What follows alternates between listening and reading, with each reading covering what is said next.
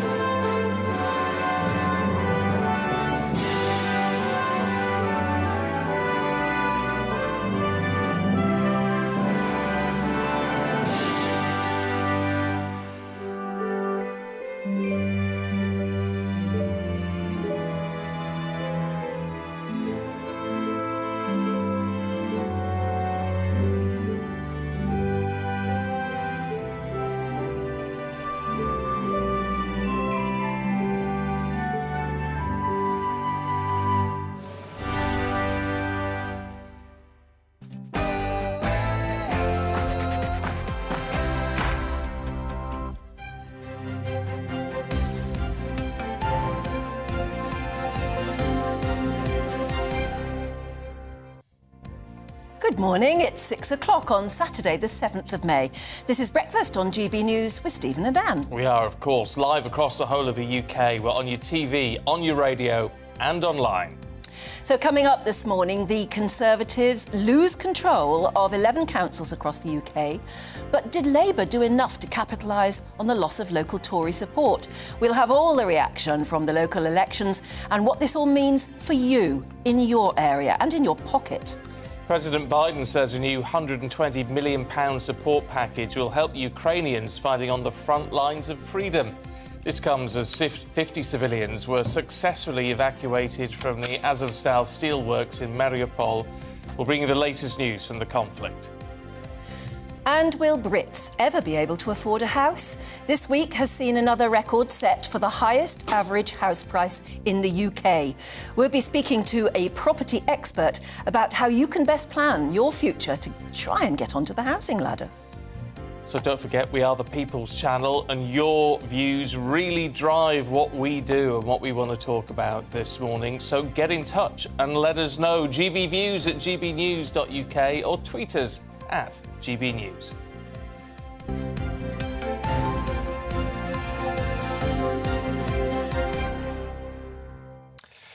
Well, Conservatives across the UK were, it's fair to say, disappointed after the local election results yesterday, as they lost nearly 500 councillors and they lost control of 11 councils. Tough day for the Prime Minister as well, with Boris Johnson admitting his party needed to focus more on what voters wanted. It's certainly a mixed set of results, and we've had a tough night in some parts of the country. But on the other hand, in other parts of the country, you're still seeing Conservatives going forward and making quite remarkable gains. This is a message from voters that what they want us to do, above all, 1, 2 and 3, is focus on the big issues that matter to them.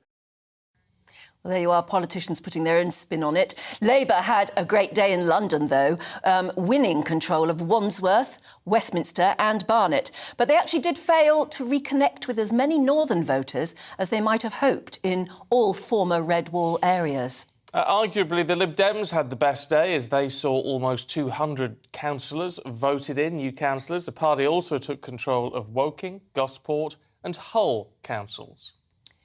In Northern Ireland, though, Sinn Féin is on track to win the most seats in the Northern Ireland Assembly after receiving the most first preference votes by a wide margin. Well, political commentator with Young Voices UK, Georgia Gillies, joins us in the studio. Good to see you this morning. Look, in all of this, it's all about the spin a little bit, isn't it? Did the Conservatives do as badly as some might have expected? Did Labour fail to punch through? I mean, what's your analysis of this, of the results now we're getting them all through? I think the headline really is that, OK, Labour in some ways have an open goal and they didn't necessarily do as well as they could have done, but they don't necessarily need to do as well as they could do to oust the Conservatives at the next general election. And so what we saw today were many councils falling to Labour, falling to the Lib Dems in a lot of sort of marginal southern areas. Obviously, Westminster and Wandsworth going to to Labour, of course, where they've been Conservative for a very long time. And I think this does not bode well for the next general election because thinking forward, in terms of the economy especially, are things going to get better for the government? It's hard to see how, with inflation soaring, the crisis in Ukraine. Boris Johnson likes to say, OK, we're dealing with difficult issues. People want us to get on with the job. But I think when people are looking at their pay packet and then they're looking at food prices and energy prices, it's not translating through that the government are actually tackling those issues. Obviously, the government can't solve everything. It can't solve global energy issues. But that's not necessarily what people are thinking when they're going to be voting in 2024. It's interesting, as all sorts of political commentators yesterday were trying to project yesterday's result into a general election type result. And most seemed to come up with what would effectively be a hung parliament. And it was arguable as to who would win the most seats. But then you can't really compare the two, can you? I mean, very low turnout for a start yesterday. Yeah, of course. With local elections, you always have a much lower turnout compared to general elections, because obviously people see general elections more important, which arguably in many ways they are. And then, of course, when it comes to locals, there are local issues, say planning issues, local services. I know many people who they may even vote Labour for their local councillor and Tory at a general election because they say, oh, I know, the local Labour guy, he helps with this, he helps with that. So it certainly doesn't translate. But obviously, in terms of the general picture, it's a useful way of sort of projecting what might happen. Does it keep the pressure on a little bit? I mean, for all parties, in terms of things like the cost of living crisis, where people are in desperate straits, as you said, it's going to get worse before it gets better, potentially a lot worse. And yet still there is no movement on. I mean, Labour talks about a windfall tax, which may work, may not, I don't know. There's a lot of pressure on the Tories over things like the Green Levy, which obviously, and they're refusing to budge. Could this actually push the parties to actually come up with some concrete solutions? I mean, when it comes to the Conservatives, they've been in government for over a decade. Obviously, we've seen a lot of change of leadership and a lot of turmoil during that time, so it's not sort of been a straight and narrow for them. But I think when people are thinking about the energy prices, even though, energy prices, for example, it's a global issue. They're rising globally because of post-COVID bounce back, because of the crisis in Ukraine. Though they were rising well before the crisis in Ukraine. I think people are thinking, well, you've had over a decade to deal with this, to shore up UK's energy security. Even though we don't, for example, import tons of gas from Russia, it affects the price of gas. So why are we relying on gas and why are we relying on importing gas? And I think that at least as outsiders somewhat, Labour has more of an angle to sort of argue that they're better at dealing with it. When it comes to something like the Green Levy, though, it's not going to look good for most average voters that the Tories won't get rid of it. But it really doesn't make that much of a difference in terms of the energy prices, because the reason they're rising is because of wholesale gas prices, unfortunately. Do you think Beergate had anything to do with the reason that Keir Starmer didn't do quite as well as he might have hoped? I mean, I think that's one way of looking at it.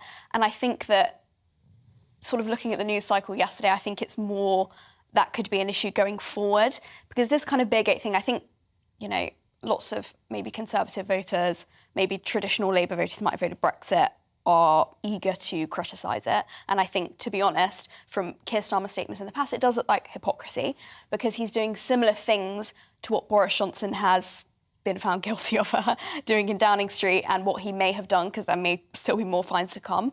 I think that maybe a small dent, I think it possibly didn't impact it that much, because it hadn't sort of escalated to that point until after the polls had closed on Thursday. But I think that this could be a big issue for Keir Starmer going forward. How big do you think? I mean, certainly the police seem to indicate that they deliberately kept away from saying too much till after the elections because of the rules around all these sort of things. Do you think this is going to get pretty bad? Because, I mean, they have talked about significant new evidence coming forward. Yeah, it'd be interesting to see what that evidence is. And obviously we've seen, you know, many, many headlines and front pages over the past few weeks to do with this. And I think that, you know, this could even lead to Keir Starmer resigning. There's sort of rumblings of people who could replace him. And there's certainly a more sort of adequate front-runners in Labour right now on the front benches than there are on the Tories. Sorry, just come in there. Do you think he would have to resign if he was found guilty and maybe issued some sort of a fine? Because he has made it such an issue, calling for the Prime Minister's resignation. If he himself is fined, and of course we don't have any idea, he'd have to resign himself, wouldn't he? I mean, obviously that's an issue for him to decide. However, he did, in fact, at one point actually say that Boris Johnson should resign, or possibly resign, because he was under investigation. So it'd be interesting to see. So we may already be in that position. I mean, yeah, who knows? He could be packing his bags right now. Yeah, OK. Look, Georgia, really good to talk to you this morning. Thank you. Great to be here, thank you. I mean, it's interesting. I'd love your views on that one, gbviews@gbnews.uk, because I suspect a lot of people would have said... you know, as you've said about the Prime Minister, oh, well, you know, forget about it, one of those things. Now, I know a lot of you think it's quite serious, but a lot of you don't. And perhaps you would have had the same view about whatever Keir Starmer's done, except for the fact that he made a meal of it all. Yes, he made such a big deal of it. And, you know, the more you watch that video of Beergate, the more you think, who's taking that video and why are they concentrating so hard and long on that? Yes, well, unless it's... because there's someone... quoted in The Sun, a witness who had recorded some video that she claims. Now, whether this is the video, whether this is her video or not, she's not named. I don't know. It could well be. But also, The Sun this morning claiming that some of his excuses for why this happened, it was just post-work. Yes. And that there was no nearby places to eat, because you could eat outside of restaurants and things at the times. But apparently the Sun's saying there were 10 places within a 10-minute walk. It starts to build, doesn't it? And it would look very bad for Keir Starmer if he was... Well, he is being investigated, but certainly if he was fined, it sort of makes his position untenable, doesn't it? Yeah, I think so. Or maybe both leaders should just agree to shake hands on it and forget. It's interesting, though, isn't it? I mean, because there's a guy in the background there, presumably eating a plate of curry. Now, if it had a slice of birthday cake on it, would it be different? I don't know. Love to hear your view. I also want to hear this. I'm fascinated by this piece in the Daily Star on the front page. I have no idea of the strength of the story, but it's basically saying its truth. If the cost of living is so appalling in this country, lots and lots of families, apparently, are looking to go and live in Australia. 670% rise in online searches for Australian visas. See, it's interesting. Have you ever seen that? We should try and get Nikki Chapman on the show. Have you seen that Wanted Down Under show that she does? Yeah. And when people are there comparing what they can earn down there and what the cost of living is, there doesn't actually seem to be a great deal of difference. No. So it might not be any cheaper. I wonder if you'd ever consider, or have you ever done it, gone and lived somewhere else and then thought, no, go back to Britain? A lot of people do that. They go away and then regret it, come back years later. I don't think I could do it. I don't think Not I'd at this point. like to be quite so far away, although Australia is one of the most beautiful places on the planet. And every time I've ever been, I've thought, why don't I just stay? It's just beautiful, beautiful. No, don't do that, Anne. Beautiful place. No, it's too far to even fly now. I don't think I could do the flight. However, you could let cruise. us know your views. Yeah, I wouldn't mind cruising. That would be great. that'd be nice, wouldn't it? 12 minutes past 6. Let's bring you up to date with what's going on today. And the Conservative Party has lost hundreds of councillors in the local elections. Labour and the Lib Dems making significant gains. In Scotland, the SNP is still the largest party, while Plaid Cymru gained 3 councils in Wales. Meanwhile, counting is set to resume in Northern Ireland, with Sinn Féin poised for a historic victory. The Queen has decided and announced that only working royals will join her on the Buckingham Palace balcony for her Platinum Jubilee next month. Neither Prince Andrew, Prince Harry or Meghan will appear alongside her. The Queen's speech is going to include an overhaul of mental health powers to stop those with learning difficulties being detained without consent. Boris Johnson says a draft mental health bill to be announced next week will ensure no patient is detained unnecessarily. Railway workers could be set to call for coordinated industrial action over jobs, pay and working conditions. Member of the Transport Salaried Staffs Association will discuss the cost of living at their national conference in Sheffield over the next 4 days. Chelsea have confirmed a consortium has agreed terms to buy the club from Roman Abramovich in a £4.25 billion deal. It's led by Todd Boehly, co-owner of the Los Angeles Dodgers baseball team.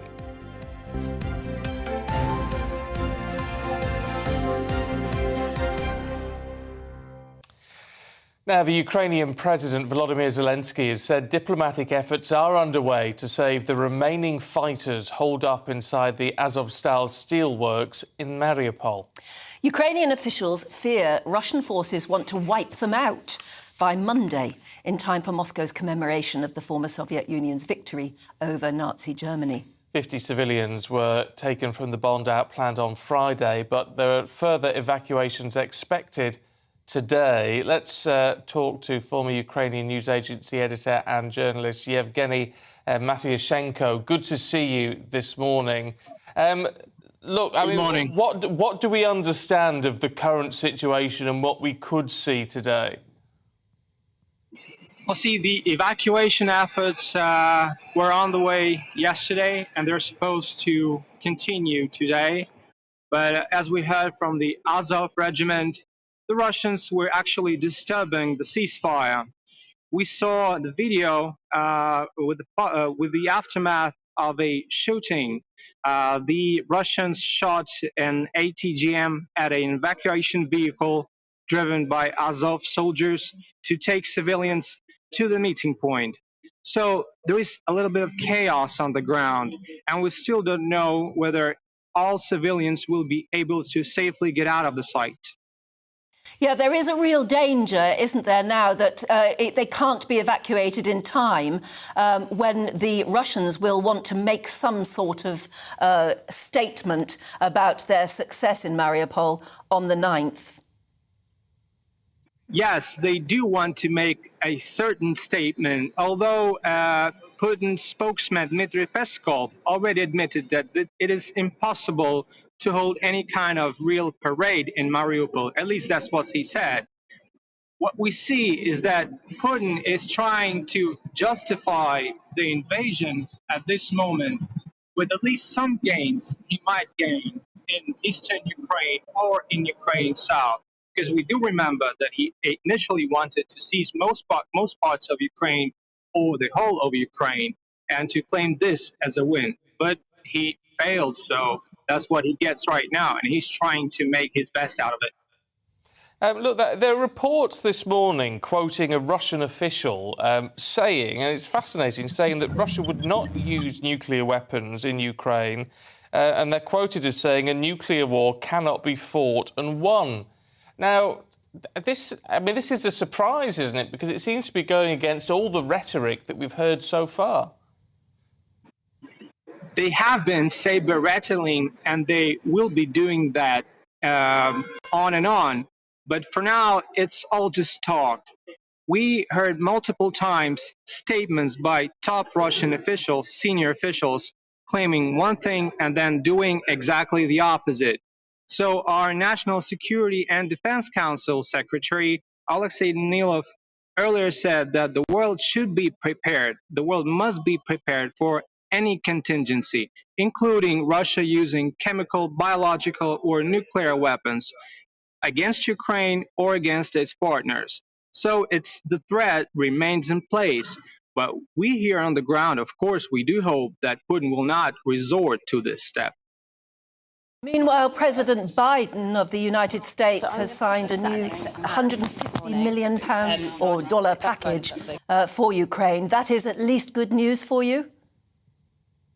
Of course it is. Any international aid, any lethal aid coming in is truly important.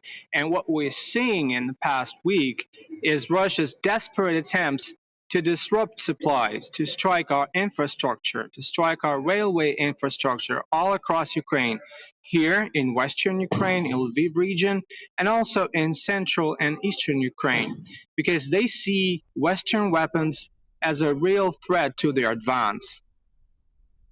I'm fascinated that you're in Kharkiv. We've talked a lot about the city over the past couple of months, but personally, I don't think I've spoken to anyone who's been there. What is the situation like in Kharkiv? I'm in Lviv, actually. It's Western Ukraine. The situation is here actually pretty calm, but we did have 5 missile strikes hitting the city just 2 days ago. And that was quite,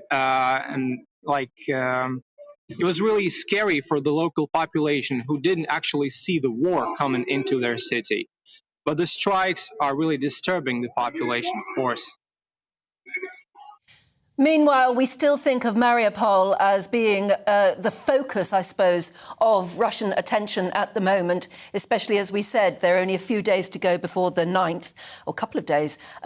What is the danger, do you think, of more people in Mariupol being killed, both Ukrainian defenders and the remaining citizens? I believe the threat is real. The ongoing effort, the safe passage, organized by the United Nations, the ICRC, and the Ukrainian authorities is underway. But we do not trust the words of Russian officials claiming that there will be a stable ceasefire while the attempt is ongoing. So we do think that the threat of these people getting killed in Mariupol is real. It is pressing. That is why President Zelensky is talking about negotiations, about international mediators, without elaborating about their names, who they are. But still, he's saying that the diplomatic solution is being sought to extract our military, our wounded military, and the bodies of those falling those battles from the site, from Azovstal in Mariupol, and to make sure that all civilians are safe. Children, the elderly, all the women that are there in the bunkers of Azovstal steel plant. Look, Yevgeny Matyashenko, it's good to talk to you. We appreciate it. Thank you. Yes, thank you.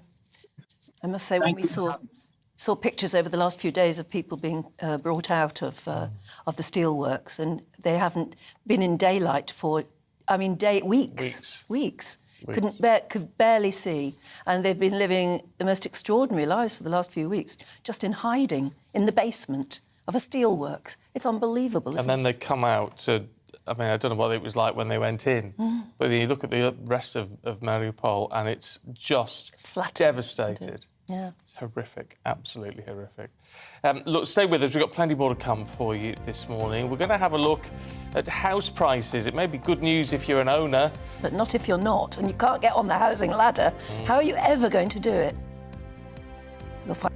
Good morning, Alex Deacon here with your latest weather update. This weekend, most places are going to be dry and fine.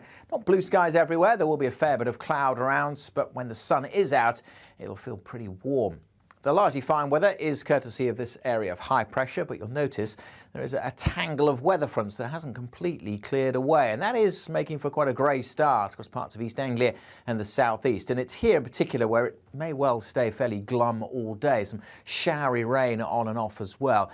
Elsewhere, as I said, most places dry and fine, but not completely blue skies, some cloud and maybe one or two showers breaking out, particularly this afternoon over parts of northern England and southwest Scotland. But they'll be very hit and miss. Most places dry, sunny spells for Wales, southwest England and much of northern Scotland. And a warmer feel certainly in the west compared to Friday, whereas it will be cooler in the east, 15 in Hull, Norwich, maybe if it brightens up 19 or 20 in the London area. But I think it will stay quite cloudy across East Anglia and the southeast well into this evening. One or two showers still around through the evening, a few scattered showers over northern England and southern Scotland. But again, most places will be dry if you're heading out tonight.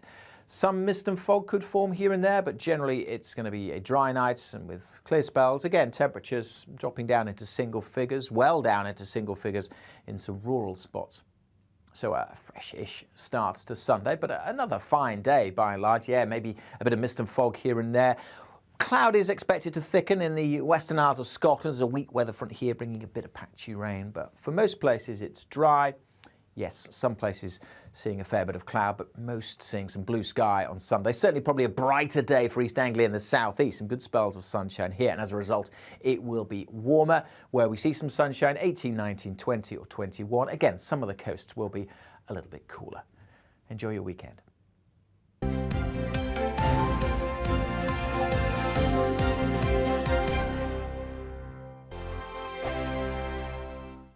Hello, I'm Michelle Dewberry and you can join me every weekday 6 till 7 on Jubes & Kerr. Me and my panel will get stuck right into the day's events, and I can tell you, in fact, I can warn you, expect some robust debates, some strong opinions and perspectives from both sides of the fence. It's about you at home as well. I love to read out all of your comments, or at least as many as I can. So join me, Michelle Dewberry, Monday to Friday, 6 till 7 on Jubes & Kerr.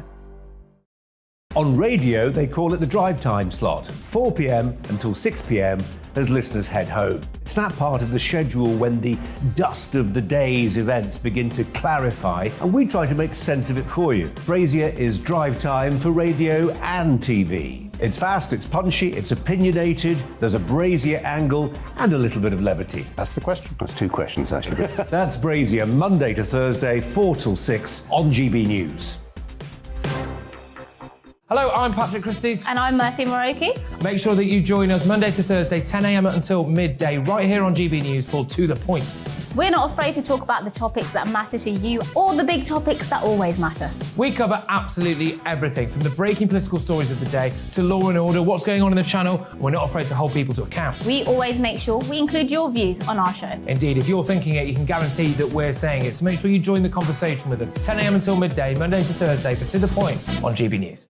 I'm Dan Wootton. Join me Monday to Thursday from 9 to 11 for the feistiest and most fun news debate on TV, where free speech reigns. I'll bring you a sharp take on the day's biggest stories, bombshell newsmaker interviews, and A-list guests. And I guarantee you, no spin, no bias, no censorship, and no reason to go to bed. That's Dan Wootton tonight, Monday to Thursdays from 9 on GB News.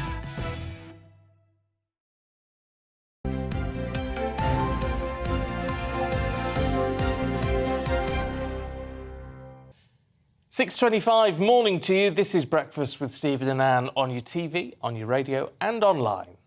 Now, in April, the average UK house price rose by more than £3,000.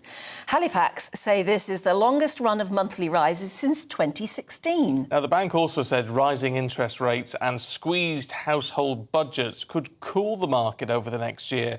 But is this going to be enough to help people jump onto that property ladder? Let's talk to property expert Russell Quirk. Morning to you, Russell. I mean, this is the big problem, isn't it? I mean, in order to get the economy, going for years to come, what you have to do is get young people on the property ladder. It seems increasingly difficult. Well, I'm not so sure.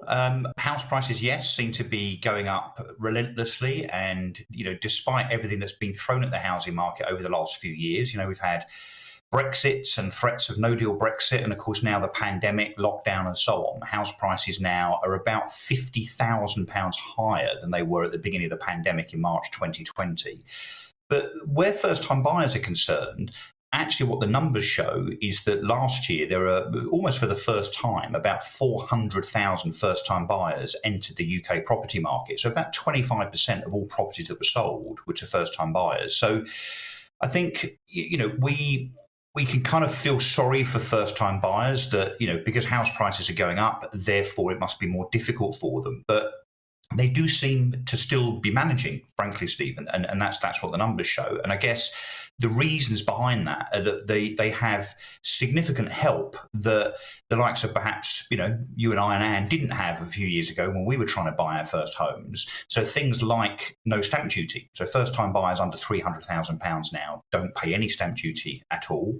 The fact that we have this thing called the Bank of Mum and Dad, of course, which is this fictitious bank, which if it were a bank would actually be one of the top 10 banks, which lends billions and billions of pounds to kids and grandchildren for the purposes of helping them with deposits. So, and of course, look, still, despite the fact that interest rates keep going up, we saw another interest rate rise this week, which no doubt will be passed on to mortgage holders. Interest rates relatively are still very, very, very low indeed. You can still bag a mortgage as a first-time buyer as a fixed rate for less than 3%. So I don't want to sound insensitive, but I don't lament quite so much for first-time buyers as perhaps other people do. Well, you ought to come to my house then, because I've got 4 sons who are all lamenting it, and half the newsroom back there are saying the same thing. It's one thing to be able to afford a mortgage, but it's quite another to actually try and afford the deposit to get on that ladder in the first place. Don't you see that?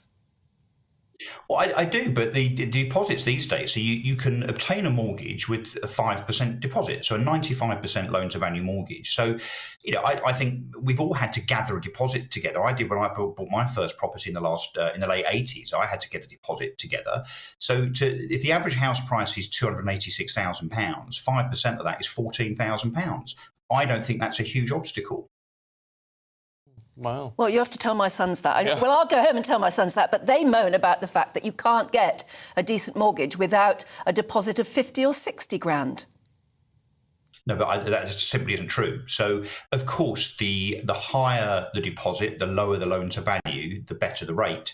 But there are hundreds of mortgage products out there right now where for a 5 or perhaps a 10% deposit, you can get a mortgage at a rate that certainly could not ever have been 80s or 90s. I mean, that's simply a fact. So I think there's a lot of media attention to the plight of first-time buyers. But I go back to the data, Anne. If 25% of all buyers in the UK property market are first-time buyers, so 400,000 people in 2021, it's certainly not impossible to get on the first rung of the property ladder as a first-time buyer, is it? It'd be interesting to see the statistics on that, though. In how old are first-time buyers? I wonder if the age has slipped from sort of mid-20s to mid to late 30s. Yeah. Look, it's the average the first-time buyer now is about 34 years old. So of course, no, look, they're not spring chickens for sure. So the reason for that is that they've had to have a career, save money, and so on. So yes, the average first-time buyer has definitely got older. But we remain an aspirational home-owning nation. People still want to buy property, whereas in other markets like Germany, people seem very happy to rent, and I think we should be pretty proud of that. And then, of course, if we turn the whole argument round, we've got the fact that if the average property is making about £30,000 a year in profit, that equity does all sorts of wonderful things where consumer spending and the wider economy is concerned. And the fact that houses are now earning more than people, so it takes some getting your head around that. The fact that the average house price is going up more than the average wage is of about £30,000. Now, the question, I guess, is that sustainable? And all of these price increases that we've seen over recent months, double-digit annual increases, is it sustainable? And actually, my answer would have to be no. We've seen in recent kind of house price booms that often bust follows boom. Now, I don't think we're going to see that here. But I do think these continual interest rate rises, which obviously are being introduced by the Bank of England to temper inflation, they are definitely going to have an effect on the rate of growth. So I suspect by the end of this year, house price growth will have dropped from where it is now, which is just over 10%, probably to around 4 or 5%. So I think that's probably the outcome. But do I foresee a crash at the end of all this? No, absolutely not. There's simply too much demand. Money's too cheap still.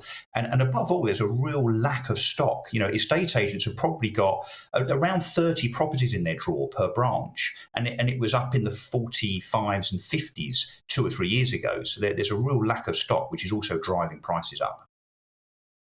There is another question as well. It's not whether it's sustainable, this sort of growth, it's whether it's moral.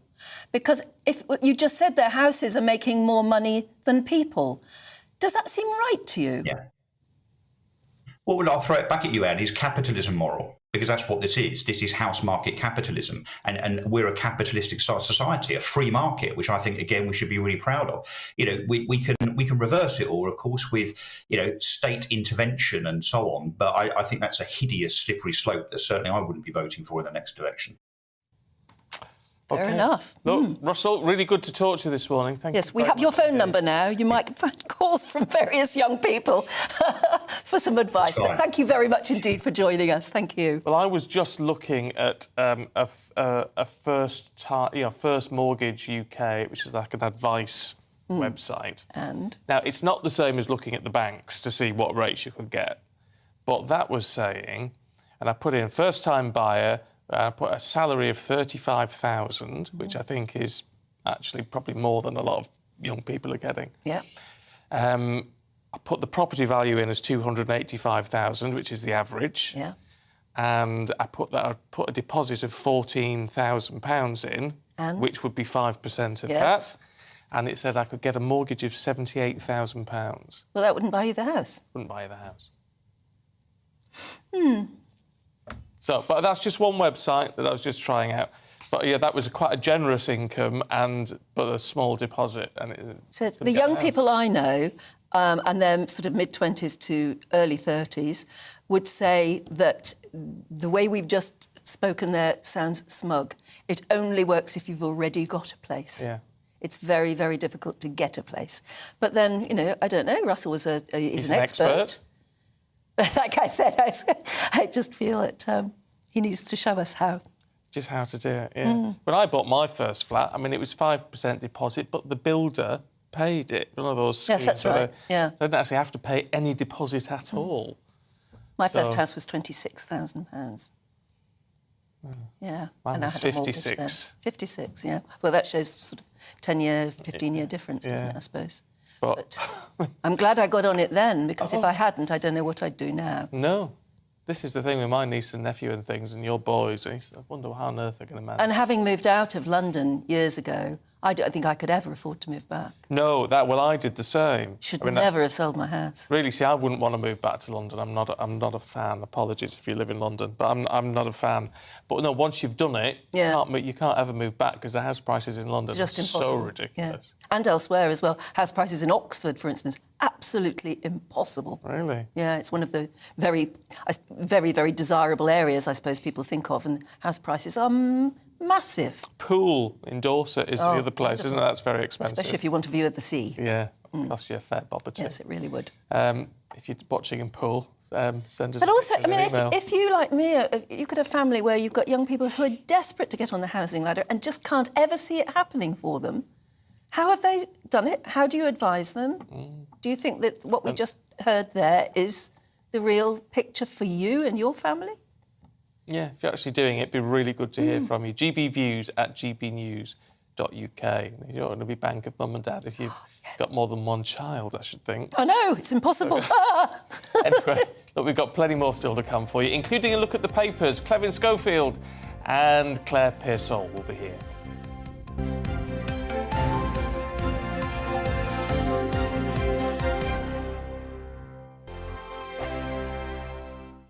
Hello, I'm Michelle Dewberry, and you can join me every weekday 6 till 7 on Jubes and Kerr. Me and my panel will get stuck right into the day's events, and I can tell you, in fact, I can warn you, expect some robust debates, some strong opinions and perspectives from both sides of the fence. It's about you at home as well. I love to read out all of your comments, or at least as many as I can. So join me, Michelle Dewberry, Monday to Friday, 6 till 7 on Jubes and Kerr. On radio, they call it the drive time slot, 4 p.m. until 6 p.m. as listeners head home. It's that part of the schedule when the dust of the day's events begin to clarify, and we try to make sense of it for you. Brazier is drive time for radio and TV. It's fast, it's punchy, it's opinionated, there's a Brazier angle and a little bit of levity. That's the question. That's two questions, actually. That's Brazier, Monday to Thursday, 4 till 6 on GB News. Hello, I'm Patrick Christie's. And I'm Mercy Moroki. Make sure that you join us Monday to Thursday, 10 a.m. until midday, right here on GB News for To The Point. We're not afraid to talk about the topics that matter to you or the big topics that always matter. We cover absolutely everything, from the breaking political stories of the day to law and order, what's going on in the channel. We're not afraid to hold people to account. We always make sure we include your views on our show. Indeed, if you're thinking it, you can guarantee that we're saying it. So make sure you join the conversation with us, 10 a.m. until midday, Monday to Thursday, for To The Point on GB News. I'm Dan Wootton. Join me Monday to Thursday from 9 to 11 for the feistiest and most fun news debate on TV, where free speech reigns. I'll bring you a sharp take on the day's biggest stories, bombshell newsmaker interviews, and A-list guests. And I guarantee you, no spin, no bias, no censorship, and no reason to go to bed. That's Dan Wootton tonight, Monday to Thursdays from 9 on GB News.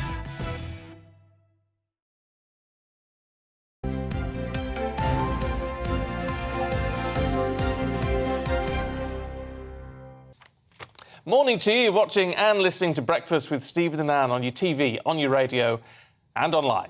It's time to go through the papers now. And joining us this morning, political editor of HuffPost UK, Kevin Schofield, and former Conservative advisor Claire Pearsall. Lovely to see you both this morning. Thank you very much. What are we starting with, Kevin? The local elections. But this time, The Guardian's take on it. What are they saying? Well, I suppose unsurprisingly for The Guardian, they've gone on the...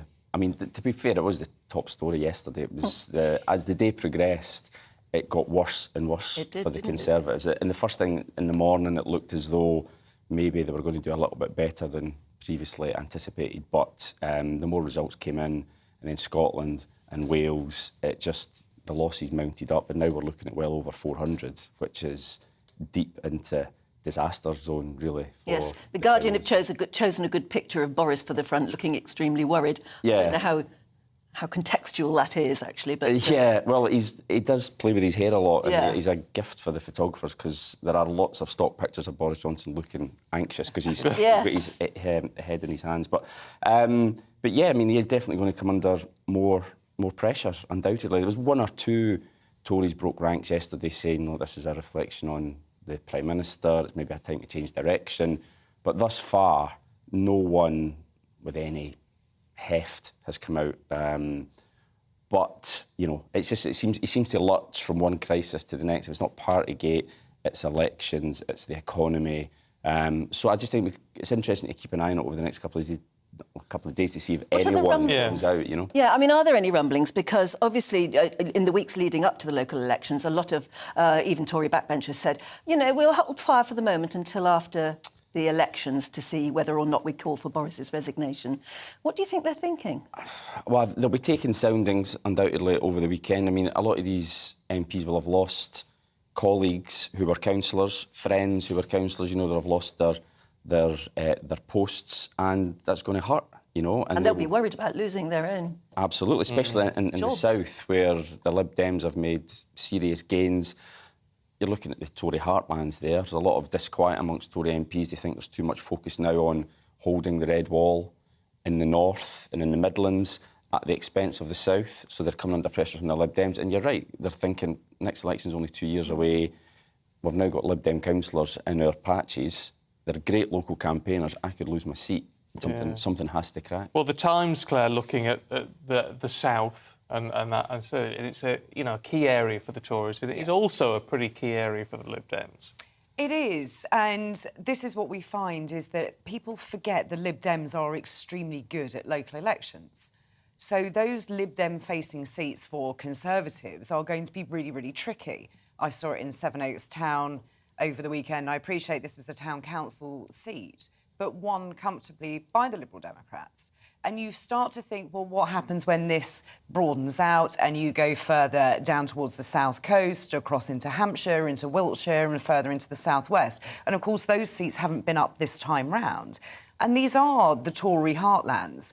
And colleagues are now thinking, are we being forgotten? Are we being left alone at the expense of the red wall seats? All the attention is going up there. All the money for levelling up is going up there. What about us? You know, we are struggling with the cost of living, prices are higher, commuting is higher, and there is a lot of unrest. And I've heard conversations going on between members of Parliament. They're all looking at what groupings they have. London MPs are certainly looking, the 19 of those, looking to sort of get together and think, what do we do here? Because this is really bad.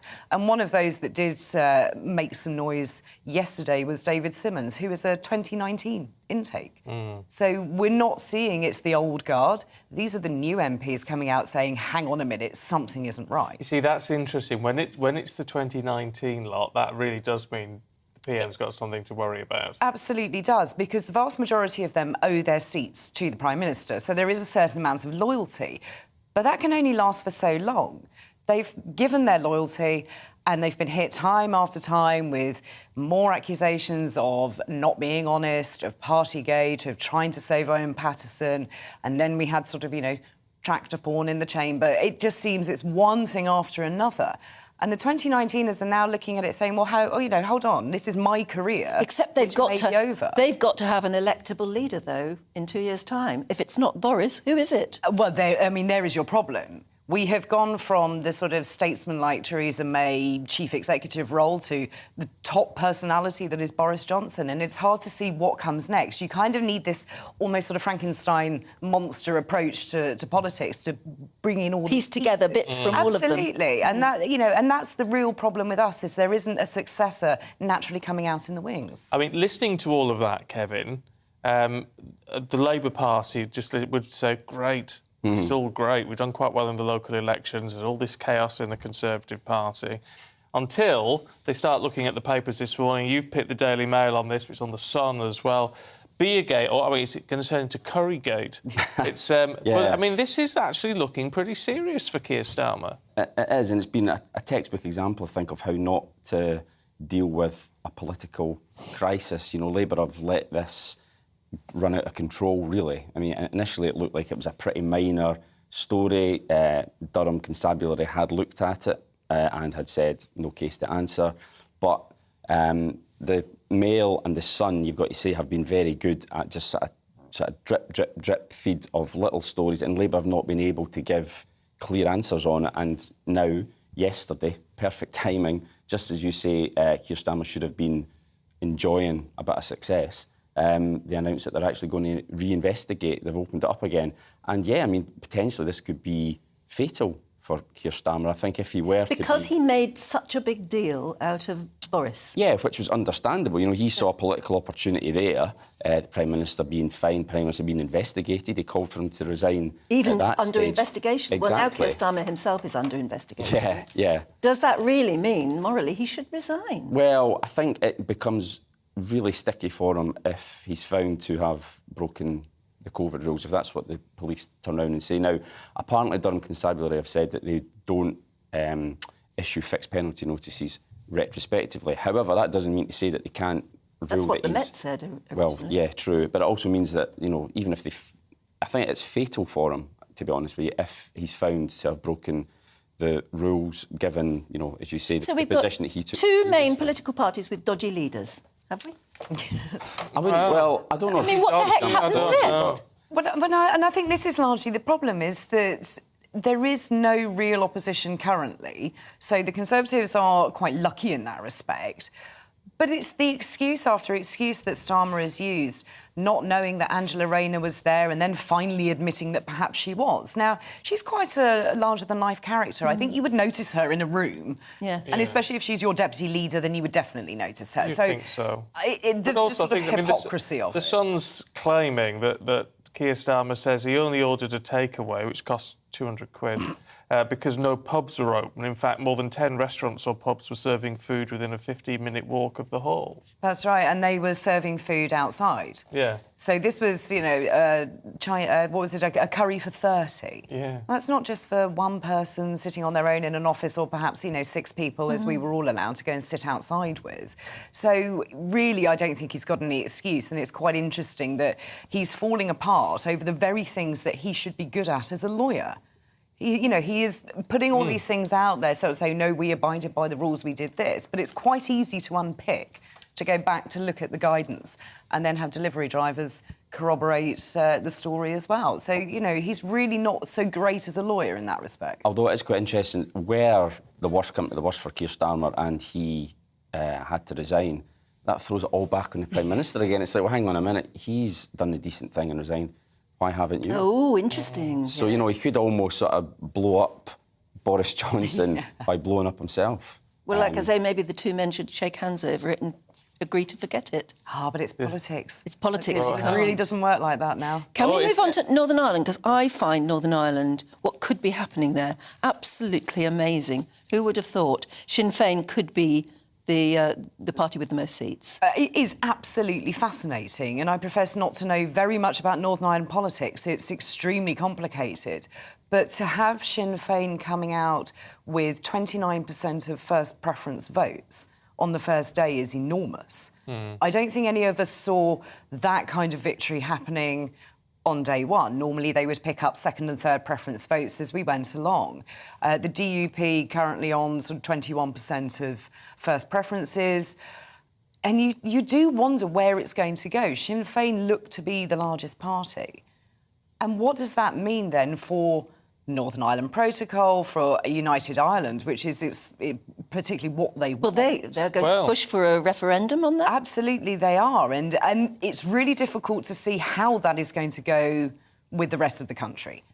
I'm not convinced that it's a calm, nice influence to have. I think this is going to cause some real tensions and the potential of more elections coming up further down the line when everybody starts to pick up their beach towels and move off, because it is so complicated, it is so ingrained in them to have Northern Ireland as its own entity that I think to blow that up with a referendum and potentially move into a united Ireland. I was going to say, if it's the bottom line thing, is if it's not politically driven, but you sort of view it purely as the will of the people, you know, it's a golden rule, isn't it? If more than half the population who voted wanted to unite with Ireland, well, then so be it, would have to be the political... But would the referendum only be in Northern Ireland, or would it be across North and South? That's the question, because if you are looking to unite, you would have to ask both sides. Yes. Yeah. And then it becomes really quite complicated. And I'm not sure Sinn Féin have been quite so transparent in their campaigning. When you look at what they've done, it's all been very local issues, it's cost of living, it's potholes, it's all of the things that local elections should be around.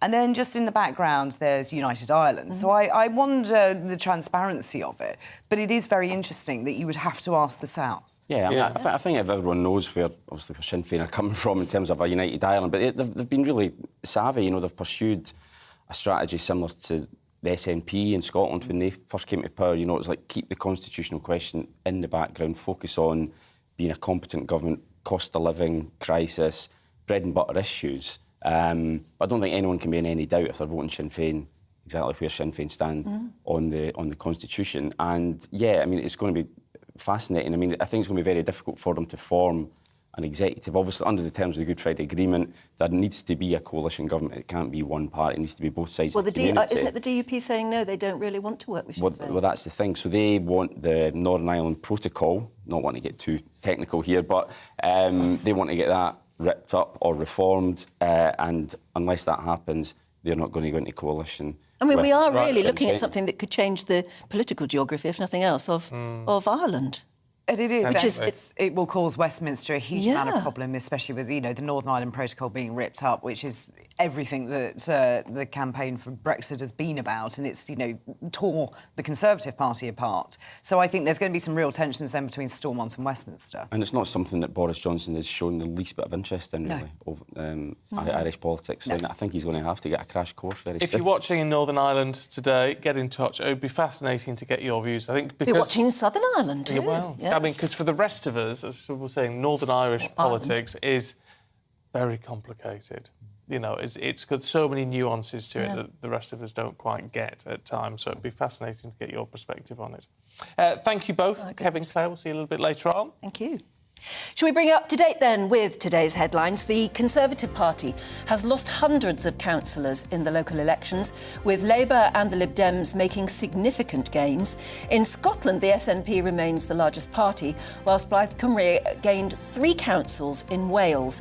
Meanwhile, counting is set to resume in Northern Ireland, with Sinn Féin, as we were saying, poised for an historic victory. Sir Keir Starmer says he's confident no rules were broken as police investigate allegations of lockdown breaches during election campaigning in Hartlepool last year. The Labour leader allegedly drank beer with colleagues and had a curry. Angela Rayner was there at some point at a time when indoor mixing was banned. The Queen has decided and announced that only working royals will join her on the Buckingham Palace balcony for her Platinum Jubilee next month.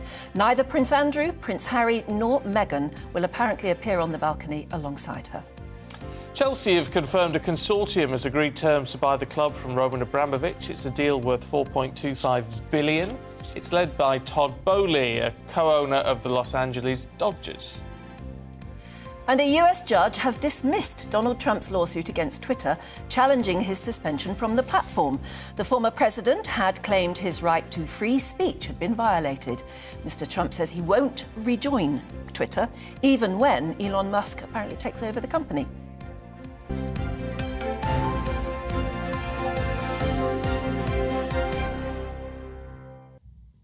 Now we're expecting a lot of sunshine next week. Apparently it's going to be very warm. And skin cancer is one of the most common forms of cancer in the UK, and rates continue to rise, with around 100,000 new cases each year. Yet now May is Melanoma Awareness Month, and the charity, the Melanoma Fund, has launched a new campaign to highlight the condition. Sunguarding Sport launched this week and is supported by over 60 national governing bodies of sport, providing sun protection guidelines and advice. Our Yorkshire and Humber reporter Anna Riley has the story. Dan Whittaker is a skin cancer survivor who's raising awareness of the disease that nearly took his life as part of a brand new campaign launched by the Melanoma Fund. He was given running shoes as a Christmas gift, but they began to irritate a mole on his foot that was later found to be a malignant melanoma. Dan had to undergo 2 surgeries involving 90 stitches to remove the mole and surrounding skin, and it took 6 months for him to recover. Now he's encouraging people to remember to put on sunscreen to protect themselves from UV rays.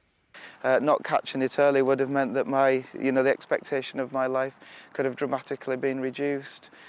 The impact of the diagnosis is just immense. It's just fear, anxiety, anger, frustration, questions, how did it happen, shock. And that's not just for myself, that's for me and also family members as well, and friends. The impact is huge. Everybody plays a part, and as a 40-year-old male, I think over the last 10 years, I'm probably quite happy to say I've never cried as much, but it's that emotional impact that you get with it.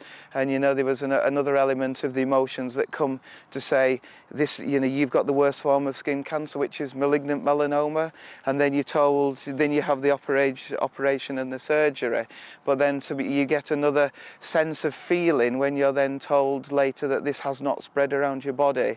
And ultimately now I'm doing all of this precaution, so all of the sun guarding whilst doing my spots to ensure that it does not spread around my body. And the recommendation to anybody, I would say, is prevention is better than any intervention and cure, and health and wellness in the sun is as important as kind of sun cancer prevention. Melanoma Fund has launched a brand new campaign this month called Sunguarding Sport, and Michelle Baker, Chief Executive Officer of the charity, says it's an innovative project. It's all about protecting everyone in sport, It's already supported by 60 national governing bodies of sport. So we're working to unite sport with this idea of sun protecting their participants, spectators and officials to make sure everyone's aware that it's important to get out there but be protected. And obviously we're promoting get out there. It's not about, stay in, the sun's too warm. Get out there, but make sure you put key measures in place to make sure your skin's protected. The charity's looking to spread the message of sun protection far and wide in the UK, with Sunburn travelling around Britain to raise awareness. Anna Riley, GB News, Wakefield. Well, it looked very nice there in Wakefield, actually, if the sun was shining, if you're listening on the radio. Andrew says, because we talk about whether you'd want to move down under and think, because of cost of living and what have you, but actually the weather always helps. Andrew says, morning to you, or evening down here in New Zealand. Makes sense that I shifted down under a few years back. Went to Australia, but it's full of Australians. So came to New Zealand. Cheeky. I love that. Very cheeky, yeah. What's wrong with Australians? No, it's a lovely idea, actually. I will just wonder... we're talking about that because it's the front page of The Star, who claim they've unearthed a 670% rise in online searches for Australian visas, which has given them the idea that we Brits have decided that the cost of living is so high here, we're all going to try and get to Australia instead.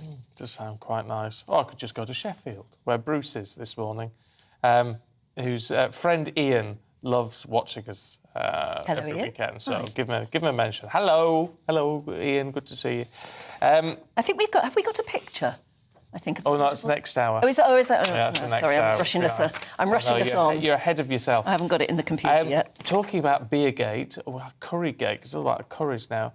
Vince has sent his views through about Keir Starmer. He said he should resign immediately if he's fined because of the way he pushed the point in Parliament every time he got the chance.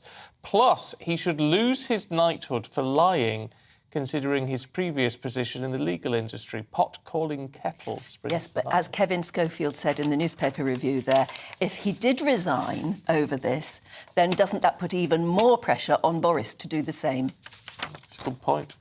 Keep your thoughts coming through. GBViews at gbnews.uk. And we'll bring you all the headlines in a couple of minutes.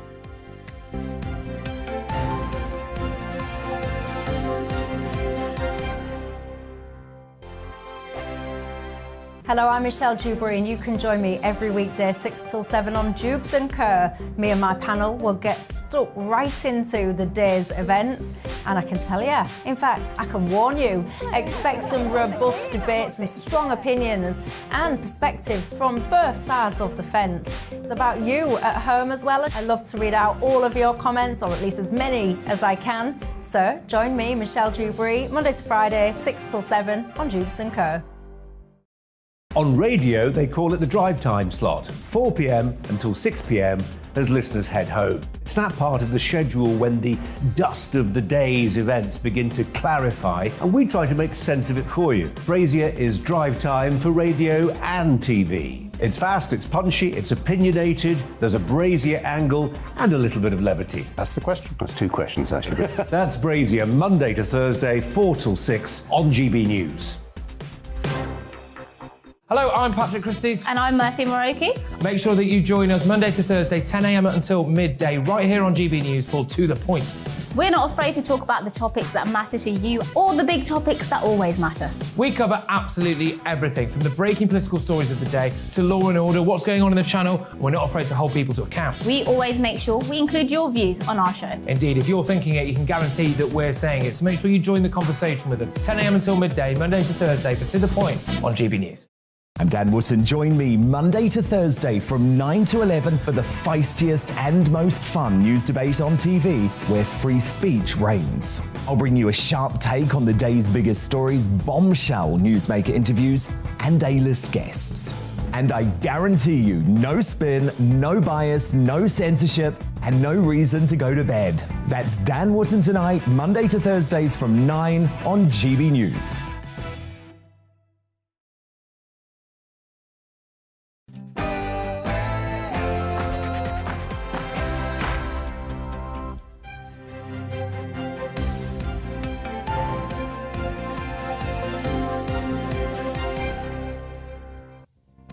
Good morning. It's 7 o'clock on Saturday, the 7th of May. This is Breakfast on GB News with Stephen and Anne. Yes, good morning to you. We're live across the whole of the UK on your TV, on your radio and online. And thank you particularly to our viewers across the world on YouTube. We'd love for you to like and subscribe to our channel for the best of GB News for everyone worldwide. And we are, of course, the People's Channel, which means you can join in and have as much to say as we do. Yeah, quite right too. Even more if you like. Saves us a job. Well, that's true. But it's lots of views coming through, and we absolutely love them. And there's loads of content online and on YouTube, which is absolutely free to access. So if you subscribe, you get all of that fantastic stuff. Coming up for you this morning, the Conservatives lose control of 11 councils across the UK, but did Labour do enough to capitalise on the loss of Tory support? We'll bring you the reaction from the local elections and what it could all mean for you in your area. US President Biden says a new £120 million support package will help Ukrainians fighting on the front lines of freedom. This comes as 50 civilians were successfully evacuated from the steelworks in Mariupol, and we'll have all the latest news from that conflict. And then later this hour, this is what you'll be waiting for. Stephanie Tetchy and Aidan McGee will be here with all the showbiz news and all the sporting action, so we'll have a good old chinwag with them. And, of course, we'll have a chinwag with you. You can join in any of our discussions by emailing gbviews@gbnews.uk or tweet @gbnews.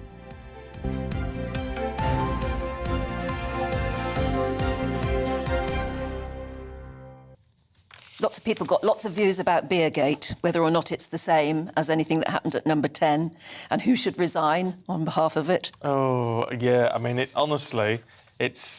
it's so confusing, a lot of it all, actually, isn't it? Because it's like, who do you believe on all of this? And do you feel hypocritical for thinking Keir Starmer should go if you didn't think Boris Johnson should go?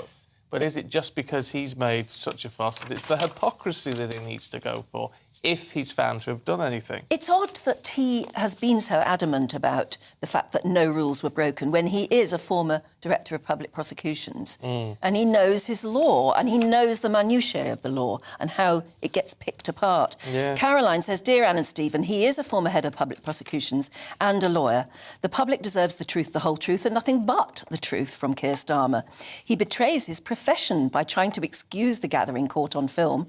Angela Rayner was there too. If a birthday cake was good enough for a fine for Rishi, then Keir and Angela and the rest at that gathering need to be held to account too.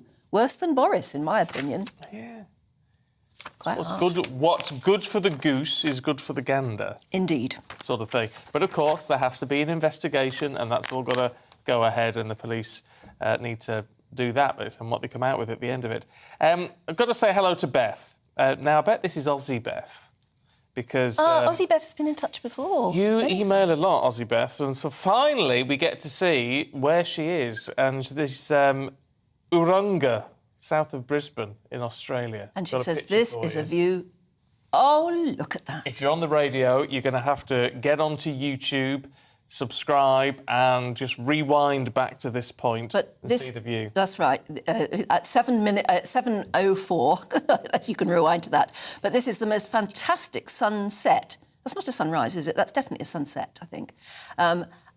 Is it sunrise or sunset? It's very difficult to know because it's just the most beautiful gleaming orange sky, stunning. Blue sea. And if that is the view from your balcony or whatever, Beth, you are a very lucky lady. We've been talking about whether or not to defy the cost of living here, you would ever consider moving to Australia, as the Daily Star has been saying. Yes, Daily Star is saying that there's been what's the figure? 670% increase in people looking to move to Australia.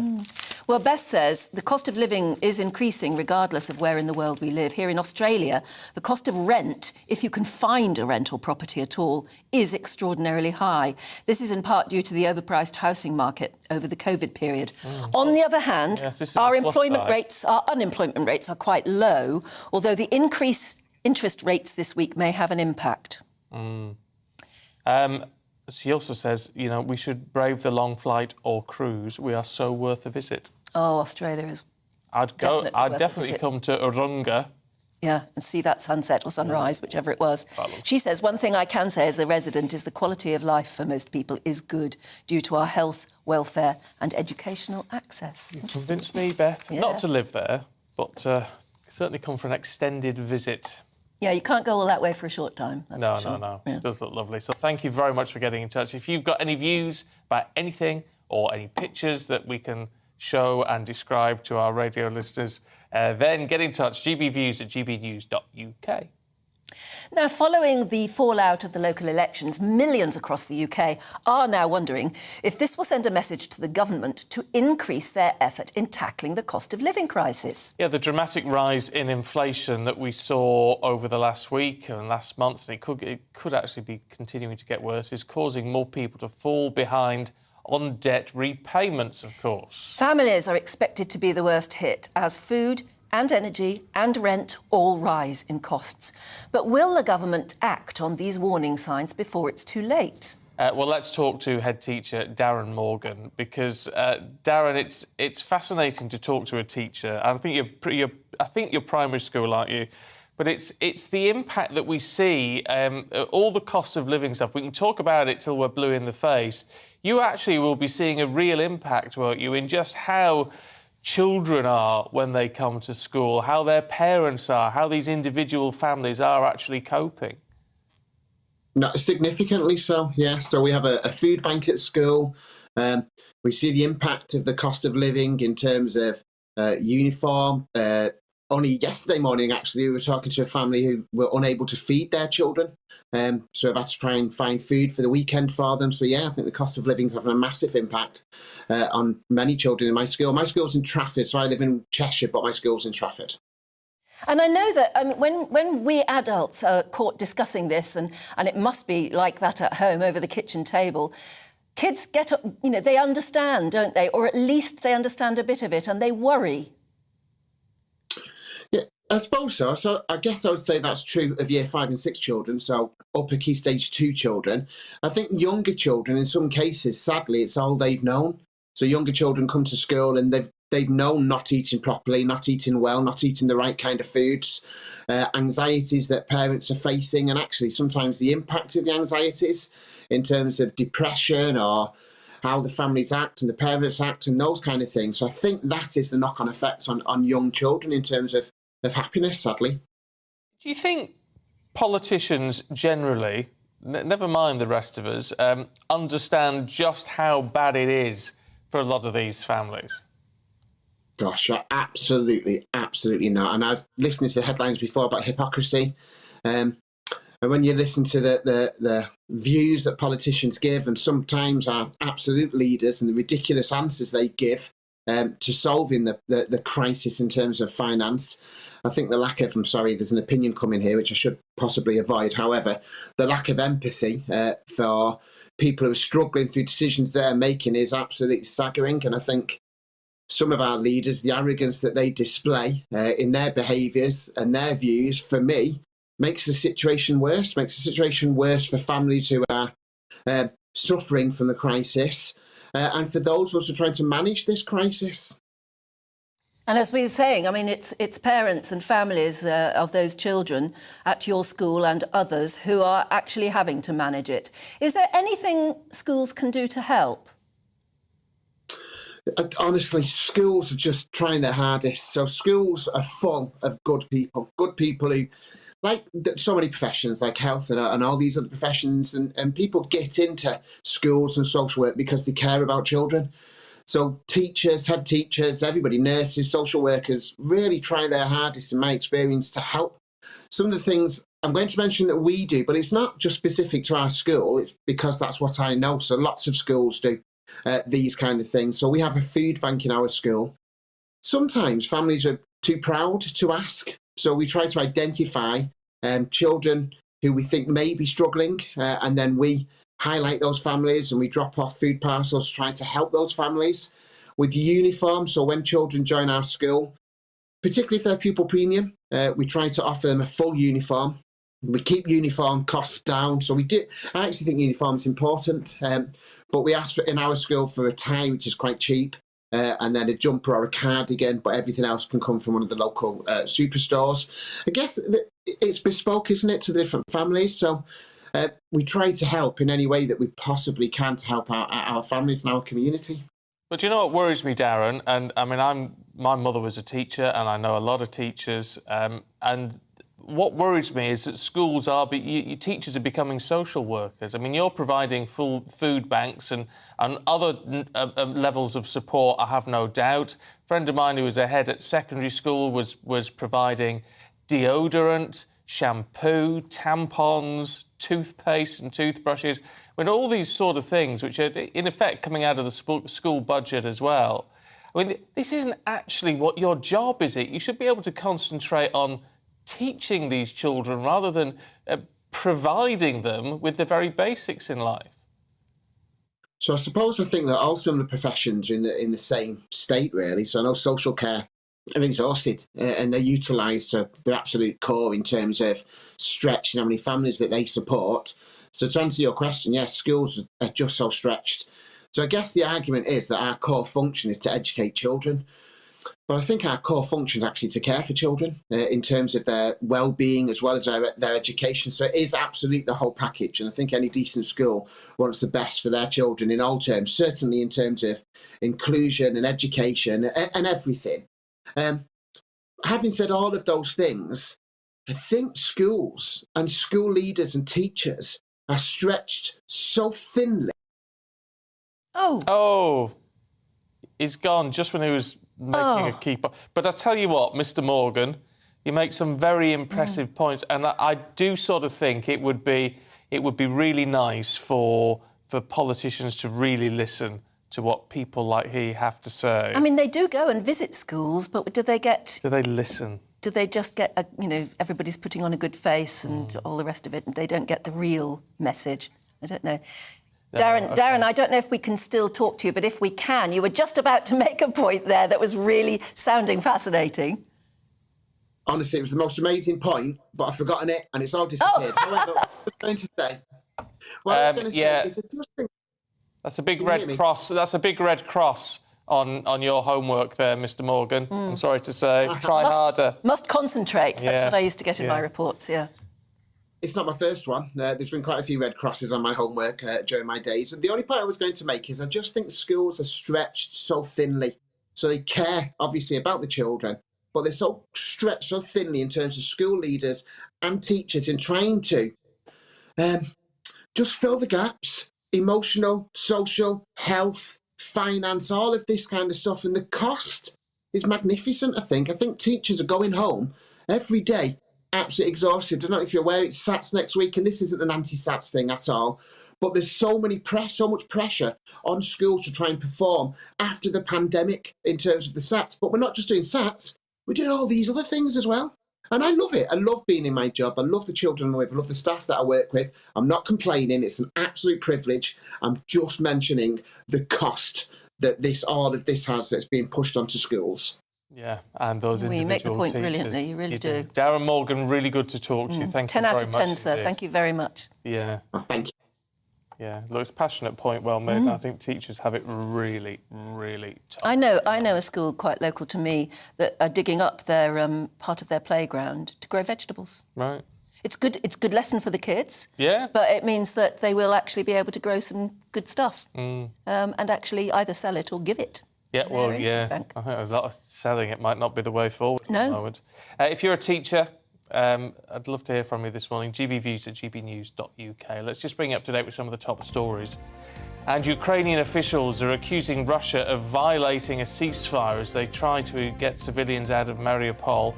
Ukraine's deputy prime minister says 50 more people were rescued on Friday, but 100 are still there. The Queen has decided and announced that only working royals will join her on the Buckingham Palace balcony for her Platinum Jubilee next month.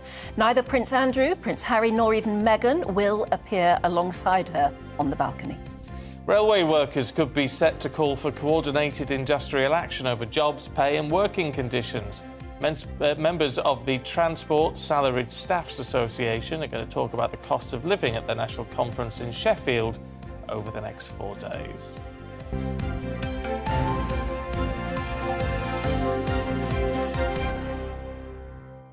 Well, if you're a Conservative, then you were probably disappointed after the local election results yesterday. Final figures coming in, 490 councillors, I think it was, were lost, as well as losing control of 11 councils. So a tough day for the PM as well.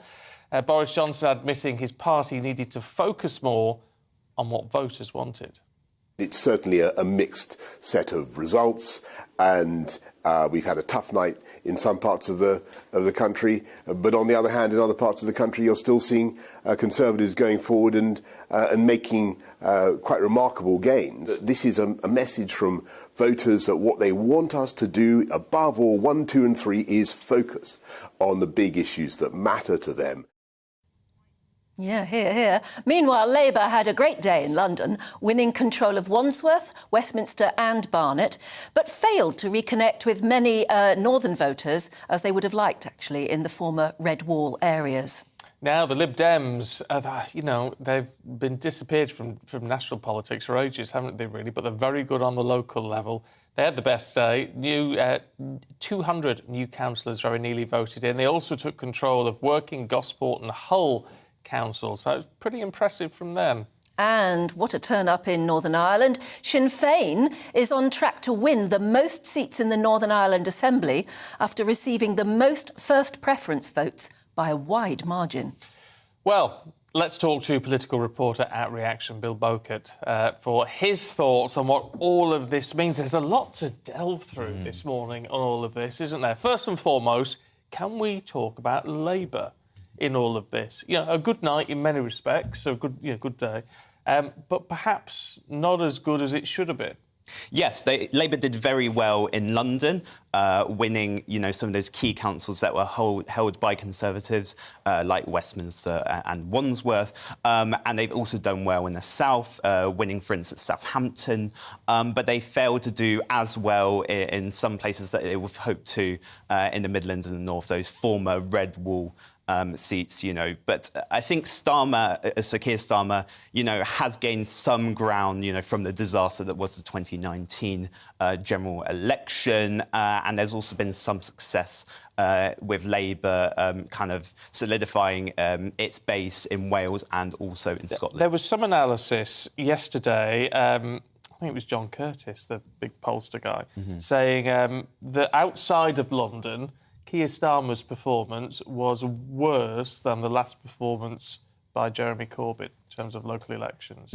And I think what's also interesting is that Keir Starmer, was quite in a celebration mood before, the news around Durham Constabulary announcing that criminal investigation, is that, this is a turning point for the Labour Party, and it shows that, we're a government in waiting, and that the election, is right in front of us. But I think what's seen with the projections, and I think sometimes it can be a little bit discourteous to look into projections, on a national level compared to local elections, but it doesn't seem that Labour, have that wide appeal, to get a majority, to be a government at this moment of time. If they were to, they would have to be in coalition potentially with Liberal Democrats, who had a very good, set of local election results as well. Yeah, well, they're very well known for being very good at local elections, aren't they? Yeah.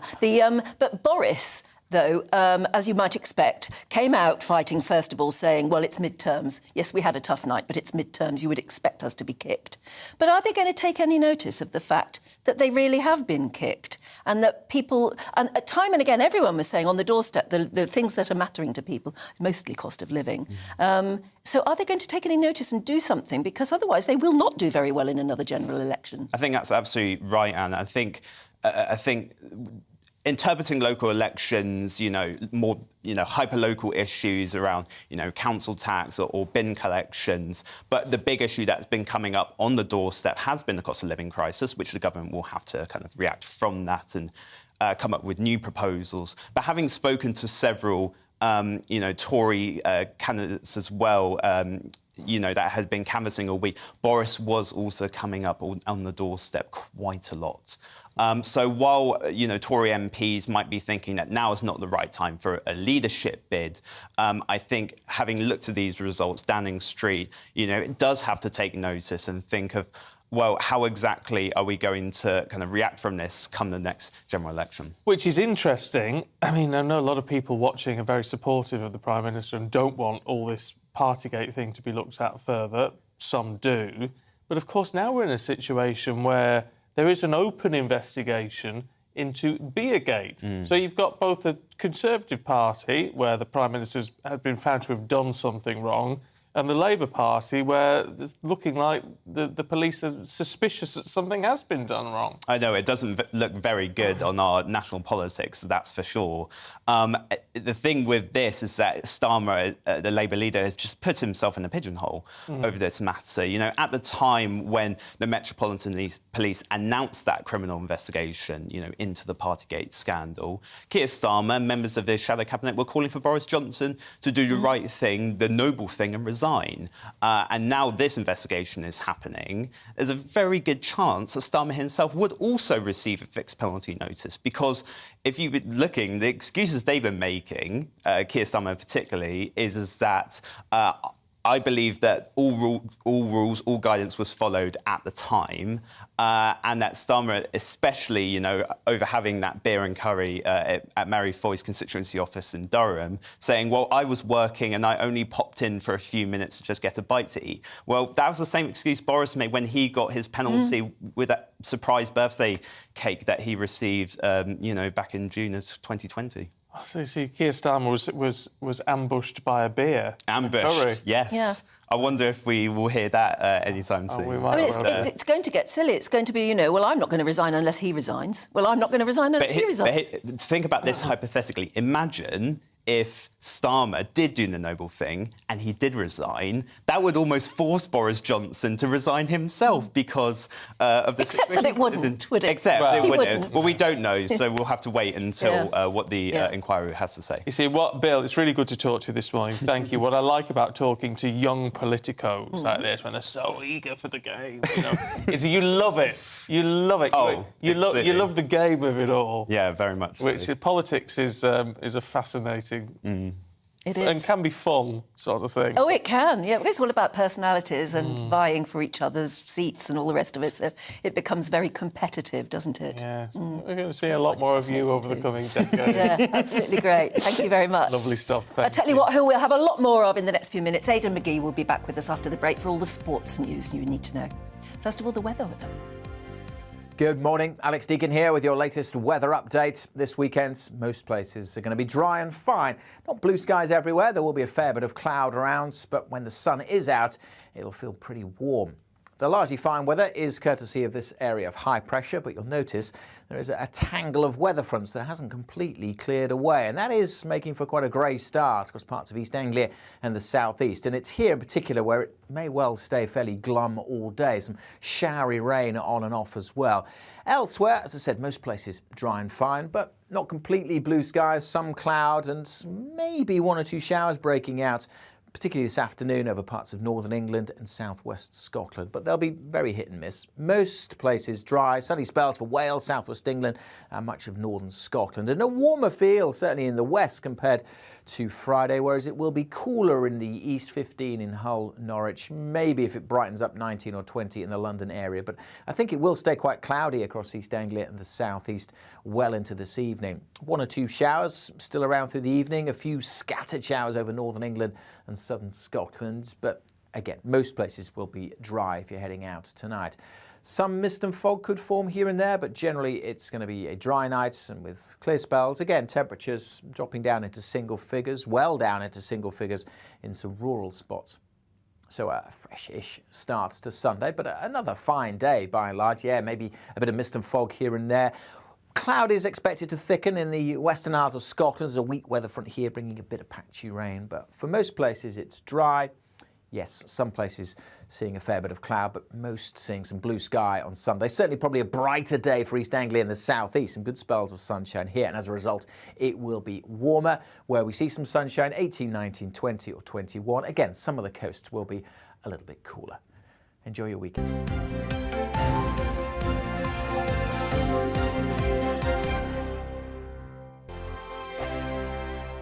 Hello, I'm Michelle Dewberry, and you can join me every weekday 6 till 7 on Jubes & Kerr. Me and my panel will get stuck right into the day's events, and I can tell you, in fact, I can warn you, expect some robust debates, some strong opinions and perspectives from both sides of the fence. It's about you at home as well. I love to read out all of your comments, or at least as many as I can. So join me, Michelle Dewberry, Monday to Friday, 6 till 7 on Jubes & Kerr.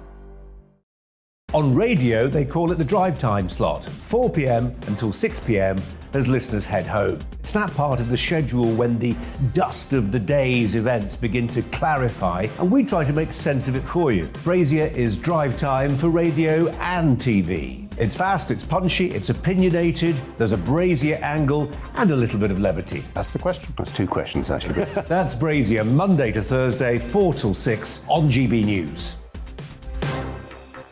Hello, I'm Patrick Christie's. And I'm Mercy Moroki. Make sure that you join us Monday to Thursday, 10 a.m. until midday, right here on GB News for To The Point.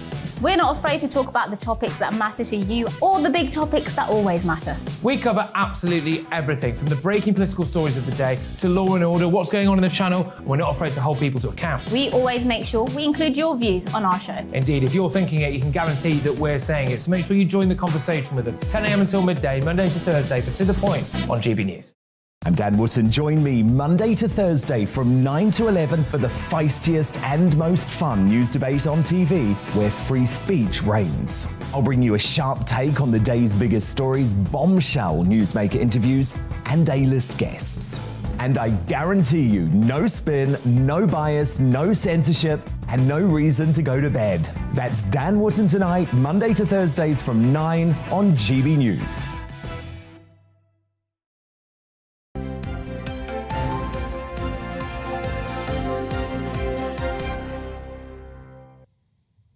Welcome back. Yes, 7:27. This is Breakfast with Stephen and Anne on your TV, on your radio and online. It's a shame we're not Smelly Vision. I knew you were going to say that. Yeah, because Aidan McGee, always wears very nice aftershaves, fancy stuff. I mean, Stephen's always minty fresh. I am minty fresh. But, yeah, Aidan walked in and, woo! Oh, yeah. Thanks. Very nice. Thanks. Good. Well, I can get some samples. I'll hand them over. Yes. But in the minute, Patrick Christie's last night had a squirt as well. Oh, did he? So yeah, we kind of merged, if you like. Oh well, he's always after a freebie. That He is boy. exactly. Yeah. Look, what have we got for us this morning? Are we talking Chelsea? Because they've agreed this deal. Finally, you might see this one wrapped up. I think, in fact, we are going to see it wrapped up. They've agreed terms, Chelsea, on a £4.25 billion sale. I say Chelsea, it's the government, really, with Todd Bowley, the LA Dodgers owner, US financier. Now, the deal worth in total of about $4.25 billion. That's only $2.5 billion of that is actually shares, the value of the club. The rest of it is going to be put into a bank account and frozen and given to war victims. Now, it's quite nebulous, that, isn't it? Who are the war victims in Ukraine? If you're coming at it from a Russian point of view, as Rex Abramovich is, you might not necessarily see the war victims as being Ukrainian. You might see them as being Russian. We'll see where that money is distributed later on. I suspect that in a couple of years' time or a year or so's time when it happens, we won't be talking about it. So who knows where that will end up? But nonetheless, it's been done. It's Todd Bowley. It's Clear Lake Capital. Mark Walter, who's another financier, and Swiss billionaire Hans-Jörg Weiss. Now, he's interesting because he was the first person, Weiss, mentioned with this deal 6-7 weeks ago. My experience of covering takeovers, the first person linked with the deal is usually the one that's nowhere near it.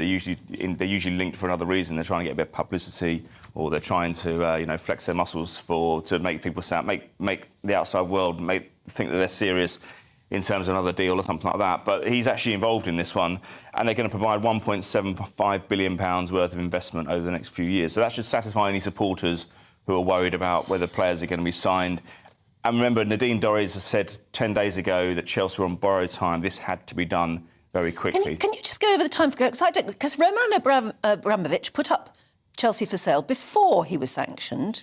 No, I wouldn't say that. I mean, well, yeah, you can say that, actually, because in 2019 he put it around surreptitiously that he wanted to sell Chelsea. Now, that was about the time of the Salisbury poisonings. He was sensing a little bit of hostility from the UK government. They were freezing his passport. They're making it difficult to do his £1 billion rebuild of Chelsea. Now, that's another problem because the stadium, I've talked about it again and again, they had planning in place at that point for Chelsea. The planning applications have all expired now. That will need to be done again. It's going to cost even more. It could cost another £200 or £300 billion more, or sorry, £1 million more to get Chelsea done. So yeah, it was up for sale. And remember, we talked about the Jim Radcliffe offer a couple of weeks ago. Now, the reason that deal could have been fast-tracked is because he did his diligence in 2019. So the sale was serious. So you're right, absolutely right. He did try and sell it. It's different now, though, because he's under sanctions and he has to sell it quickly, and he had to sell it. But will any money go to him? No money can go. Because it's rather like an oligarch's yacht. Yeah, you can't. Chelsea has been taken over for sale. They've allowed him to have a big input into the sale. He knows the club. He knows what the value of the club is. He's been quite sensible and grown up. And look, Roman Abramovich is worth £22 billion. Yes, it's a little bit of a hole. You're going to have to take a bit of a hit. It's like being a billionaire denied his pocket money for a few days, or something like that. But it's not. He's still going to eat prawns on a Friday night. Don't worry about that. Oh, yeah. But no, it looks like it's edging forward. As I say, Nadine Dorries had said they're on borrowed time. They had to get it done quickly. The deadline was May 31st. Nice. Right. We're already first week of May. So. Meanwhile, can you just tell us quickly about these Spanish tennis players? I don't know much about that one because it's just hit me overnight. I'm going to have to cover that one later on if that's okay. No, that's all right. I'm going to do something later on that. They've been convicted of criminal charges match fixing. related to match Chelsea. fixing. Sorry, Chelsea. What am I on about? Chelsea on the brain. Tennis. Yeah, tennis is difficult. I mean, you see, this normally emerges in betting patterns. Overnight and things like that. That's what we've seen over the last 10, 15 years, and nobody's really been able to pin it down. So I'm going to do something later on that when we do with Stephanie at 9:40, because that's a little bit more intricate and I need to get more information on it. That's right. And what about George? Now, George Russell, no one had heard of him that long ago. Mercedes have snapped him up. Exactly. Well, he's doing well. Yeah, he is. I mean, look, he looks like he's going to be the heir apparent long-term to Lewis Hamilton. He's fastest in qualifying. The Miami Grand Prix is the big it's one of the jewel in the crowns of the whole season. We saw that fantastic finish last season. I think Mercedes probably wonder whether Lewis Hamilton's got the stomach for the fight to go forward. He was so damaged, so affected by the end of the race. Or the end of the season just a few months ago. It was such an exciting finish, but he did finish out on the wrong end, and he was there was suggested to be a little bit of some unfair play towards that last finish. But George Russell, it hasn't bothered him. He's crept up on the blind side. He's finishing high up in qualifying. He's finishing high up in the races as well. I think you could see him. He's possibly the heir apparent, but then is he going to stay at Mercedes? We think he probably is.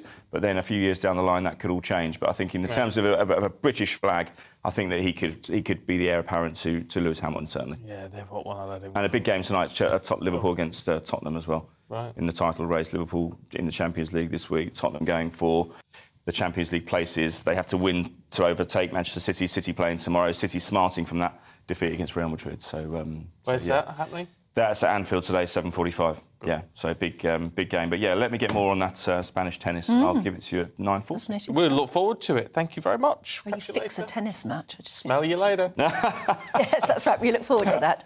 Do stay with us. We've got the newspaper review coming up in just a couple of moments.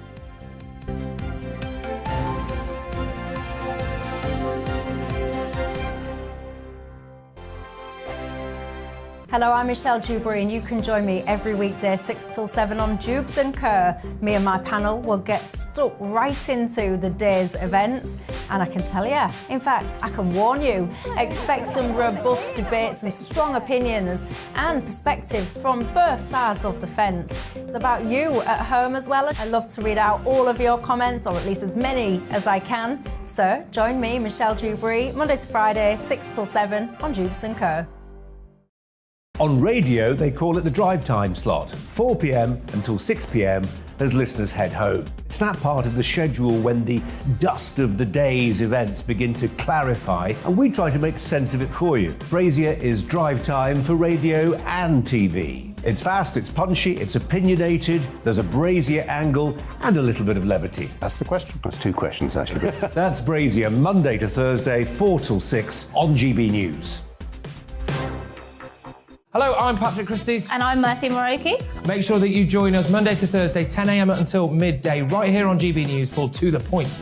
We're not afraid to talk about the topics that matter to you, or the big topics that always matter. We cover absolutely everything, from the breaking political stories of the day to law and order, what's going on in the channel. We're not afraid to hold people to account. We always make sure we include your views on our show. Indeed, if you're thinking it, you can guarantee that we're saying it. So make sure you join the conversation with us, 10 a.m. until midday, Monday to Thursday, for To The Point on GB News. I'm Dan Wootton. Join me Monday to Thursday from 9 to 11 for the feistiest and most fun news debate on TV, where free speech reigns. I'll bring you a sharp take on the day's biggest stories, bombshell newsmaker interviews, and A-list guests. And I guarantee you, no spin, no bias, no censorship, and no reason to go to bed. That's Dan Wootton tonight, Monday to Thursdays from 9 on GB News.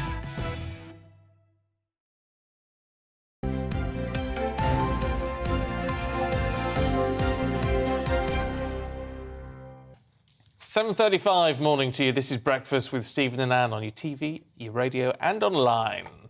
Now, we've had some lovely GB views coming in, lots of them on all sorts of subjects, but this one, particularly gorgeous. Hello, Stephen and Anne. We're watching you from Chicago. Chicago. Oh, my goodness. Again, for those of you listening on the radio, that's just the most brilliant nighttime view of a city from very high up. Yeah, I mean, it's like something you'd see in a movie. "We love your show," they say. "We stay up through the night to watch it." But they're not just sending us good wishes. They're getting stuck in on the politics as well. Both Boris and Starmer need to resign. People sacrificed a lot during COVID, and they were clearly taking any opportunity to have fun. That's from Daniel and Martha. Oh, thanks for watching us from Chicago. Brilliant.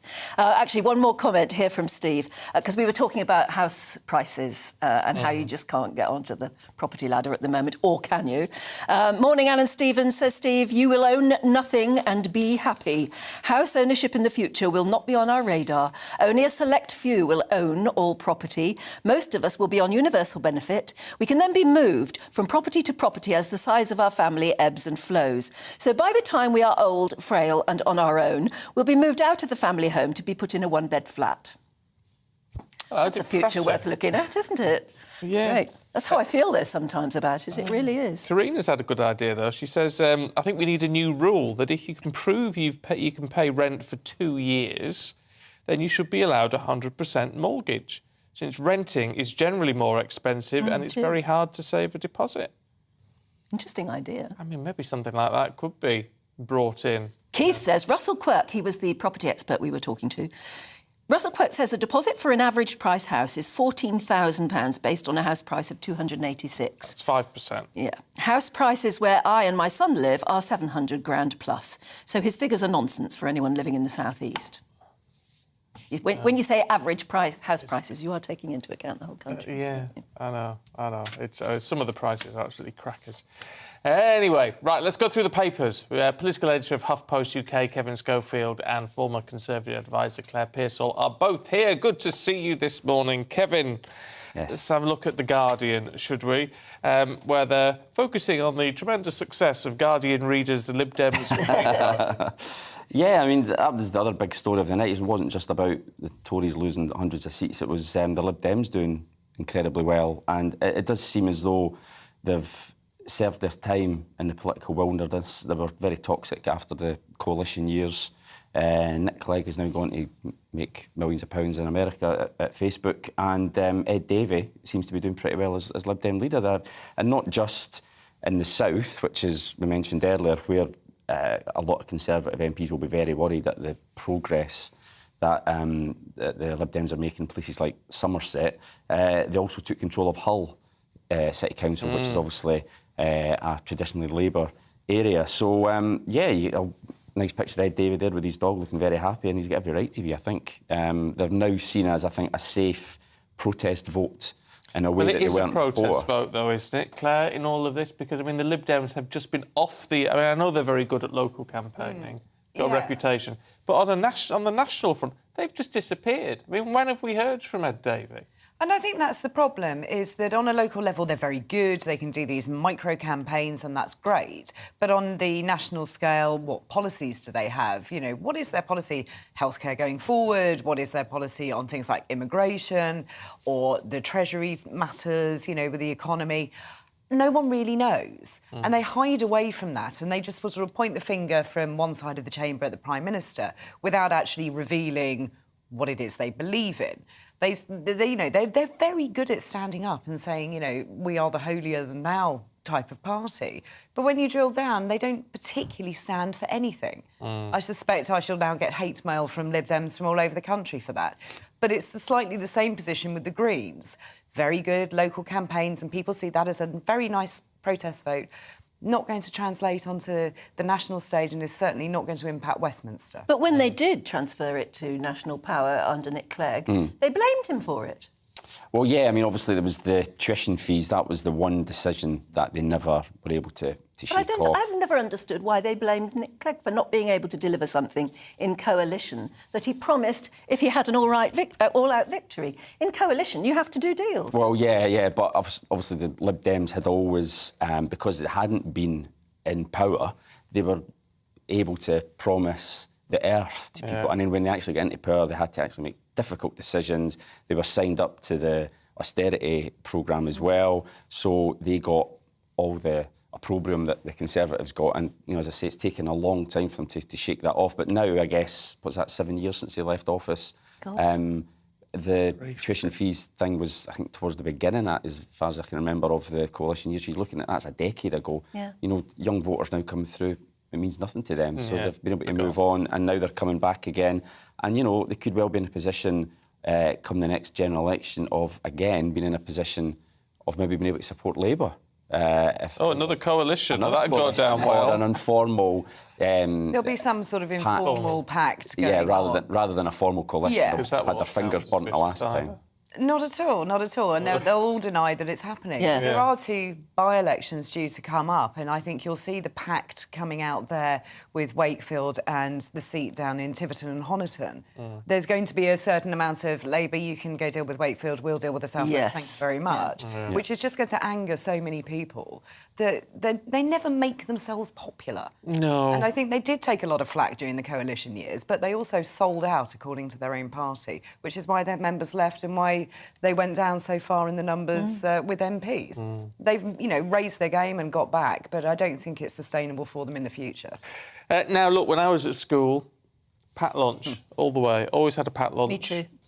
School dinners were so disgusting, that's why. The Times saying, though, that packed lunches are not as good as they should be. This story angers me. It comes around time after time with schools saying we're not going to be lunchbox police. However, they're being lunchbox police. And I went through this with my own son at primary school. He wouldn't eat the school dinners. I paid for the school dinners, he wouldn't eat them. The school called me and said he's not eating them, please send him with a packed lunch. I sent him with a packed lunch and he would eat it. And you look at this and it's like you're not allowed jam sandwiches. Why not? I think that's a staple of childhood, to be perfectly truthful. And if it's not the only thing you're not having it all day, every day, then I don't understand the problem. They talk about ham, you know, processed meats, that's bad. Marmite, not good. What's wrong with Marmite? High in salt. It is high in salt, but as part of a balanced diet, then you should be able to have it. And I think this sets children up for some really bad eating habits going forward. If you say you can't have crisps, you can't have bread, you can't have, you know, jam. Well, how is that building into what is a healthy lifestyle and what are sensible choices to have? And I think, you know, we've seen eating disorders being on the rise throughout the pandemic, where people's habits have changed and there's no support. And I think starting that off with children in primary school is just wrong. Healthy diet, exercise, don't get hung up on it. So every time this comes up, it just makes me angry with the Obesity Forum. Oh, a jam sandwich. Jam and cheese. I really fancy one now. Cheese. Oh, yeah. Cheese and Marmite. Oh, cheese and Marmite's very good. Yeah, any of that. One of my sons. And a club biscuit. Oh, a club biscuit, That's what we used to get if we had a good day, get a club. Yeah. Or one of those wafery biscuits. Oh, yeah, they were nice. Packed lunches were a joy, weren't they? Because they were usually your favourite things and you looked forward to them. Yeah, there you go. Right, yeah. OK, Kevin, let's go to the Ukraine war. And this is very interesting because the German president, is he a president or Chancellor? That's Chancellor, right. yeah. Chancellor, has been told he must visit Kiev to prove his loyalty. Yeah, so the Ukrainian President Volodymyr Zelensky has said, you know, with the May the 9th holiday coming up, it's going to be hugely significant because that's the day when we expect Vladimir Putin to declare victory or make it officially a war and announce his intentions of going even further. Zelensky has said that Olaf Scholz, the German Chancellor, should take the opportunity to come to Ukraine. Now, Germany's involvement in this conflict has been a little bit up in the air because obviously they've had relatively close relationships with Moscow, largely because of the Nord Stream 2 gas pipeline project, which they had signed up to.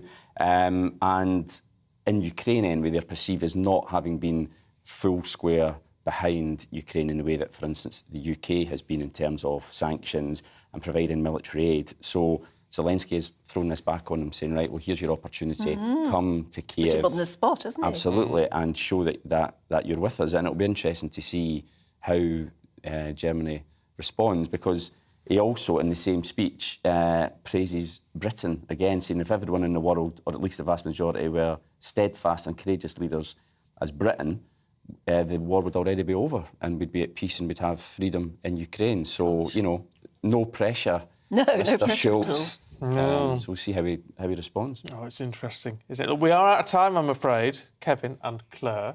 Und Claire, as we should say. But we'll see you in an hour. Yeah, Great absolutely. Stuff. Thank you very much indeed.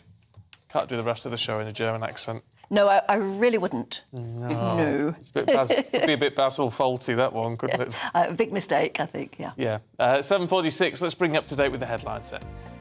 The Conservative Party has lost hundreds of councillors in the local elections, with Labour and the Lib Dems making significant gains. In Scotland, the SNP remains the largest party, whilst Plaid Cymru gained 3 councils in Wales. Meanwhile, counting is set to resume in Northern Ireland, with Sinn Féin poised for a historic victory. Ukrainian officials are accusing Russia of violating a ceasefire as they try to get civilians out of Mariupol. Ukraine's Deputy Prime Minister says a further 50 people were rescued on Friday, but 100 are still stuck. Well, Russia's war in Ukraine is taking a heavy toll on some of its most capable units. The UK Ministry of Defence says it'll take considerable time for Moscow to rebuild its military, with sanctions making replacing advanced equipment challenging. The Queen's decided that only working royals will join her on the Palace balcony for the Jubilee celebrations next month. Neither Prince Andrew or Prince Harry or Meghan will appear alongside the Queen.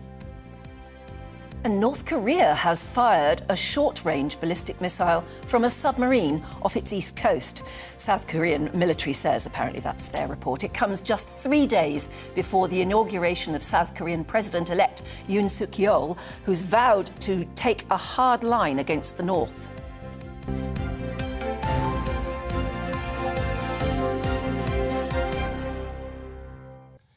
Right, showbiz time for you this morning, and she's pretty in pink for you today, ladies and gentlemen. Showbiz queen Stephanie Tetchy, good morning. Good morning, Anne and Stephen. How are you? I'm good. How are you both? Well, all right, aren't we? Yeah, we are. Okay, that's good. It's a good day today. It's a good day. Now, Kardashian. Let's have a bit of Kardashian to kick us off. I get bored talking about Kim sometimes, but she's so newsworthy. She always does stuff that gets her in the news.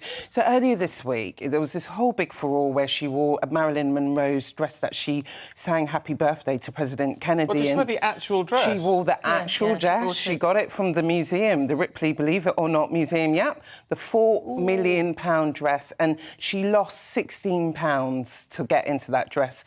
So, obviously, this week... Do you know, I always thought Marilyn Monroe didn't look particularly good in that dress.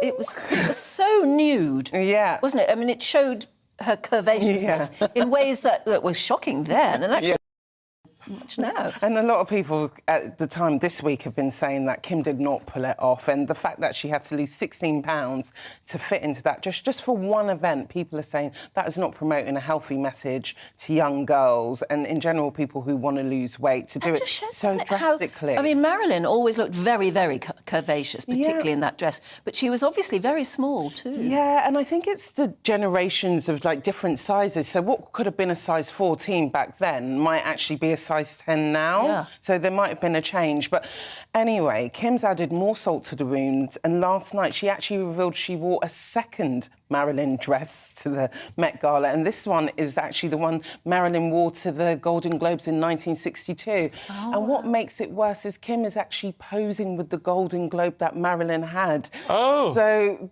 she's obviously got a thing for Marilyn Monroe. Yeah, she says she wants to channel her inner Marilyn, but people are like, this is getting a bit weird now and a bit obsessive, and can you let a Hollywood icon just rest in peace, and can you stop wearing her clothes? But they are. I mean, the Kardashians are a weird lot, aren't they? I mean, look, to put it politely. I think that was a very good way of putting it, actually. I mean, I do just find it all very... That's the nudie one that we're looking at now. Yeah, Kim Kardashian's wearing. The one she wore on Monday. It's quite a dress to have to get. Oh, you see dear. No, you see that? It's totally clingy, completely. It shows every Hanging curve onto you've every got. curve. Yeah. Oh, and you have to say, hats off to Kim. She looks good in it, but if you like that sort of thing. But Marilyn probably looked better. She had to lose 16 pounds. I bet she's desperate for a pizza. I know she is. She said she had to give up carbs. I would be. She said she had to give up carbs, she had to give up sugar, she was on the treadmill twice a day, and I'm like, I love a dress like that. It seems a bit too much for me to just for one night as well. But to all her followers as well, all the young girls who follow her, who worship everything she does, it isn't a great message, really, is it? No, it isn't, because, again, you know, for a young girl watching that, if she feels like, I want to get into a dress that I might be a big fool, she's going to go on a crash diet.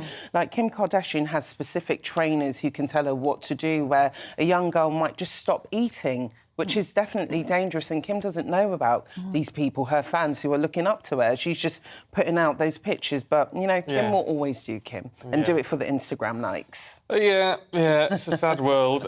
Talking of food, though... Food can make you a lot of money. It can. As Gordon Ramsay found out, he's sold a fancy house, hasn't he? Yeah, I know you guys were talking about the property crisis earlier, but Gordon is not having that problem. So he initially had, like, 3 properties in Cornwall. He's down to 2 now. Well, actually, no, down to 1. But he sold one earlier last year for £7.5 million in Trebetherick in Cornwall. Which in Cornwall apparently is a record breaker. It's a record breaker. It's the most expensive property that's ever been sold in Cornwall. So he is definitely reaping the benefits. But this comes 2 months after Gordon done an interview, and he said that he can't stand Cornish people. He loves Cornwall, but he can't stand the people. Why does he say things like that? He said he was joking, but obviously he received a lot of heat during lockdown when he brought his whole family there, and Cornish people weren't too happy because at the time the rules were saying do not travel. And someone like Gordon coming to town, that just brings a lot of unwanted attention. So they may be happy. People in Cornwall may be celebrating that he's 1 property down, but he's got 1 more left in the village of Rock, which was a clifftop property, and now he's turned it into some kind of cubist architecture. And one person said, you know what, Gordon is making Cornwall look like Legoland. But this property he's just sold, he bought it in 2016, and he's made a profit of over £3.5 million. Yep. He's probably done it up a bit. Yeah, he has done a lot of work to it. So the property itself had like 5 bedrooms, a tennis court, a pool. So him and his wife, over the past 4 years when they had it, Is this it? Yeah, we're looking at a picture now which was taken by him or put on his Instagram. Yeah, he put it on his Instagram to tease people. The property, and my goodness, I can't.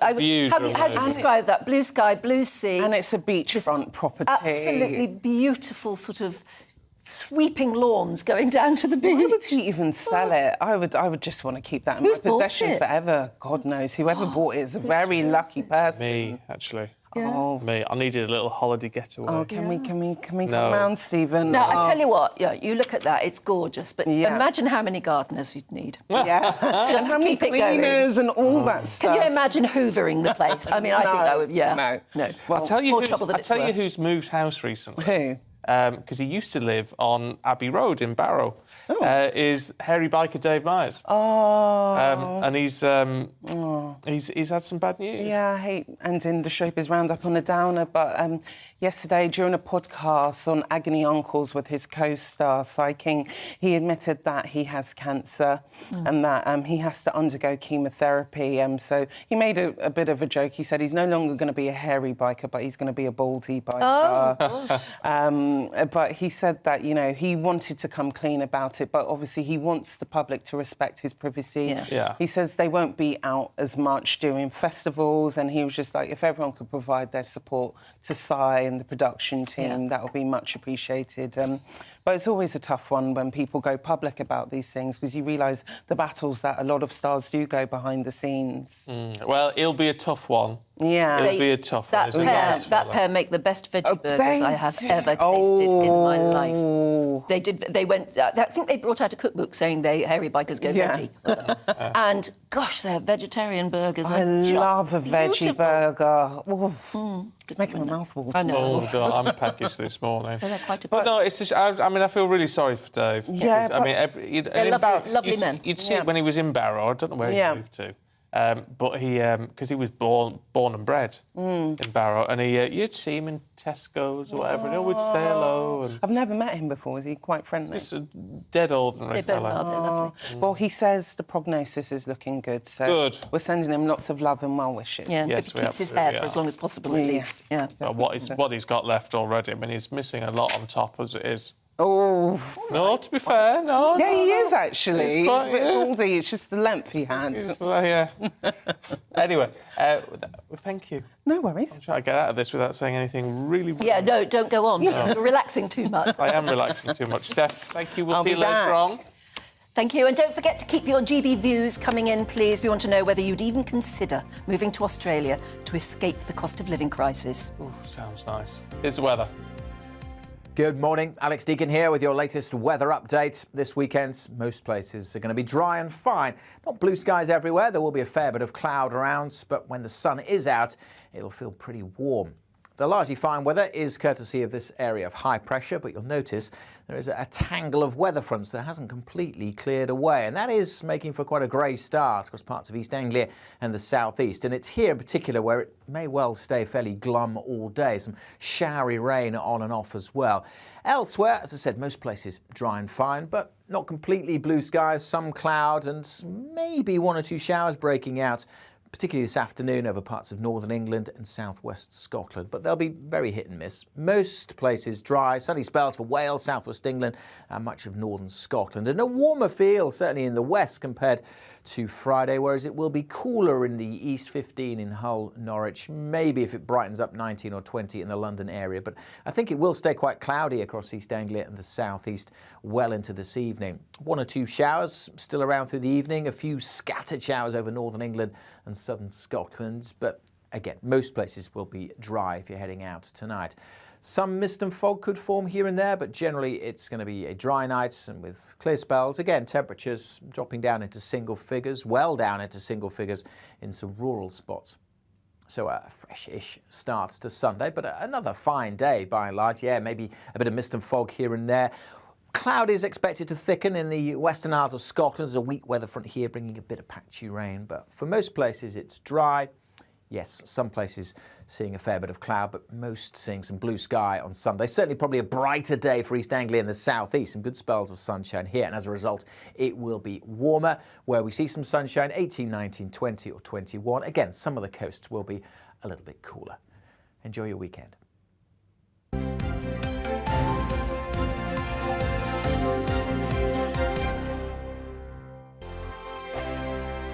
Hello, I'm Michelle Dewberry and you can join me every weekday 6 till 7 on Jubes and Kerr. Me and my panel will get stuck right into the day's events, and I can tell you, in fact, I can warn you, expect some robust debates, some strong opinions and perspectives from both sides of the fence. It's about you at home as well. I love to read out all of your comments, or at least as many as I can. So join me, Michelle Dewberry, Monday to Friday, 6 till 7 on Jubes and Kerr. On radio, they call it the drive time slot, 4 p.m. until 6 p.m. as listeners head home. It's that part of the schedule when the dust of the day's events begin to clarify, and we try to make sense of it for you. Brazier is drive time for radio and TV. It's fast, it's punchy, it's opinionated, there's a Brazier angle and a little bit of levity. That's the question. That's two questions, actually. That's Brazier, Monday to Thursday, 4 till 6 on GB News.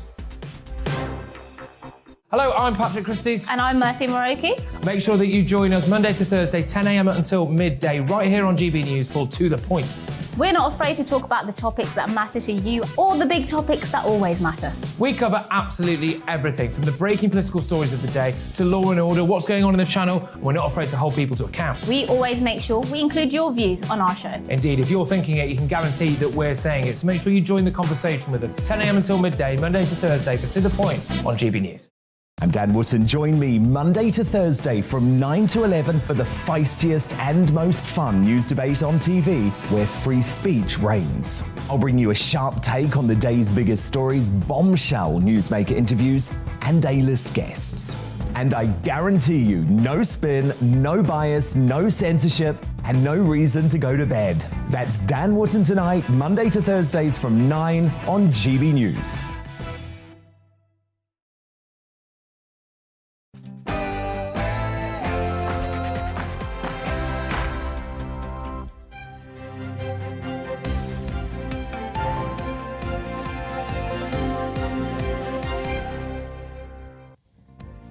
Good morning, it's 8 o'clock on Saturday the 7th of May. This is Breakfast on GB News with Stephen and Anne. Yeah, good morning to you. We're live across the whole of the UK on your TV, on your radio and online, of course. And thank you so much to wherever you're watching, right across the world on YouTube. We'd love for you to like and subscribe to our channel. For the best of GB News, for everyone, wherever you are, we are the People's Channel. We are. I love that. It's great on YouTube. You can rewind and skip past the bits you don't want to watch. Oh, really? Yeah, oh, it's good. Fair enough. But if you like and subscribe, it doesn't cost you anything, but it means we know who there is out there, really, I suppose, and you can have everything available to you. Yes, it's very good too. You don't miss a trick that way. Our top stories today, and the Conservatives lose control of 11 councils across the UK, but did Labour do enough to capitalise on the loss of local Tory support? We'll bring you all the reaction from the local elections and what it means for where you are. And with Sinn Féin on track to win the most seats in the Northern Ireland Assembly, we'll be speaking to our reporter Dougie Beattie about what this means for the province and the union. And as the cost of living continues to rise, a secondary school in the West Midlands has decided to help families out by providing every pupil with a free uniform. So, should schools actually provide free clothing? We're going to debate it a little bit later on. And of course, you can let us know what you think about that and anything we're talking about. Yeah, school uniform is really expensive generally, even though many schools try to make it cheaper. What do you think of school uniform? Is it worth it, or is it about time we ditched it completely? Too much expense. I don't know, it's an interesting one. I quite like a sort of uniform. Yes, and a lot of teachers believe that it helps. Because you're not competing against the trendy kids who can afford the nice clothes. Yeah, exactly. But it's expensive on its own anyway. So do let us know how you cope with that one. You can get involved with any of our discussions, of course. Email us gbviews@gbnews.uk or tweet us @gbnews.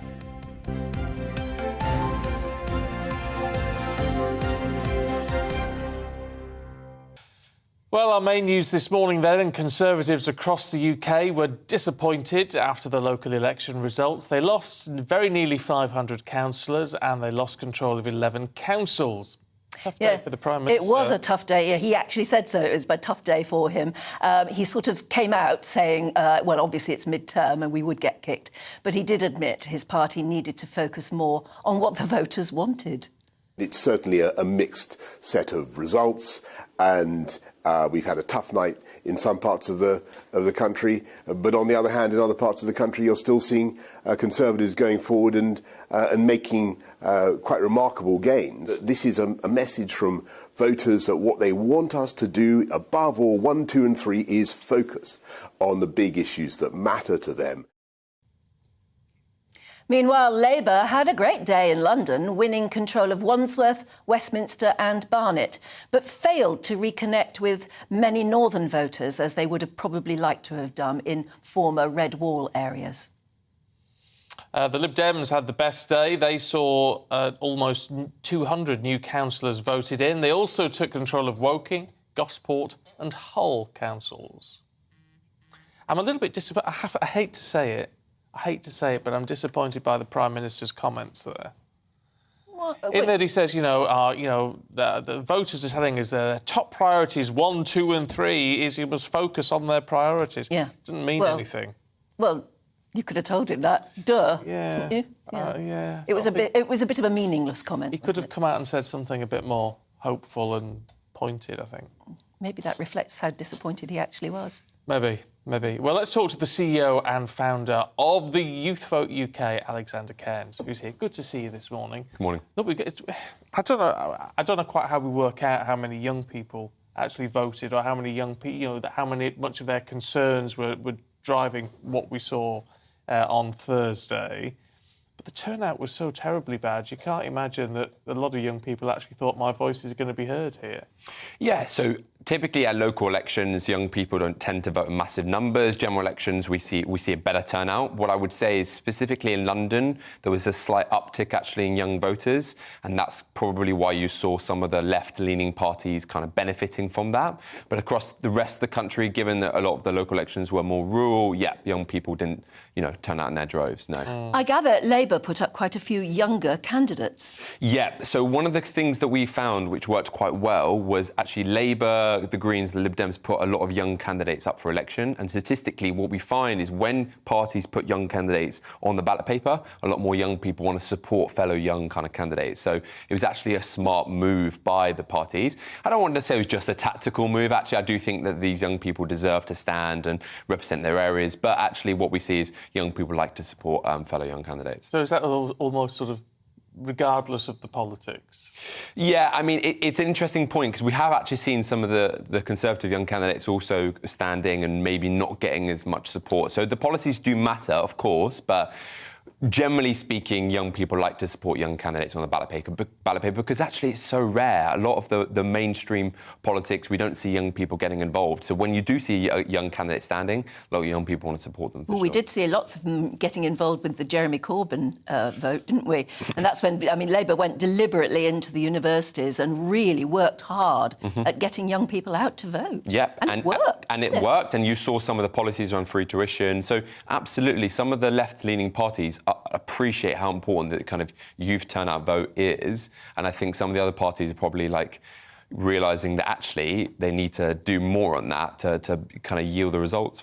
It's a difficult one though, isn't it? Because and I don't quite know why it is, but in life we all tend to, the general rule is we all start off quite to the left, and the older you get, the more you go to the right. That seems to be the way. So in one respect, there's not much benefit to parties that are right of centre to pursue a youth vote, is there?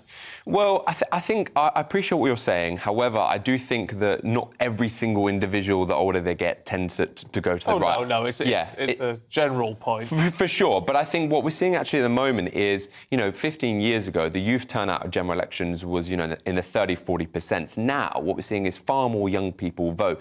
An estimate for the last election was 62% of 18 to 24-year-olds voted, which was around 20% up from the previous election. So it's far more important in modern politics today to ensure that some of your policies reach out to the young people. And I think the Conservatives and some of the other parties probably need to realise that, because as you go forward into general elections, young people do make their voice heard and actually can be a key point in certain seats as to who wins, for sure. I wonder what they'll go for. I wonder what they think at the moment of, old Partygate and Beergate at the moment. How damaging do you think Beergate's going to be to Keir Starmer? Yeah, so I think it's going to be an interesting one, because a lot of young people at the moment are kind of blaming Boris and the Tories around, the parties and what they were doing during lockdown. Unfortunately, obviously, with what's happened with Keir Starmer, I think young people aren't going to like that, because it does kind of scream hypocrisy. However, I do think young people will make their own judgment as to whether one single event, some rules being broken, versus quite a few events, whether they're the same thing. And I think young people have to make up their own mind on that. Yeah, they were locked in their universities for months on end. They were, weren't they? Yeah. Those pictures of the students up against the windows of their dorms or whatever. It was tough on them. The pandemic's been particularly tough on young people. Yeah, it has been. And actually, I was out and about in London a lot, and a lot of young people that don't normally vote in local elections were going to, because they were so frustrated at Partygate, they were so frustrated at, you know, the cost of living crisis, they were so frustrated at just how tough it's been, and they don't feel like the politicians really appreciated them. And when I wonder, I mean, just to jump in, I wonder if they feel frustrated now, today, if they said, oh, we're really angry about Partygate, we're going to vote Labour. And then it turns out that the police have held off on announcing their investigation into Keir Starmer until after the election. Yeah, and I think a lot of young people do get frustrated at how tactical politics can be, and when things are announced after an election, they really get frustrated. And one of the things I always get on the doorstep from young people, or when I'm at universities, etc., is that young people don't feel like they can trust politicians. And that's a big, big issue. And we need more trust in politics so that young people can feel like when they're going to vote for someone, they're not just going to be told the next day, actually, we said this, but we meant this. Or What's made you so interested in politics, then? Yeah, I think, in fairness, it's a combination of things. Firstly, I think my parents were active voters, which really helped. What we see is in certain households where parents don't vote, young people don't tend to get engaged because they don't have those kind of individuals in their household. But secondly, I just felt frustrated that a lot of my friends weren't kind of voting and engaging, and I was getting annoyed at both a local and national level when things were or were not happening. So I just wanted to kind of get involved, and, you know, I'm an active part of society as much as anyone else, so I wanted to make sure that I vote. And that's why I set up the Youth Vote, because I think a lot of young people need to be educated about why voting and getting involved in politics is important. Do you want to stay in politics? I mean, do you want to become one? Yeah, I think that's the million-dollar question. I'm unsure. I think, you know, there's a lot of benefit going into politics, but unfortunately it can get very, you know, toxic. And I think as much as I do want to get involved, you know, it's very cliquey. And I think one of the things that a lot of young people don't like is even to get on the ballot paper in your area, you know, your local parties have got to select you, and there's a lot of, like, you know, clickiness that goes into that. So I want that to change, because I think me and a lot of other young people would get involved if it wasn't that clicky, to be honest. No, I can understand that. It's a bit of a challenge. So it's really good to talk to you, Alexander. Thank you very much. Thank you very much. Right, let's bring you up to date then with what's going on in the news. Ukrainian officials are accusing Russia of violating a ceasefire as they tried to evacuate civilians out of Mariupol. Ukraine's Deputy Prime Minister says a further 50 were rescued on Friday, but that's yesterday, but more than 100 are still stuck there now. Well, Russia's war in Ukraine is taking a heavy toll on some of its most capable units. The UK's MOD says it's going to take considerable time for Moscow to rebuild its military, with sanctions making replacing advanced equipment challenging. The Queen's speech will include an overhaul of mental health powers to stop those with learning difficulties being detained without their consent. Boris Johnson says a draft mental health bill, to be announced next week, will ensure that no patient is detained unnecessarily. Now, if you're a Chelsea fan, you'll be pleased to know they've confirmed a consortium has agreed terms to buy the club in a £4.25 billion deal. It's led by Todd Boehly, co-owner of the Los Angeles Dodgers. And a deadly explosion hit a well-known hotel in the Cuban capital, Havana, on Friday, yesterday, killing at least 22 people and injuring 74. The Cuban president says the blast at the Saratoga Hotel appears to have been caused by a gas leak.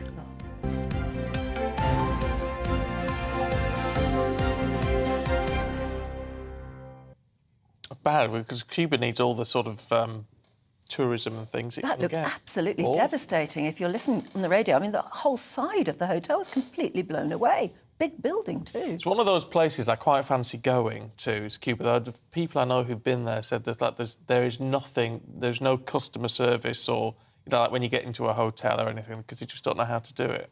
Oh. It's like they've no experience of dealing with tourists and things, so... My sister's been there for a family holiday and said it was absolutely brilliant. Really? Mm. Oh, wow. They were swimming with dolphins and everything. Oh, that sounds nice. That sounds brilliant. OK, back to politics. Oh, it's never ending, is it? Yeah, no, absolutely. It rumbles on because Sinn Féin now are on track to become the largest party in Stormont following incomplete election results. Now, if correct, the party's success would represent a major shock to unionism and may allow Sinn Féin to nominate party leader Michelle O'Neill as First Minister.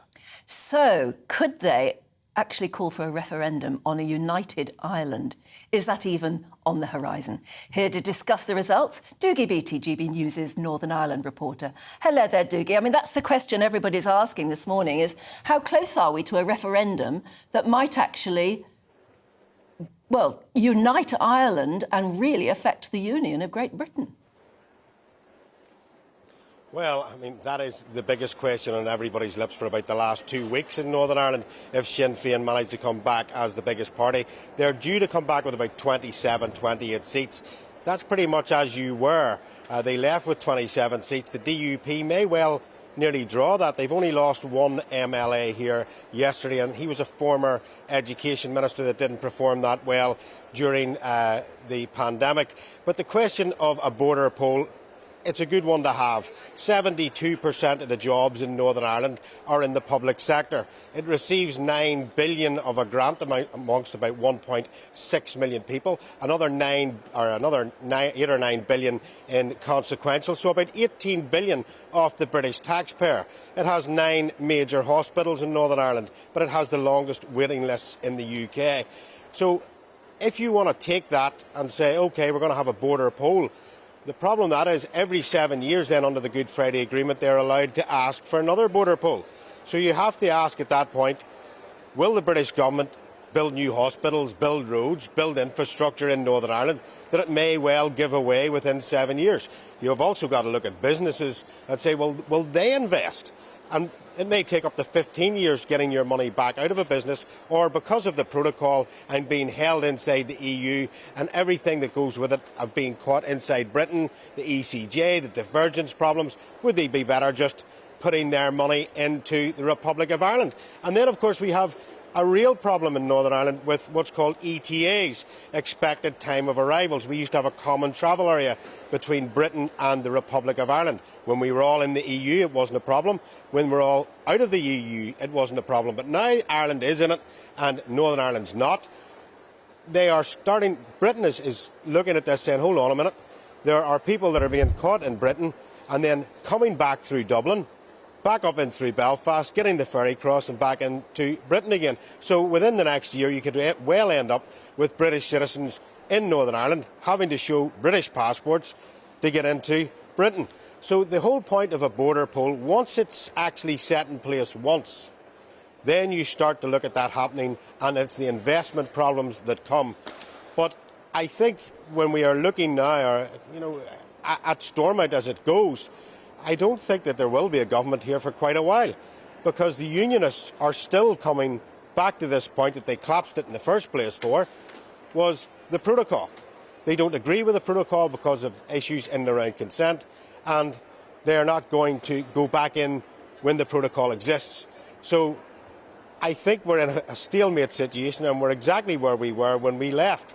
The only points to watch in all this was the Alliance Party. And the Alliance Party are a middle ground party, and they have gained ground. They started with 8 seats. It's more than likely they'll return with 16 seats. And they have took them out of the Liberal SDLP and the Ulster Unionist Party. So both those parties are now disappearing in that middle ground. So it is all to play for here, but at the same time, what government are they going back to? And I think the problems that Brandon Lewis had, he mentioned about, he had brought, Jeffrey Donaldson had said that there was something happening in the Queen's speech. Of course, Jeffrey's the leader of the DUP. And then the night before the polls, Brandon Lewis goes on national television and says that is not the case. So there is now a credibility problem between Westminster and the DUP. They will not move forward in the government now without actually seeing action, not being promised action. Oh, it's a complicated situation. Doogie, thank you very much indeed. It always is. Oh, it's honestly, it's so. I'm sure if you're involved in Northern Ireland and live in Northern Ireland, then you're going to be much more across it. It's so complicated. I remember, like, all the years ago, talking to David Trimble and the like. Yes. That was the Ulster Unionist Party, was it? And that was. But this situation is what the people have voted for. It just seems to be more turbulent and more difficult to cope with every time. Let us know what you think, especially if you're living over there. We're good to hear your thoughts on State of the Union. what you think is likely could happen as a result of all of this. Stay with us, though. We've got plenty more to come. We're going to be asking whether school uniforms should be got rid of altogether for the sake of low-income families. What do you think? Good morning, Alex Deacon here with your latest weather update. This weekend, most places are going to be dry and fine. Not blue skies everywhere, there will be a fair bit of cloud around, but when the sun is out, it'll feel pretty warm. The largely fine weather is courtesy of this area of high pressure, but you'll notice there is a tangle of weather fronts that hasn't completely cleared away, and that is making for quite a grey start across parts of East Anglia and the southeast. And it's here in particular where it may well stay fairly glum all day. Some showery rain on and off as well. Elsewhere, as I said, most places dry and fine, but not completely blue skies, some cloud and maybe one or two showers breaking out, particularly this afternoon over parts of northern England and southwest Scotland. But they'll be very hit and miss. Most places dry, sunny spells for Wales, southwest England and much of northern Scotland. And a warmer feel, certainly in the west, compared to Friday, whereas it will be cooler in the east, 15 in Hull, Norwich, maybe if it brightens up 19 or 20 in the London area. But I think it will stay quite cloudy across East Anglia and the southeast well into this evening. One or two showers still around through the evening, a few scattered showers over northern England and southern Scotland, but again, most places will be dry if you're heading out tonight. Some mist and fog could form here and there, but generally it's going to be a dry night and with clear spells. Again, temperatures dropping down into single figures, well down into single figures in some rural spots. So a fresh-ish start to Sunday, but another fine day by and large. Yeah, maybe a bit of mist and fog here and there. Cloud is expected to thicken in the Western Isles of Scotland. There's a weak weather front here bringing a bit of patchy rain, but for most places it's dry. Yes, some places seeing a fair bit of cloud, but most seeing some blue sky on Sunday. Certainly probably a brighter day for East Anglia and the southeast. Some good spells of sunshine here, and as a result, it will be warmer. Where we see some sunshine, 18, 19, 20 or 21. Again, some of the coasts will be a little bit cooler. Enjoy your weekend.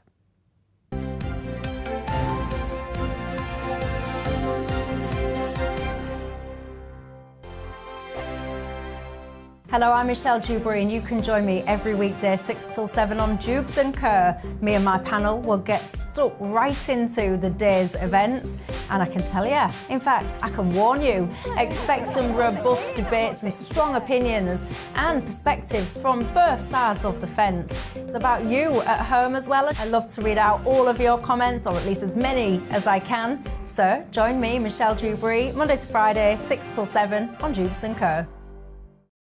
On radio, they call it the drive time slot, 4 p.m. until 6 p.m. as listeners head home. It's that part of the schedule when the dust of the day's events begin to clarify, and we try to make sense of it for you. Brazier is drive time for radio and TV. It's fast, it's punchy, it's opinionated, there's a Brazier angle and a little bit of levity. That's the question. That's two questions, actually. That's Brazier, Monday to Thursday, 4 till 6 on GB News. Hello, I'm Patrick Christie's. And I'm Mercy Moroki. Make sure that you join us Monday to Thursday, 10 a.m. until midday, right here on GB News for To The Point. We're not afraid to talk about the topics that matter to you, or the big topics that always matter. We cover absolutely everything, from the breaking political stories of the day to law and order, what's going on in the channel. We're not afraid to hold people to account. We always make sure we include your views on our show. Indeed, if you're thinking it, you can guarantee that we're saying it. So make sure you join the conversation with us, 10 a.m. until midday, Monday to Thursday, for To The Point on GB News. I'm Dan Wootton. Join me Monday to Thursday from 9 to 11 for the feistiest and most fun news debate on TV, where free speech reigns. I'll bring you a sharp take on the day's biggest stories, bombshell newsmaker interviews, and A-list guests. And I guarantee you, no spin, no bias, no censorship, and no reason to go to bed. That's Dan Wootton tonight, Monday to Thursdays from 9 on GB News.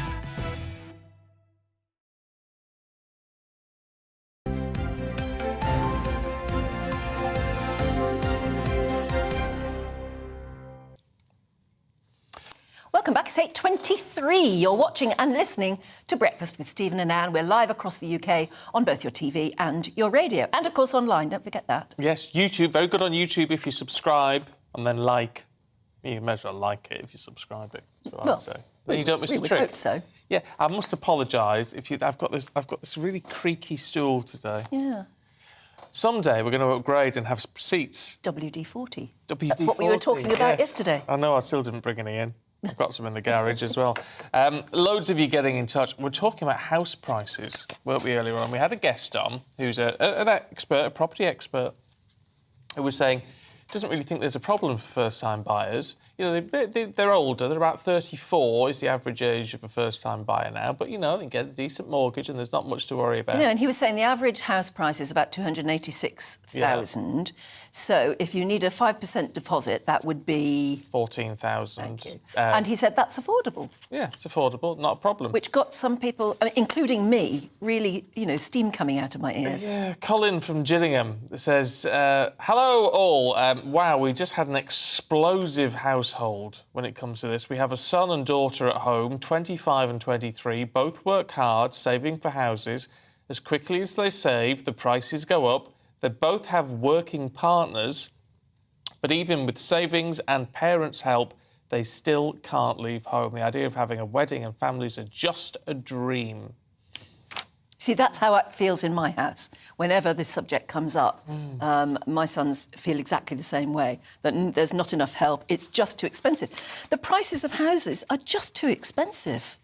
Yeah, but some people aren't sort of overly helpful in a... Well, not overly helpful, overly sympathetic is the word I was looking for. I didn't mean it like that. Karen, been in touch. She said, in 2010, I had zero funds, moved into a rental, but wanted to buy, saved for 5.5 years, didn't go on holidays, go out, shopped in charity shops, got food from the yellow sticker bins at the supermarket. I saved my deposit and bought my house. It can be done, but it takes commitment. Yeah, actually, that's a lot of commitment. Quite a lot of people feel the same way, though, that maybe young people feel that they need everything at the moment. They still want to run a car or have holidays, something like that. And that's maybe the difference between, you know, a couple of generations ago and now. But Michael from St Neots says, ask the young people just how much money they spend instead of saving.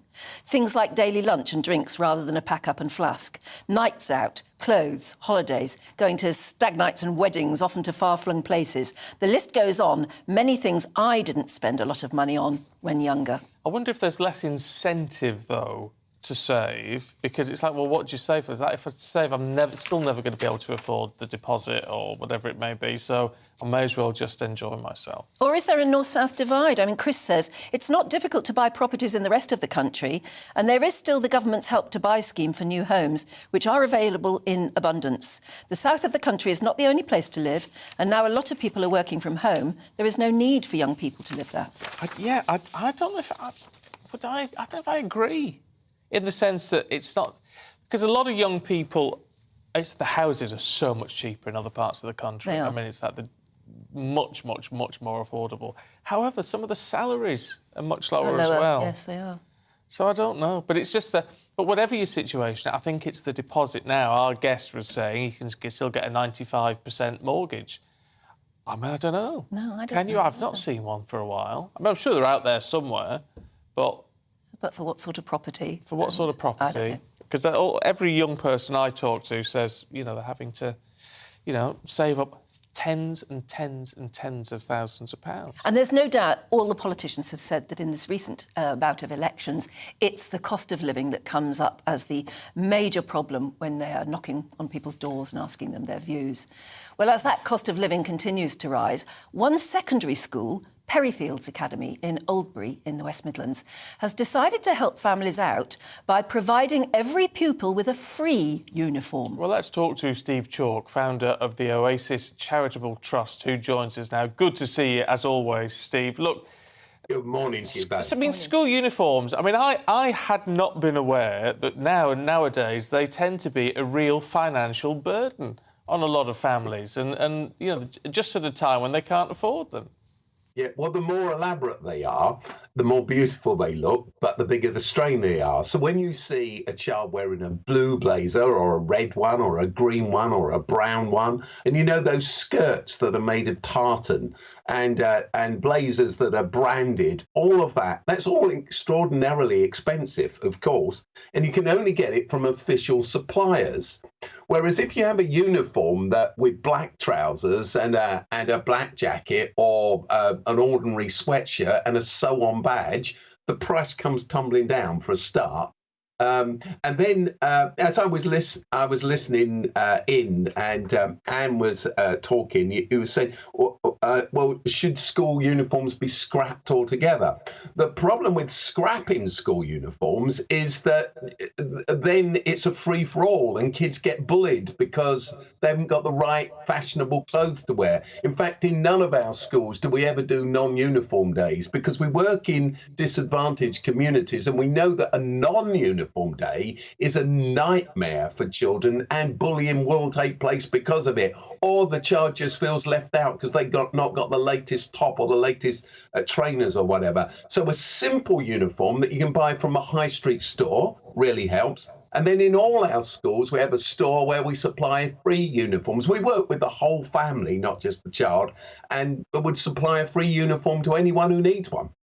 When did these fancy uniforms come in? Because I was just thinking back to it. I had a blazer and a tie and a jumper, but the rest of it was literally the badges. You bought the badges. Oh no, we had we had a gym kit and an outdoor shoes and indoor shoes and all of it. I mean, uniforms can go on and on. But as you said, keeping it simple has to keep it as cheap as possible. But nevertheless, as a parent, you've still got to buy the regulation navy blue V-neck sweater when your child has got 3 or 4 other sweaters. I mean, it's still an added expense, isn't it? It can be, and you're right, the uniform can go on forever, can't it? But if it's not a navy blue sweatshirt and it's a black one or a grey one, and you know that it's available from an ordinary high street store, or you can get it off the market, etc., all of those things help. But then what we would do, what we do in all of our schools is, first of all, we, as I said, we care for the whole family. So we do lots of debt advice, lots of relationship support, housing support. We've got legal teams that work with our families. So if you're supporting mum and dad and all of their needs, thinking about their employment needs. Now, none of this comes out of the school budget, of course. A school can't afford to do all these. But the way I founded Oasis and the way that we set it up was we have youth workers and community workers and family workers all funded differently, which again, as you say, Anne, relieves this crisis. And when a family are in trouble, they can then come and talk and sit down. One of the other things we do, in some schools, if a child turns up not wearing the right shoes, they get a detention or they get sent home. What we do is we run stores, so we give them some shoes and we give them a top so that they fit in and they don't feel odd again. How do you afford to do that, though? Well, as I say, I mean, I set up Oasis about 40 years ago, and it's a community development charity. We happen to run 53 schools. We've got 32,000 children in our schools, but we work with local and national businesses. We provide housing.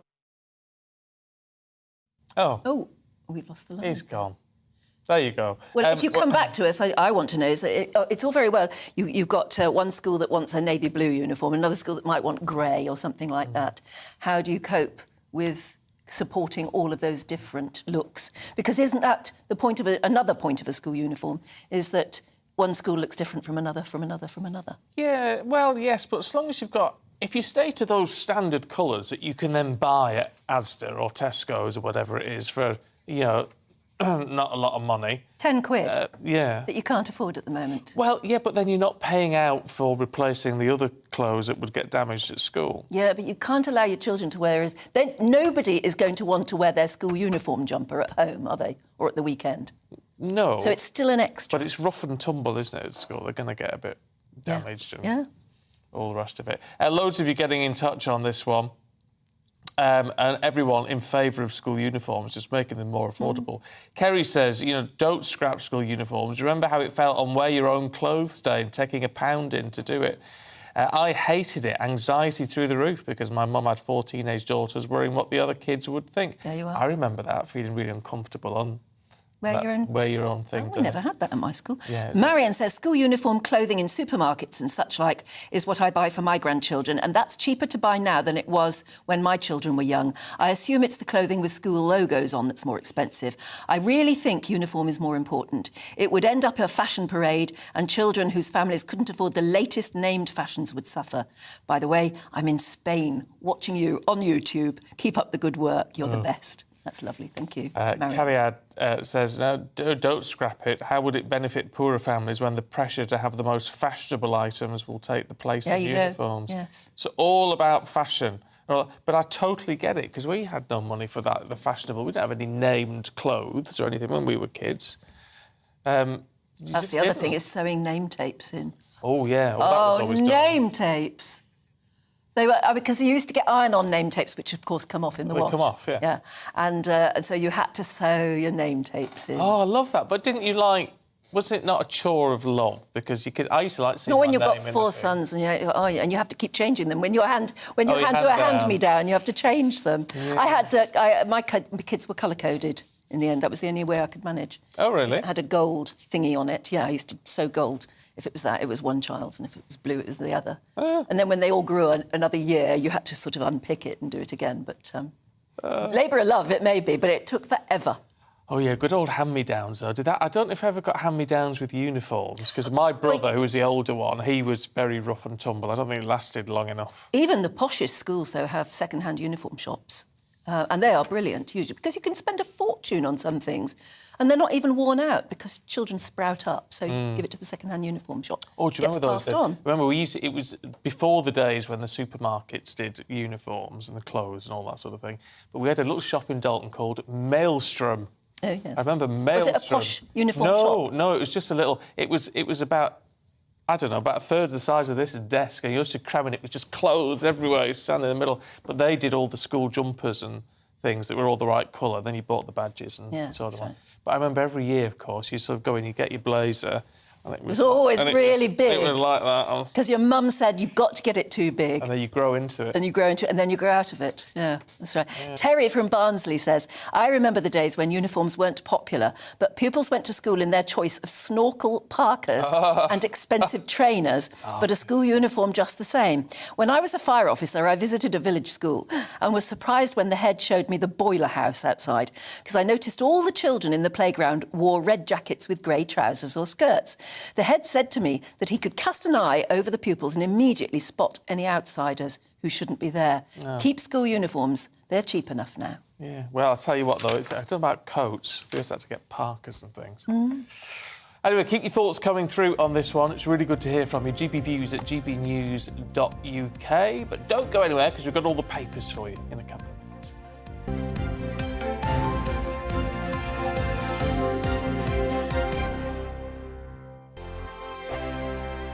Hello, I'm Michelle Dewberry, and you can join me every weekday 6 till 7 on Jubes & Kerr. Me and my panel will get stuck right into the day's events, and I can tell you, in fact, I can warn you, expect some robust debates, some strong opinions and perspectives from both sides of the fence. It's about you at home as well. I love to read out all of your comments, or at least as many as I can. So join me, Michelle Dewberry, Monday to Friday, 6 till 7 on Jubes & Kerr.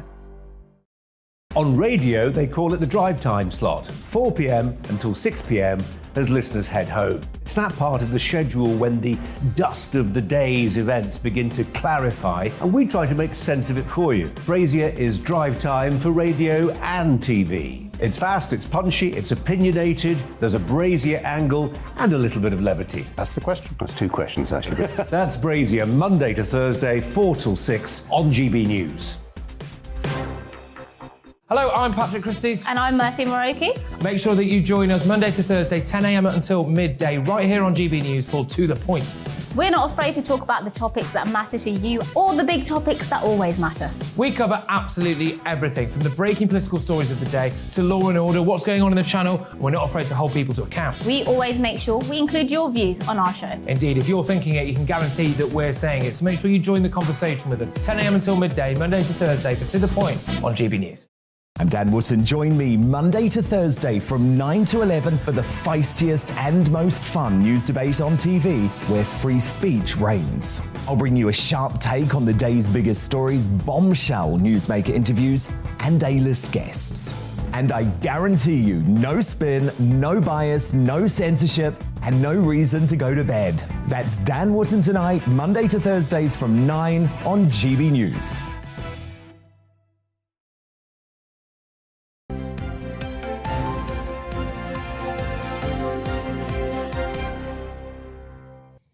.38, morning to you. This is Breakfast with Stephen and Anne, live across the UK on your TV, on your radio and online, and the old YouTube. Yes, lots of people watching us on YouTube. Don't forget to like and subscribe. Doesn't cost you anything, but it means you can join in the fully immersive experience.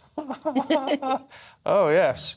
Oh, yeah, I don't know what that might bring you. I don't know. I just think immersive is a great word. It's a great word. Get the VR goggles on. Who knows where you might end up. It'll happen one day, won't it? Yeah. So that'll sit you between the two of us. Yeah, oh no. It's time to go through the papers now. Joining us this morning, political editor of the HuffPost UK, Kevin Schofield, and former Conservative advisor, Claire Pearsall. Morning to you both. Morning. Thank you for coming in again. Let's talk about the Queen's Jubilee, Claire. Yeah. Because there's news now that she's announced who's going to join her on the balcony and who isn't. Yeah, and I think this is a really good way of dealing with it, to say that working royals only should come on the balcony. I think this is the Queen being her most diplomatic and trying to please everybody, but also not getting any of the protocols wrong. I mean, she is so correct, and I think this is a good way of doing it. If you're not working, then you're not going to be up here, and nobody's going to feel like they've been singled out, because it's quite clear who is going to be there. So I think this is a really good idea. It's interesting that Harry and Meghan have finally decided that they're coming. How nice. And I wonder when they will, if they read today's headlines, though. Because, like, you look, the front page of the Mirror, it just says the one word, snubbed. Well, do you think that this is perhaps playing into their hands with their documentaries and all their film crews coming round? You know, it adds to the drama of their occasion. It does. Mind you, Angela Levin, who we're talking to last Sunday, I think she was on, was saying she didn't think the Queen was going to be on the balcony either. Well, it's very difficult. It's apparently quite difficult to get onto the balcony. It is, and she isn't doing garden parties. So the invites have gone out for very different garden parties, but the Queen will not be in attendance. So, yeah, maybe you're right. Maybe she won't come out. And apparently they're going to use the gold state coach in one of the parades, but she isn't going to be in it.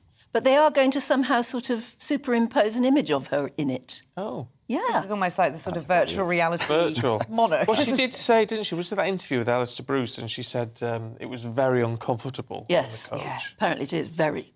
But and probably when you're 96-ish now, that's even more uncomfortable, I would have thought. Yes. I don't mind I don't mind subbing it's got great suspense. Oh, you sub it? Well, you could wear a white glove and wave. Absolutely, absolutely. Yeah. I could Big sit hat, the nobody'd know the uncomfortable gold difference. coach. Yeah. Oh, it reminds me of that Carry On film. Do you remember it with Caesar? Yeah. He was playing Caesar, was it Kenneth Williams? And they just shoved the Carry hand... On up the something. Yeah, and they just shoved the hand out the curtain doing that. Yes, And it was on a stick. Yeah. Maybe that's what they'll do. Apparently, yes, they're going to use the state coach, but they're going to somehow sort of laser in an image of her rather than her herself. Oh, yeah, But all sorts of things are going to happen, apparently, to save her legs, I think. What about an Aussie escape, Kevin? This is in the Daily Star. Yeah, so they've splashed on this, which makes a nice change from local elections, I suppose. Yes, quite a left field choice. But yeah, they've happened upon this research that's been done by a solicitor's firm on apparently the number of Brits searching about the possibility of going to Australia is up 670%. People researching visas for Australia. Now, what they're reading into is that this is people are just fed up with, I guess, the weather here, the cost of living crisis, all the various drudgery of living in the UK at times, and thought, let's try and get a getaway. Now, it'd be interesting to know how many of this 670% actually follow through, or if it's just one of those things, you've had a bad day, let's see what living in Australia might be like. Oh, yeah. I'm not sure. I mean, I think it's a big... I heard you talking earlier about Wanted Down Under. Oh, yeah. You see a lot of them on that, and they go through all the various processes, and it looks great. And then come the end up, they just think they're way too far away from the family. So they end up not going. I mean, it's a nice dream to have. Nice dream. And a lot of people do it. And I've got a friend. But the cost of living isn't very much cheaper there at all. No, that's the thing. I think, it's pretty much of a muchness, unsurprisingly. The one thing it's got going for it, obviously, is the weather. Yeah. You're pretty much guaranteed. There's a lot of blue sky in Yeah. Australia. Yeah. Absolutely gorgeous. It must be a very big sky. It is a huge sky. It's an enormous country. That appeals to me. It does. I mean, it sounds beautiful, but as you say, with those kind of programmes that you watch, where people have the message from their family, suddenly realise And that they're they in floods of can't tears, quite leave, Yeah. and it isn't round the corner, and it is the other side of the world. No, do you remember, 20, 30 years ago, we were talking about, Branson was talking about it, wasn't it? Going sort of subsonic or something and getting us to Australia in 3 hours. Suborbital. Suborbital, that's it, yeah. And it never What happened to that? Yeah, it's still... And even 24 hours. Concorde was never allowed to go there, was it? It could go as far as... To America, didn't So where'd it go? It went to America, but then it also went to somewhere on the way to Australia, but it could never get you all the way there because they wouldn't allow it to land. So there's never been any way of really speeding up the process of getting to Australia, which is such a shame because it's such a beautiful It place. is, yeah. It was a bit easier to get to. I'd love to get down there. Elon Musk should be thinking of that, I'm shouldn't sure he? it is. Well, NASA is planning something. Yeah. NASA should be doing on this, but instead they're focusing on asteroids, Claire, in the FT. Yes. Now, this is quite interesting. So this just sort of brings up all the Armageddon images of asteroids about to crash into the Earth. Bruce Willis. Yeah, being the hero, saving the day, sacrificing his life. But it's not quite as sold. So the FT, it looks a little bit dramatic until you understand that it is an asteroid that is circling the sun. So it's orbiting the sun, and another asteroid joins in and then orbits that. So what NASA have done, and what the scientists at Johns Hopkins University have done, is create a dart, as they call it, which they can shoot and will splinter the asteroid. So it's in case something should come near to the Earth's orbit. So they're doing this to just sort of prove that they can do it. Absolutely, and this is a dream in the sort of physics world, that this is happening and you have these two asteroids and it's far enough away not to impact the Earth when things shatter. But it just shows you what is possible in the field of physics, and I find it quite fascinating. I think space is fascinating. And might be important. I don't know if you've seen the new David Attenborough documentary. I was going to say that, yeah. The day the dinosaurs died. Yeah, Sort of, yeah. There was no... Absolutely incredible. I mean, it wasn't even that big an asteroid, was it? No, that's what's scary about it. But it killed off the dinosaurs, and there could one day be... And it would be nice to know that NASA could shoot at it. Exactly, and that's why I think it's such a good story. Yeah. I mean, it's not quite as dramatic as perhaps... So it's already left Earth, hasn't it? It's already been shot. Yes, I mean, it obviously takes some time to get towards its target, and they want to catch it at a certain point in the orbit so that any of the fragments, don't hit us either into our orbit and then come down into the atmosphere. I think it's going to hit in September. That's it is, yes. So we've got to look out. Not that I'm interested in these things. I absolutely love. Yeah, the trajectories meet in Amazing, September. though. So they fire something off, and it's going to hit its tiny target, which is an asteroid orbiting an asteroid. Yeah. 6 months away. I love the way when the newspapers try to describe to you how big the asteroid is, they always put, like Big Ben or something next to it to show you it's worth about 5 Big Bens or something, isn't it? Yes, it's the Empire State Building, as they use it in the Financial Times. It's about 5 times as big. Yeah. Yes, yeah, it looks tiny next to it. But it's the same as we all use the measurements, something the size of Wales. Wales is also... It's like the scientific equivalent. Yes. Wales is about the size of Wales. Absolutely, absolutely. But it's, the international monetary term for something. Well, I'm very relieved to know that NASA are working on it, that's all. Yes.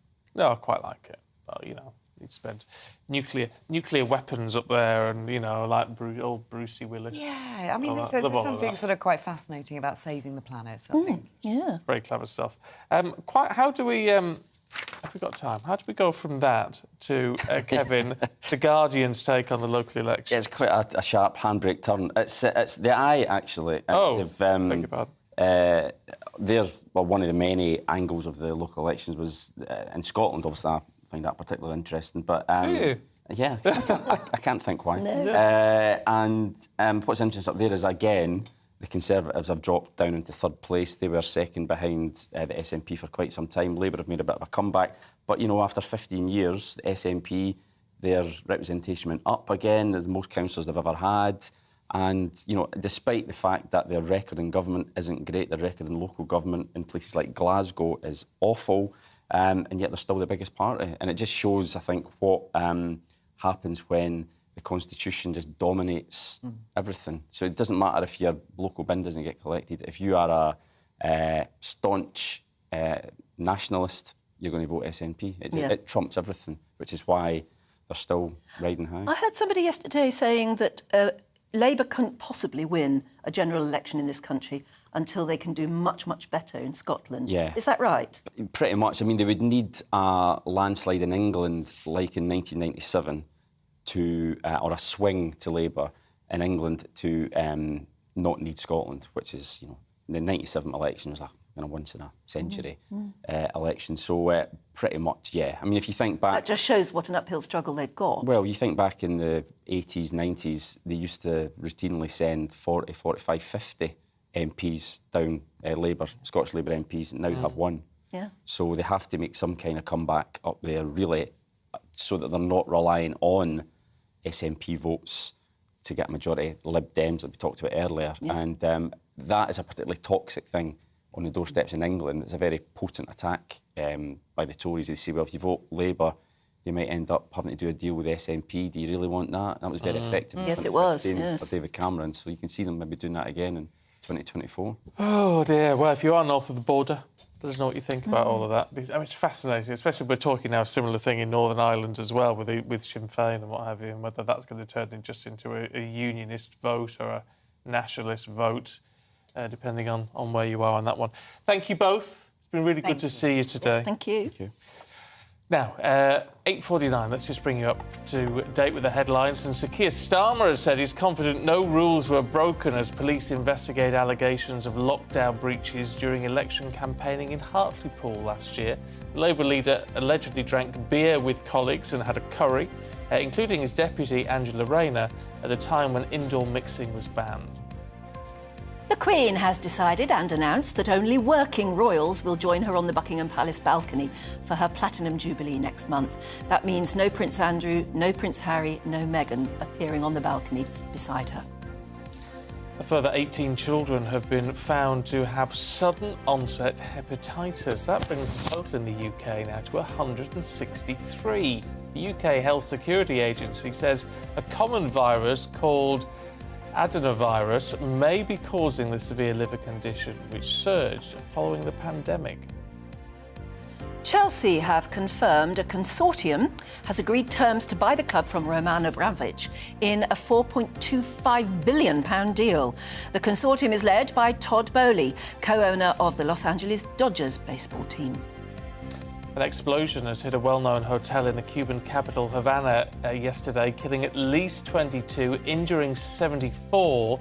The Cuban president said the blast at the Saratoga Hotel has been caused by a gas leak. And a US judge has dismissed Donald Trump's lawsuit against Twitter, challenging his suspension from the platform. The former president had claimed his right to free speech had been violated. Mr. Trump says he won't rejoin Twitter, even when Elon Musk takes over the company.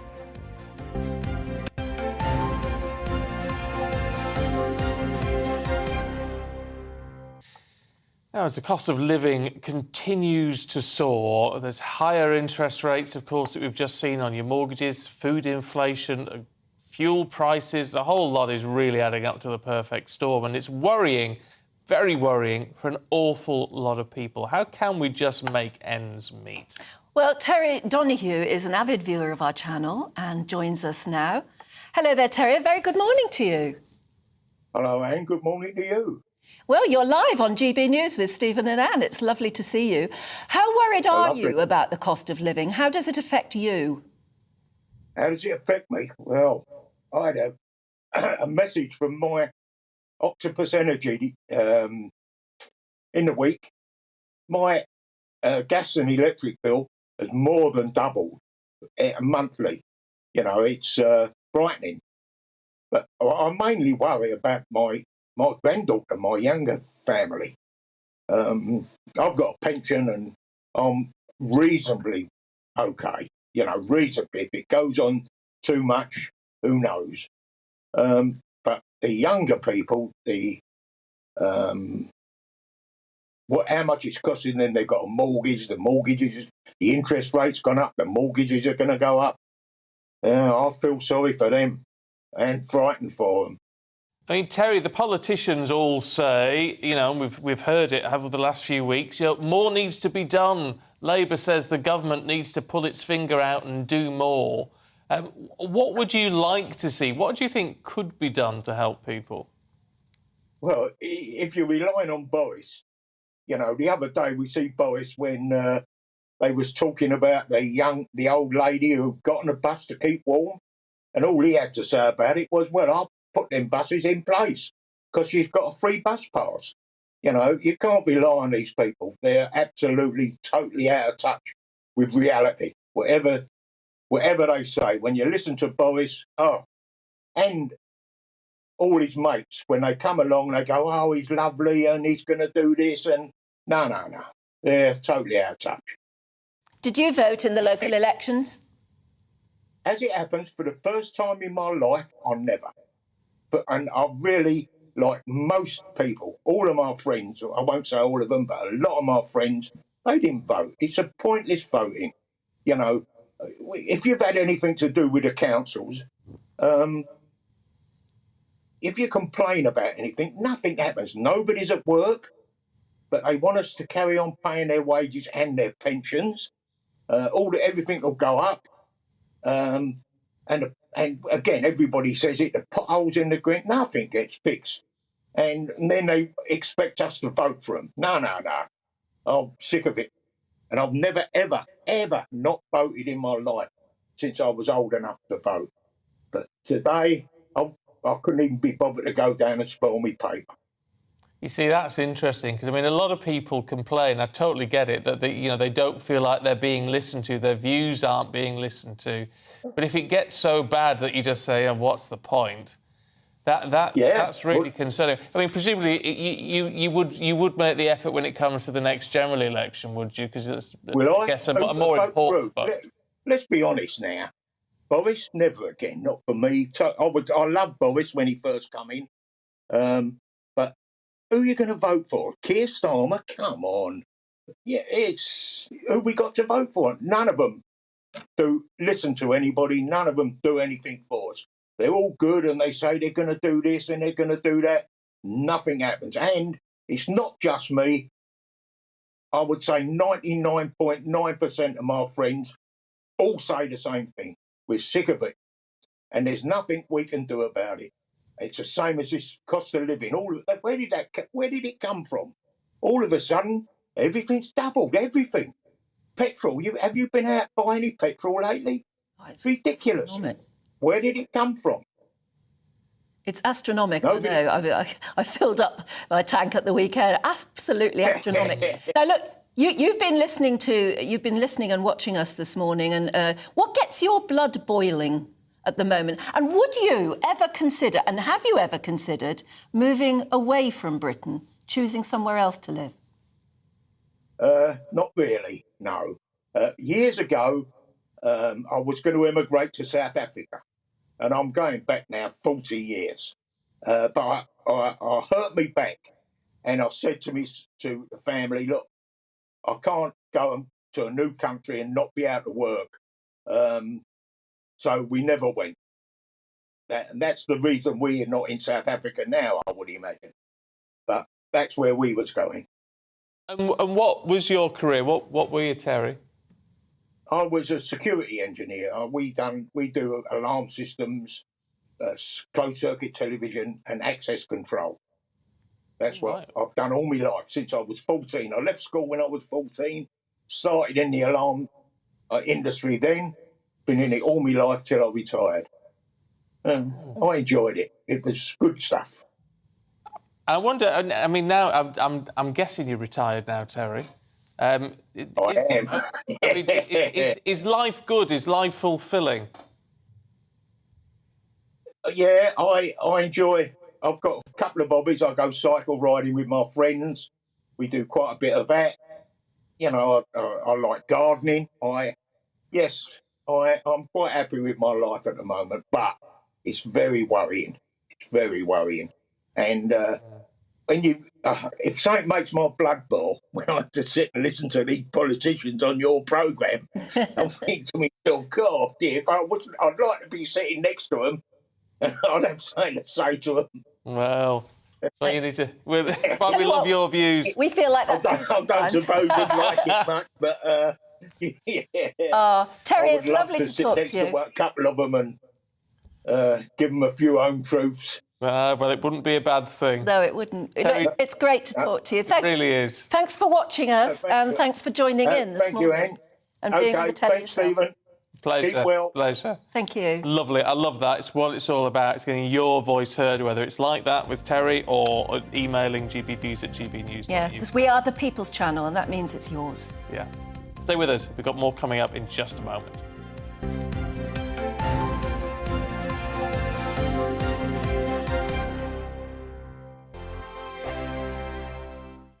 Hello, I'm Michelle Dewberry, and you can join me every weekday 6 till 7 on Jubes and Kerr. Me and my panel will get stuck right into the day's events, and I can tell you, in fact, I can warn you, expect some robust debates, some strong opinions and perspectives from both sides of the fence. It's about you at home as well. I love to read out all of your comments, or at least as many as I can. So join me, Michelle Dewberry, Monday to Friday, 6 till 7 on Jubes and Kerr.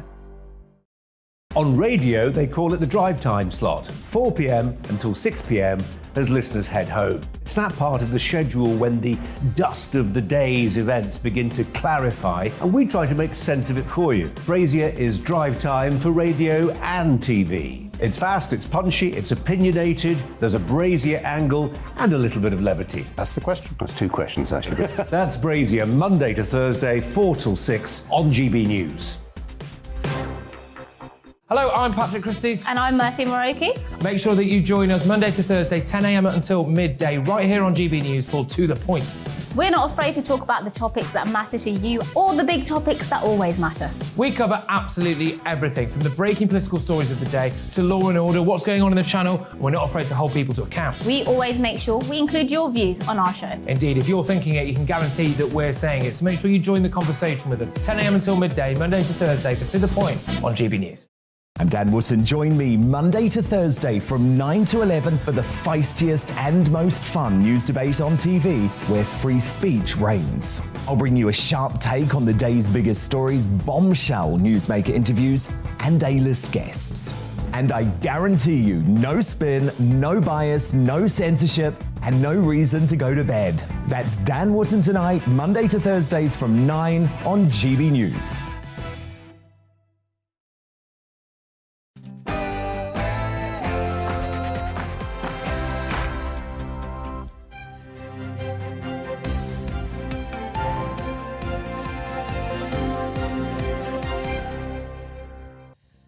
Good morning, it's 9 o'clock on Saturday the 7th of May. This is Breakfast on GB News with Stephen and Anne. We are live across the UK. We're on your TV, on your radio and online. And thank you so much to you right across the world if you're watching us on YouTube. We'd love for you to like and subscribe to our channel for the best of GB News for everyone, wherever you are. Coming up for you this morning, the Conservatives lose control of 11 councils across the UK, but did Labour do enough to capitalise on the loss of local Tory support? We'll bring you all the reaction and what it could mean for you in your area. And with Sinn Féin on track to win the most seats in the Northern Ireland Assembly, we'll be speaking to our reporter Dougie Beattie about what this means for the province and the union. President Biden says a new $150 million support package will help Ukrainians fighting on the front lines of freedom. It comes as 50 civilians were successfully rescued from the Azovstal steelworks in Mariupol. We'll bring you the latest from the ongoing conflict. And it's predicted to be the hottest weekend of the year so far. Meteorologist Jim Dale will be here to tell us just how hot it's going to get. Lovely, I fancy a bit of that. We need some good weather at last, don't we? We do. Bit of a barbecue, windows open, all that sort of thing. Go out, Sounds hotter in lovely. the garden, yeah. If you're going to be getting out of the garden, doing any of that, well, especially if you're having a barbecue, let's be honest, and getting some beers in the fridge and all that sort of malarkey, let us know, GBViews at GBnews.uk, or tweet us at GBnews. How are you planning your weekend?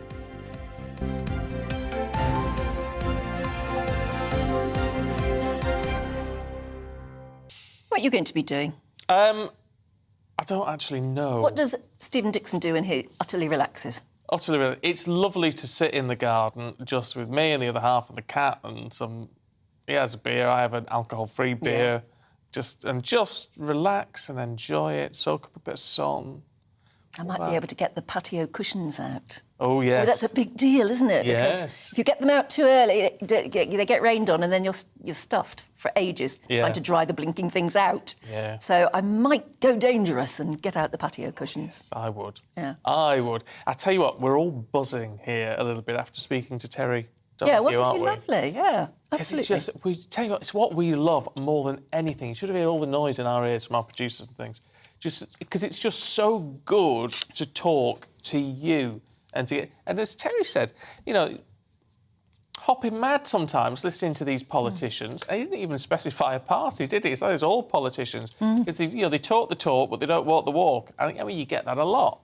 You do get that a lot, but it's real voices. That's what we need.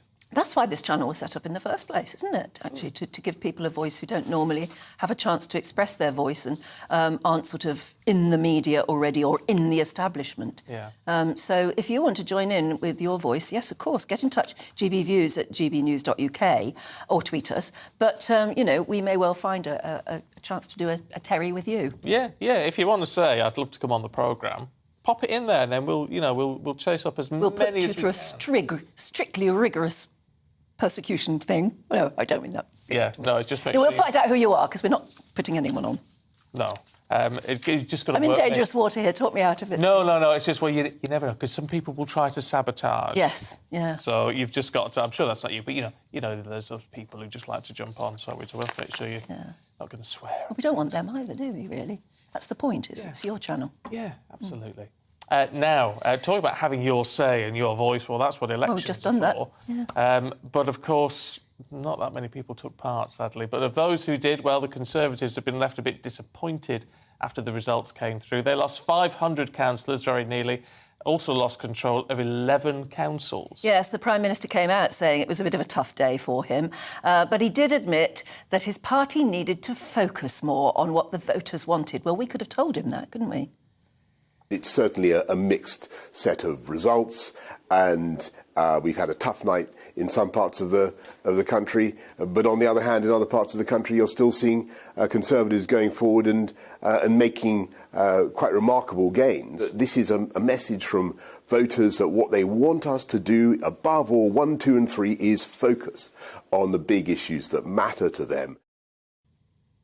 Now, meanwhile, Labour had a great day in London, winning control of Wandsworth, Westminster and Barnet, but actually failed to reconnect with as many northern voters as they would have hoped in former Red Wall areas. Now, the Lib Dems had the best day, to be perfectly honest. They got nearly 200 new councillors voted in. They took control of a few new councils as well, Woking, Gosport and Hull. And then in Northern Ireland, Sinn Féin is on track to win the most seats in the Northern Ireland Assembly after receiving the most first preference votes by a wide margin. Well, let's catch up with Doogie Beattie, our Northern Ireland reporter, because this is potentially a huge issue, isn't it, Doogie? I mean, the implications not only for the people of Northern Ireland, but potentially for the union itself if Sinn Féin were to get in and form a new coalition. Indeed it has. In fact, Sinn Féin is the largest party in the Republic of Ireland, although it doesn't have enough to form a government. It is the largest one there. To be the largest party in the north would be a huge boost for it. It's currently sitting on about 27 seats. That's what it left with in the last assembly. Now, that assembly was a very rocky one. It collapsed for 3 years over RHI, Brexit, Irish Language Acts. It got up and running again. The protocol was put in place. And in the last few months, the DUP's First Minister resigned and caused no executive, basically a zombie government in Northern Ireland. These are the elections. Counting has just started back here within the last few moments. It went quite late into the night last night.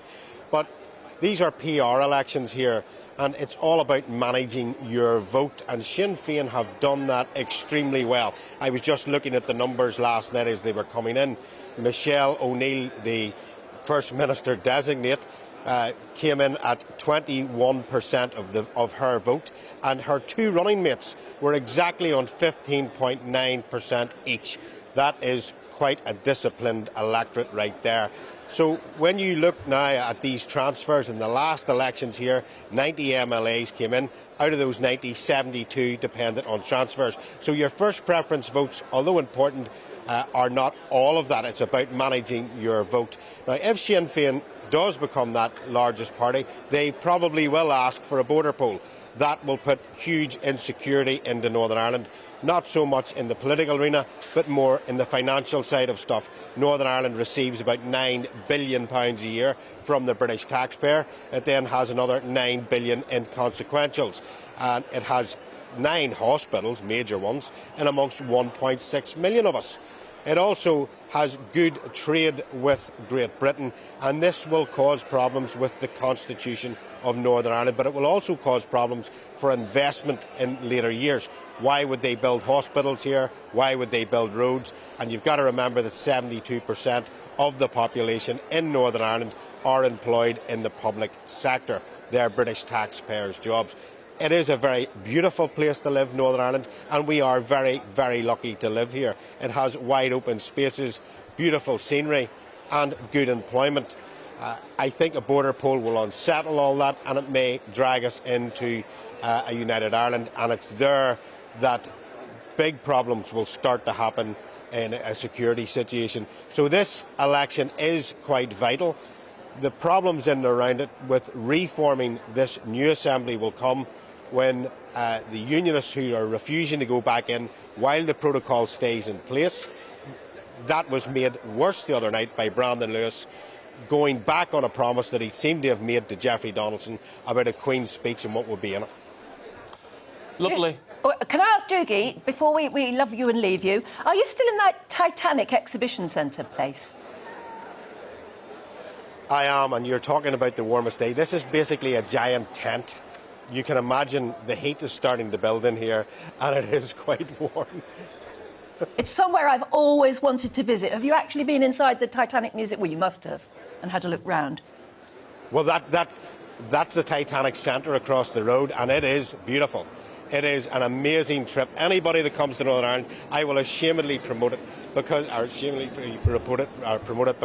it is an experience. It takes you quite literally back in time. It shows so much of how it used to be in Northern Ireland shipyards, but that would also apply to Newcastle, Liverpool, Manchester, anywhere or Glasgow where they were building ships, and it is worth the seeing. Always wanted to go and see it. Absolutely incredible. Yeah. Lovely stuff, Doogie. Thank you. I went. You've been? Yes, I went. I took because my niece is very was really into the whole Titanic stuff, and I took her over when she was 15. We stayed at Manchester Airport for the night, and then flew out and there and back in the day, and it was amazing. It is stunning to see from the outside, but I've never actually managed to quite get in because I've always been too busy when I've been there. But they recreate some of the Titanic inside, don't they? There's amazing There's little the incredible staircase that goes up, where Leonardo DiCaprio and Kate Winslet were.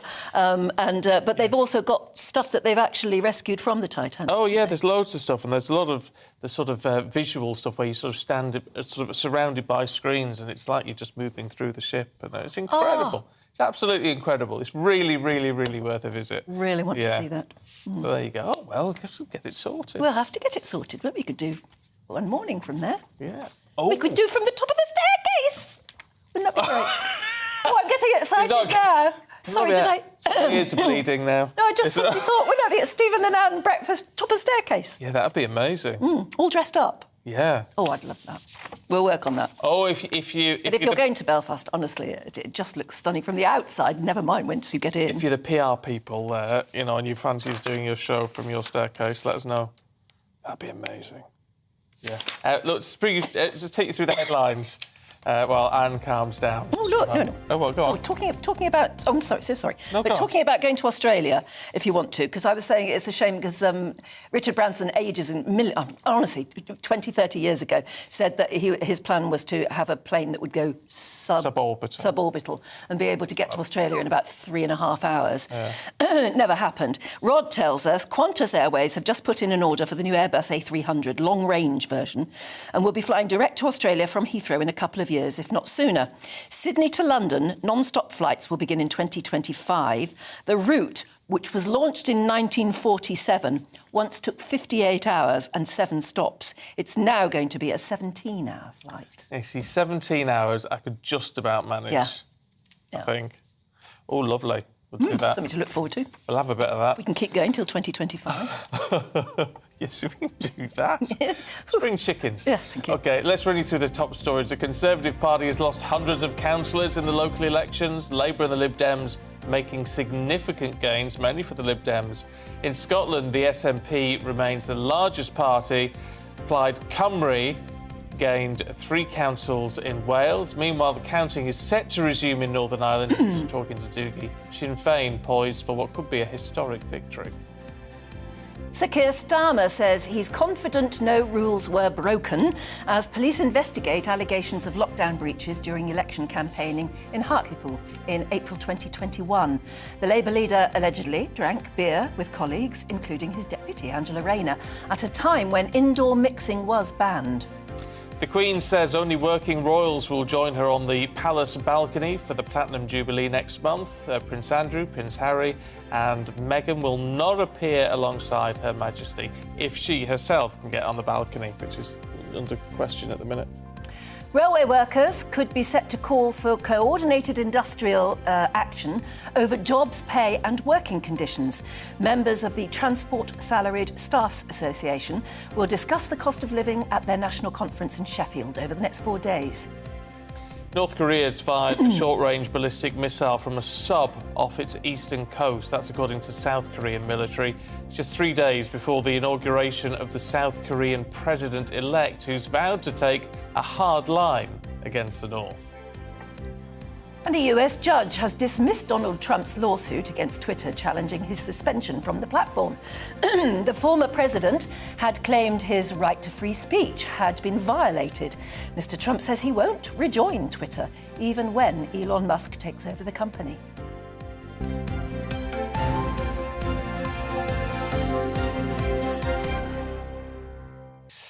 Now, 10,000 refugees have arrived in the UK in just over a week. That's under the Ukraine visa schemes. Some 37,500 people have now been brought into the country. That's according to government figures published yesterday. Well, the Homes for Ukraine scheme has faced some criticism for its slow progress, processing applications and for the time it takes Ukrainians to then get the visas and get into the country. Even some MPs had to wait weeks to meet their guests. Well, joining us now to discuss this is Steve Valdez-Simons. He's the Refugee and Asylum Rights Director at Amnesty International. A very good morning to you. Thanks for joining us. This does now mean that the people who have been told they would get visas are now here. Well, it's obviously very good news for thousands of people, both those, most importantly, fleeing the conflict in Russia, who've been able to come, but also, of course, the family members that they've been able to join who'll be worried about them. And let's not forget the many thousands of British people who've come forward wanting to provide support and welcome Ukrainians indeed into their own homes. So that much is certainly good news. The schemes, however, themselves continue to be slow and ineffective for the great majority of Ukrainian refugees, as the latest data continues to show. What is it showing? Because, I mean, certainly if we've got 10,000 in the last week or so, I mean, it just seems we are taking quite a few people in. How many people are actually wanting to come to the UK? There were more visas granted under just one of the two schemes, the family scheme, by the 24th of March than have even arrived over the period you've just mentioned. Or indeed have arrived, in fact, over the totality of that particular scheme. So it shows you that there were many people who wanted to come forward. Indeed, there were thousands of people who started applications and simply gave up altogether. The government doesn't publish all the same data as it used to, so it's harder to track that particular number anymore. But it's quite clear that tens of thousands of people who had family here or who had people who were open to receiving them have not been able to make it through these schemes. Able to put your finger on exactly what is holding things up? Is it bureaucracy? Is it the fact that, I don't know, people aren't working from their offices, or they're not processing things in the right way? What's going on? I think you have to look to ministers. I mean, yes, there is a complete bureaucracy about the scheme. That's undoubtedly true. But that's because ministers have demanded that of these schemes. Only this week, Cyprus reported. I mean, Cyprus, a very small country compared to here, they've received nearly half the number of people this country has received over the period of time. Why? Because they have a much more straightforward system in the whole of the European Union. People don't need visas. They can come, arrive, and will be processed and supported. That's going on all across Europe. But with us, our Home Office has been told to do what it has always done, which is roll into gear its very bureaucratic and slow immigration system, which is entirely unsuited for people fleeing conflict and persecution. Well, maybe it's just that more people want to go to places like Cyprus or mainland Europe because it's much closer to Ukraine. We've heard from a lot of people we've talked to who are, when the border crossings were full, saying we don't want to go very far. We don't want to go as far as the UK. Well, you're undoubtedly right that there are very large numbers of people who don't want to come to the UK. But as I started off with your questions, if you look at the data, and indeed if you go back to the early period of when the data was being produced, you see tens of thousands of people wanting to join family here, wanting to come to the UK under these schemes, and having given up and not been able to. Even the Prime Minister has congratulated all Britons on showing the right sort of attitude and welcoming Ukrainians here, even if we're not getting them as fast as we should. Is there anything... I mean, what would your message be to him? And what would you say to people who still want to welcome a Ukrainian refugee in? Not to give up?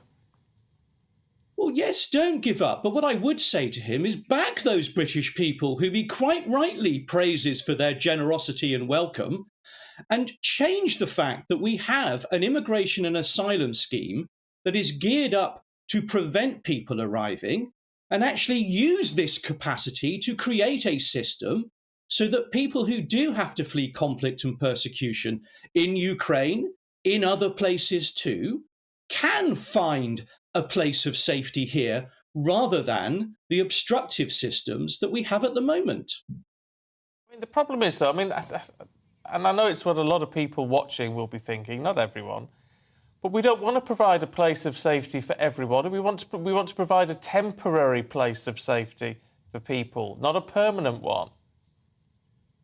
Well, we're not being asked to provide a place of safety for everyone. As you quite rightly pointed out, the great majority of people fleeing this particular conflict don't want to come to this country. And if you look elsewhere around the world, you'll find exactly the same thing too. Do some people turn out to need permanent places of safety? It's certainly true that many do, because sadly, many of the conflicts around the world don't resolve and many of the repressive regimes continue to be in power. But why should other countries provide permanent hosts to huge numbers of populations of refugees when this country provides places for so few? We should share responsibility with others. That would be a great help, not just to the refugees themselves. Actually, it would be a great help to the international system, including ensuring that more people can come to this country by safe, managed routes, rather than the more chaotic and indeed exploited journeys that we so much see. Well, look, thank you very much indeed for joining us this morning. That's Steve Valdez-Simons, who's the Refugee and Asylum Rights Director at Amnesty International UK. Thank you. Thank Well, you. do stay with us. We've got plenty more to come for you this morning, including a look at the weather. It could be the hottest weekend of the year so far. So what are you going to be doing? Good morning, Alex Deacon here with your latest weather update. This weekend, most places are going to be dry and fine. Not blue skies everywhere, there will be a fair bit of cloud around, but when the sun is out, it'll feel pretty warm. The largely fine weather is courtesy of this area of high pressure, but you'll notice there is a tangle of weather fronts that hasn't completely cleared away, and that is making for quite a grey start across parts of East Anglia and the southeast. And it's here in particular where it may well stay fairly glum all day. Some showery rain on and off as well. Elsewhere, as I said, most places dry and fine, but not completely blue skies, some cloud and maybe one or two showers breaking out, particularly this afternoon over parts of northern England and southwest Scotland. But they'll be very hit and miss. Most places dry, sunny spells for Wales, southwest England and much of northern Scotland. And a warmer feel, certainly in the west compared to Friday, whereas it will be cooler in the east, 15 in Hull, Norwich, maybe if it brightens up 19 or 20 in the London area. But I think it will stay quite cloudy across East Anglia and the southeast well into this evening. One or two showers still around through the evening, a few scattered showers over northern England and southern Scotland, but again, most places will be dry if you're heading out tonight. Some mist and fog could form here and there, but generally it's going to be a dry night and with clear spells. Again, temperatures dropping down into single figures, well down into single figures in some rural spots.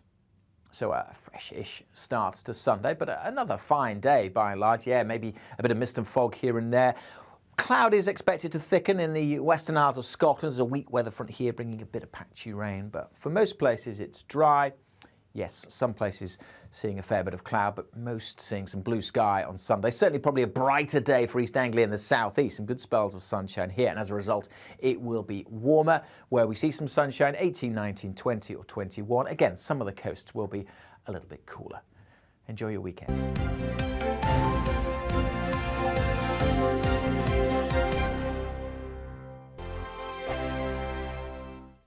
Hello, I'm Michelle Dewberry and you can join me every weekday 6 till 7 on Jubes & Kerr. Me and my panel will get stuck right into the day's events, and I can tell you, in fact, I can warn you, expect some robust debates, some strong opinions and perspectives from both sides of the fence. It's about you at home as well. I love to read out all of your comments, or at least as many as I can. So join me, Michelle Dewberry, Monday to Friday, 6 till 7 on Jubes & Kerr.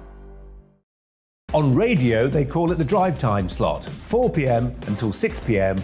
as listeners head home. It's that part of the schedule when the dust of the day's events begin to clarify, and we try to make sense of it for you. Brazier is drive time for radio and TV. It's fast, it's punchy, it's opinionated, there's a Brazier angle and a little bit of levity. That's the question. That's two questions, actually. That's Brazier, Monday to Thursday, 4 till 6 on GB News. Hello, I'm Patrick Christie's. And I'm Mercy Moroki. Make sure that you join us Monday to Thursday, 10 a.m. until midday, right here on GB News for To The Point. We're not afraid to talk about the topics that matter to you, or the big topics that always matter. We cover absolutely everything, from the breaking political stories of the day to law and order, what's going on in the channel. We're not afraid to hold people to account. We always make sure we include your views on our show. Indeed, if you're thinking it, you can guarantee that we're saying it. So make sure you join the conversation with us, 10 a.m. until midday, Monday to Thursday, for To The Point on GB News.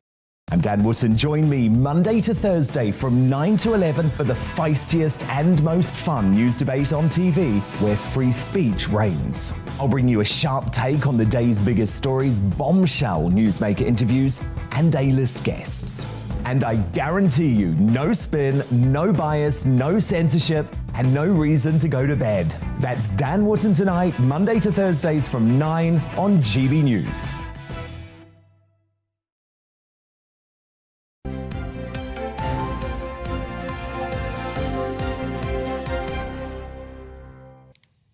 (9:26) morning to you, watching and listening to Breakfast with Stephen and Anne. We're live across the UK on your TV and your radio, and online as well. And particularly very good if you're watching on YouTube, then hit that subscribe button. Yes. Like us and subscribe. We are the People's Channel and you can join in. By the way, if you want to find out how to throw a Platinum Jubilee party fit for a Queen, there's an enormous section in the Telegraph this morning. Fantastic. It does look very nice. Looks very, very, very fancy. Well, yeah, street just pray for good weather, really. Yeah. We're going to a street party, aren't we? We are going to a street party, yes, apparently. I'm not quite sure what day it is, yet, whether we're doing Saturday or Sunday, or quite where. About it, but apparently we are. Somewhere not in London. Not in London. Somewhere warm with lots of sunshine, wouldn't that be nice? And tea, and we'll have to have some of the Queen's pudding, whatever that turns Well, out to be. apparently you've got to have fancy candles and really lay out a street party beautifully, so it looks really cool. It's a little sandwich and a scone and all that sort Jam of thing. sandwich. Jam sandwich. Be nice. Yeah. Now, let's hope the weather's nice for that. Is it going to be nice this weekend? Because apparently we could be having a bit of a spring heat wave starting today. Yeah, highs of 24 degrees are expected. Woo. And next week, parts of the country may be hotter than Malibu. What? At 26 degrees. What? The world's gone mad. Meteorologists are warning us Brits to wear sunscreen and not stay in the sun for too long. Because we always need telling this sort of thing because we can't think of it ourselves. Yeah, I don't put sunscreen on. Nor do I. No. Let's talk to Jim Dale, Senior Meteorologist at the British Weather Service, who joins us now. Jim, good to see you this morning. How nice is it going to be? Good morning. Good morning. So it's going to be a scorcher because yesterday was a record breaker for that date in May. Yeah, I think we've got to come off the pedestal a little bit. I don't want to prick people's balloons and all the rest of it, but I actually think that this weekend as a whole, and as you've seen from Alex, if people saw his forecast a few minutes ago, I think this is a bit of a standard weekend, actually. Yeah, pleasant enough for the most of us. Those temperatures up to around 20 degrees at best, I would suggest to you, which in old money is 68 degrees Fahrenheit. So let's not get too carried away. You may have got that out of the tabloids somewhere, who do get carried away. Health warning as far as that's concerned. However, I will give you some better news if you like. You might have to wait another week because I think, Anne, you mentioned 25, 26 degrees. That might come at the back end of next weekend. So we're going right forward here rather than this weekend. So although this weekend will be very pleasant, very British, all the rest of it, I think the real heat starts at the back end of next weekend and into the early part of the following week. So we got some time to get there. One thing the tabloids are saying, and that is that there's still a north-south divide on the weather at the moment. While in the south and maybe the Midlands, we are enjoying good weather, apparently the further north you go, it's sort of pretty dismal and there's rain falling from, cloudy skies. Yeah, that tends to be the case for the most part. High pressure coming in from the south, and now that envelope of high pressure should actually cover most of the country by tomorrow. But it's a temporary thing because you're dead right. The north and the west are going to see rain belts coming in through Monday and Tuesday. They'll work themselves down into the Midlands and even bits of the south by the middle of the week. So, transient stuff. This is normal stuff for the UK, that we get a couple of days of nice weather, fine weather, and then back to a little bit more changeable stuff. But you're right, a north-south split for the most part. I think by next weekend, though, or the back half of next weekend, I think everybody starts to share in it. The lion's share of the temperatures in terms of the best next weekend look as if it's going to be the southeast as per normal. So London, the Cambridge, the East Anglia, these sort of places. But I think for all of us, I think we can look forward and plan to. It's not so much the Saturday; it's more the Sunday into the Monday and Tuesday the following week. So that's what I think we can plan towards, and really start talking about proper temperatures, getting up there 24, 25s, maybe a good 26 somewhere. So we got a little bit of a wait to get there. A week on Thursday in the northwest. You're going there, are you, by any chance? There might be. Okay. In the northwest, I just off the top of my head, I'm not looking at any charts at the second. I would say to you, on the cool side, I think your back end of showers, probably might be one or two showers knocking around. Look, standard stuff. Put your brolly in the car, just in case. But probably most of the day will be dry. And you'll probably wear a jacket or a jumper or whatever you're doing. So it's not going to be tropical by then, by any stretch of the imagination. No, I don't mind about being tropical. Dry would be nice. Jim, good to talk to you. Thank you. Special day, isn't it? Yes, it's that. Getting married. Yeah, I know. In the morning or in the evening? No, afternoon. Afternoon. Well, maybe the showers will have cleared by then. Yes, let's hope so. You don't want to have to wear a jumper for your wedding, do you? Definitely not wearing a jumper, no. put my parka on. Yeah, that would look really glamorous. Like the old school uniform days. Yeah. Yeah. Oh, well, that's what, I mean, one thing, you can never quite rely on. You have to sort of be prepared, don't you? Oh, we are British. Absolutely. And you've got lots of lovely indoor locations, but it would be nice to get outdoor as well, wouldn't it? Yes, it would. Little shots by the lake and all that sort of thing. Don't worry, we'll make him bring you pictures when it happens. Oh, I don't know. We shall see. Anyway, look, we've got plenty more to come for you, including a special look at what we can expect for the Platinum Jubilee.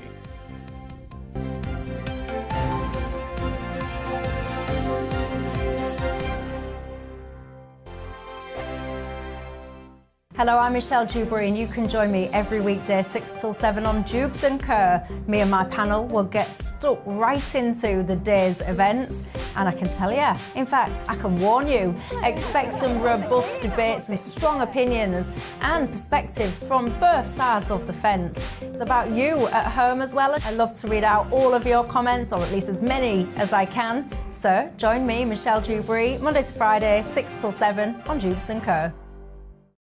On radio, they call it the drive time slot, 4 p.m. until 6 p.m.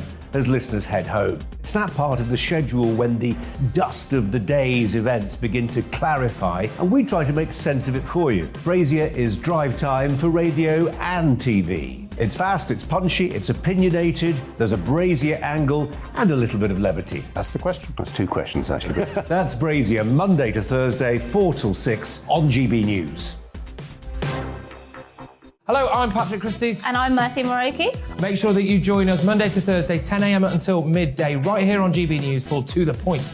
We're not afraid to talk about the topics that matter to you or the big topics that always matter. We cover absolutely everything, from the breaking political stories of the day to law and order, what's going on in the channel. We're not afraid to hold people to account. We always make sure we include your views on our show. Indeed, if you're thinking it, you can guarantee that we're saying it. So make sure you join the conversation with us, 10 a.m. until midday, Monday to Thursday, for To The Point on GB News.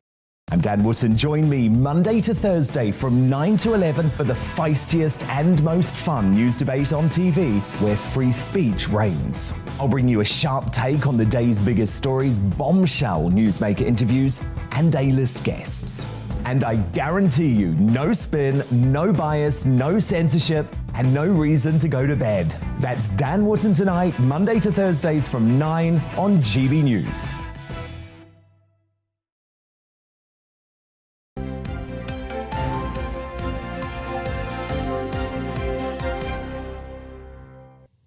"9:35, this is Breakfast with Stephen and Anne on your TV, your radio and online. And we are the People's Channel. We are, and if you are watching us, wherever you're watching us, it'd be nice to hear from you.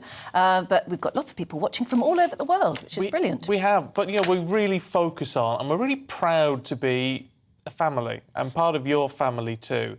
And Valerie's been in touch this morning, and obviously, Valerie, we're so pleased to hear from you. She says, love the show at the weekend, starts my day off with a smile. I need that because my husband died recently. Oh, I'm sorry. And I've been working very hard to keep our allotments weed-free, planting them up. But she's given herself the day off today to watch us, as she just loves our attitudes. It's refreshing. Not been watching GB News for long, but I don't watch any other news channels now. Keep up the good work. Oh, well, stick with us, because we'll hopefully make you smile a bit more. Yeah. I was trying to figure out what your two lotties were. Yes. The allotments.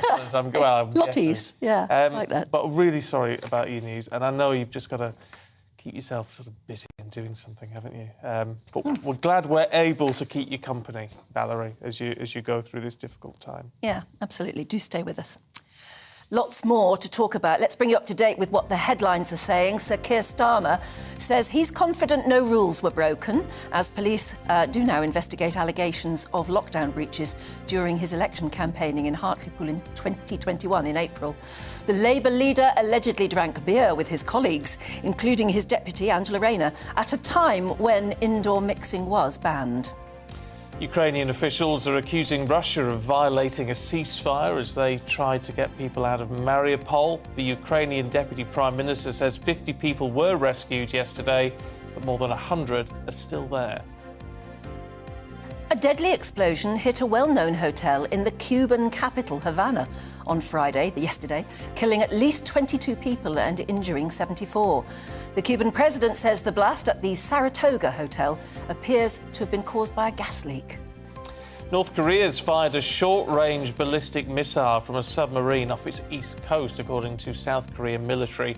It comes just 3 days before the inauguration of the South Korean president-elect, Yoon Suk-yeol, who's vowed to take a hard line against the North.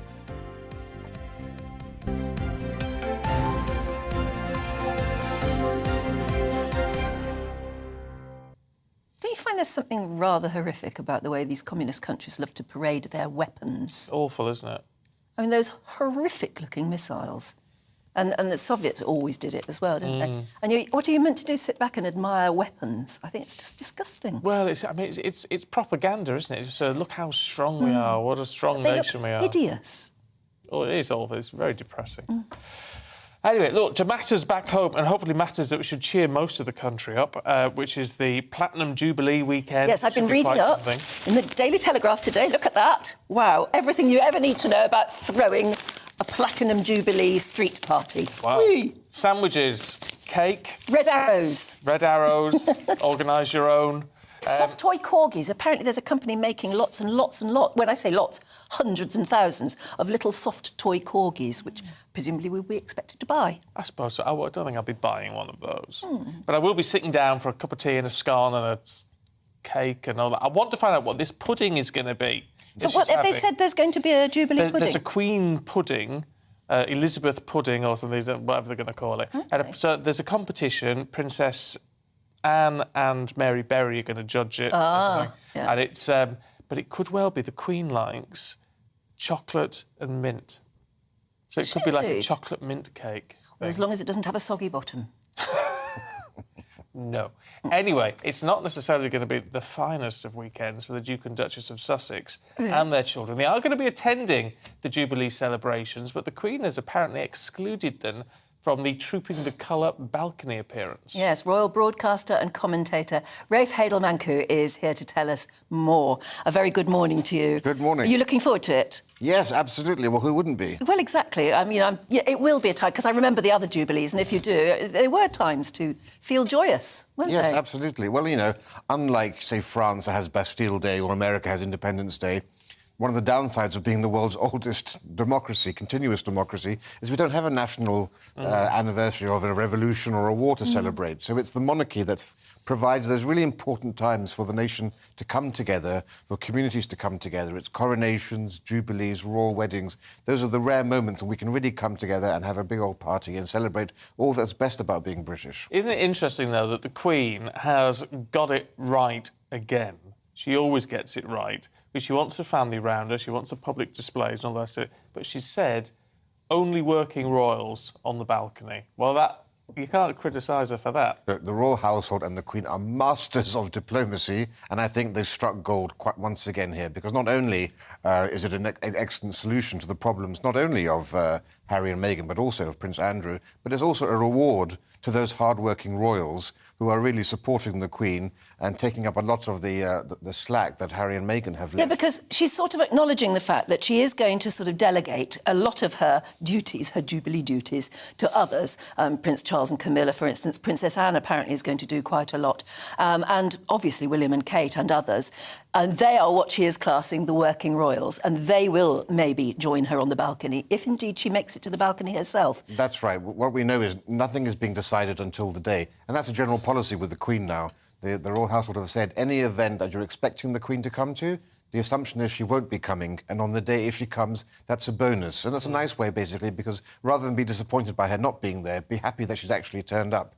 But the balcony, as you said, is for the royals who are working hard, and it includes her cousins who are in their 80s now. The Duke of Kent, the Duchess of Kent, the Duke of Kent, the Duke of Gloucester, Duchess of Gloucester and Princess Alexandra, all of whom are over 85 years of age and are still tirelessly working. I'm sure they were hoping to have retired by now, but of they're course... spring chickens compared to the Queen. Well, absolutely, yes. And I don't know whether they're claiming pensions, but, you know, I don't think this is how they were expecting to have their twilight. Well, I mean, but she's the first ever British monarch to make it to a Platinum Jubilee. Nobody's ever done it before. It's a milestone moment. She's actually the second longest-serving monarch in world history. Oh. And I can't remember the dates now, but in about 5 years or so, she'll become the world's longest-serving monarch in history globally. So that's quite... Who was the world's longest? Louis XIV. Oh, was he really? Gosh. Look, isn't it interesting that there's so much, and we expect, quite rightly, that there's going to be an outpouring of love and affection for the Queen as the nation celebrates. The nation needs something to celebrate at the moment. Is she aware of that? Does she take it personally, do you think? Does she realise how loved she is? You know, the Queen is a deeply religious woman. And when she had her coronation service in 1953, she really did think of it, the coronation, as a sacrament. And it was a covenant between God and herself, and between herself and the people. And she really understands the affection that's there, and that's why she's dedicated her life of service, not just to this country, obviously, but to all the Commonwealth realms and to the Commonwealth. And so Jubilees are very important. And, you know, she knows that she has to also try her best to be there. And so that even though she's got mobility issues, she's going to, we believe, appear at St Paul's Cathedral from a side door. She'll hopefully be at the Epsom Derby and on the balcony, and maybe elsewhere too. And I think it's a testament to her service that she's still continuing to make every effort to be seen. Yeah, it's interesting you asked that, Stephen, because I was at a concert at the Albert Hall a couple of weeks ago, and it was in her honour. There was a lot of royal music played and everything. It was absolutely wonderful. And at the very end, they let all the lovely tinsel sort of flow down and played the national anthem. Everybody in the Royal Albert Hall stood up, and it was a show of love. And I just thought how wonderful it was, and I just wish she'd seen it. But she has seen it so many times, I guess. Exactly. And let's hope she watches GBNews every morning. Just come on. Absolutely. When you have the wonderful God Save the Queen being played every morning too, which I think is so special. Yes, do you think, in terms of what people are going to do, what does it do for the nation to have a celebration like this? Because I think we've not, even the Golden Jubilee, I think this is probably reminiscent of the Silver Jubilee. Much more like the Silver. Well, what's been remarkable to see is the number of local communities that have registered to have street parties. Yes, all of the big national events are great, but not everybody can travel to London and take part in those things. And it's the fact that across this nation, hundreds, and if not thousands, of street parties are taking place. And we thought that era had gone. We thought there was no more community left. And actually, there'll be more than the Diamond Jubilee, more than the Golden Jubilee. All that I can say is I just hope it's not going to be a washout like 2012, if you remember, when the heavens opened, as for her coronation too. So she's been Did it rain on her coronation? Oh, yes, it was a completely drenched affair, the coronation. Of course, you can't really tell because you've got those sepia tones in old footage. Yes, but, that's right. An absolute washout, but let's hope for... But the Silver Jubilee was sunny and warm, and it was the first time we'd really done a big Jubilee, I think. And the street parties were fantastic. They were very old-fashioned, but lovely. I went dressed as a bath boy. As a bath boy? I think it was called bath time. I had a towel on and soap on a rope around my neck and a bath brush. I was the new one, because I was a bath boy too. Yeah, probably a bath boy too. Well, my sons went as Men in Black, because that was big at the time. Right. And we had a fancy dress competition in the street, and a little girl dressed as the Queen, headscarf and everything. She won.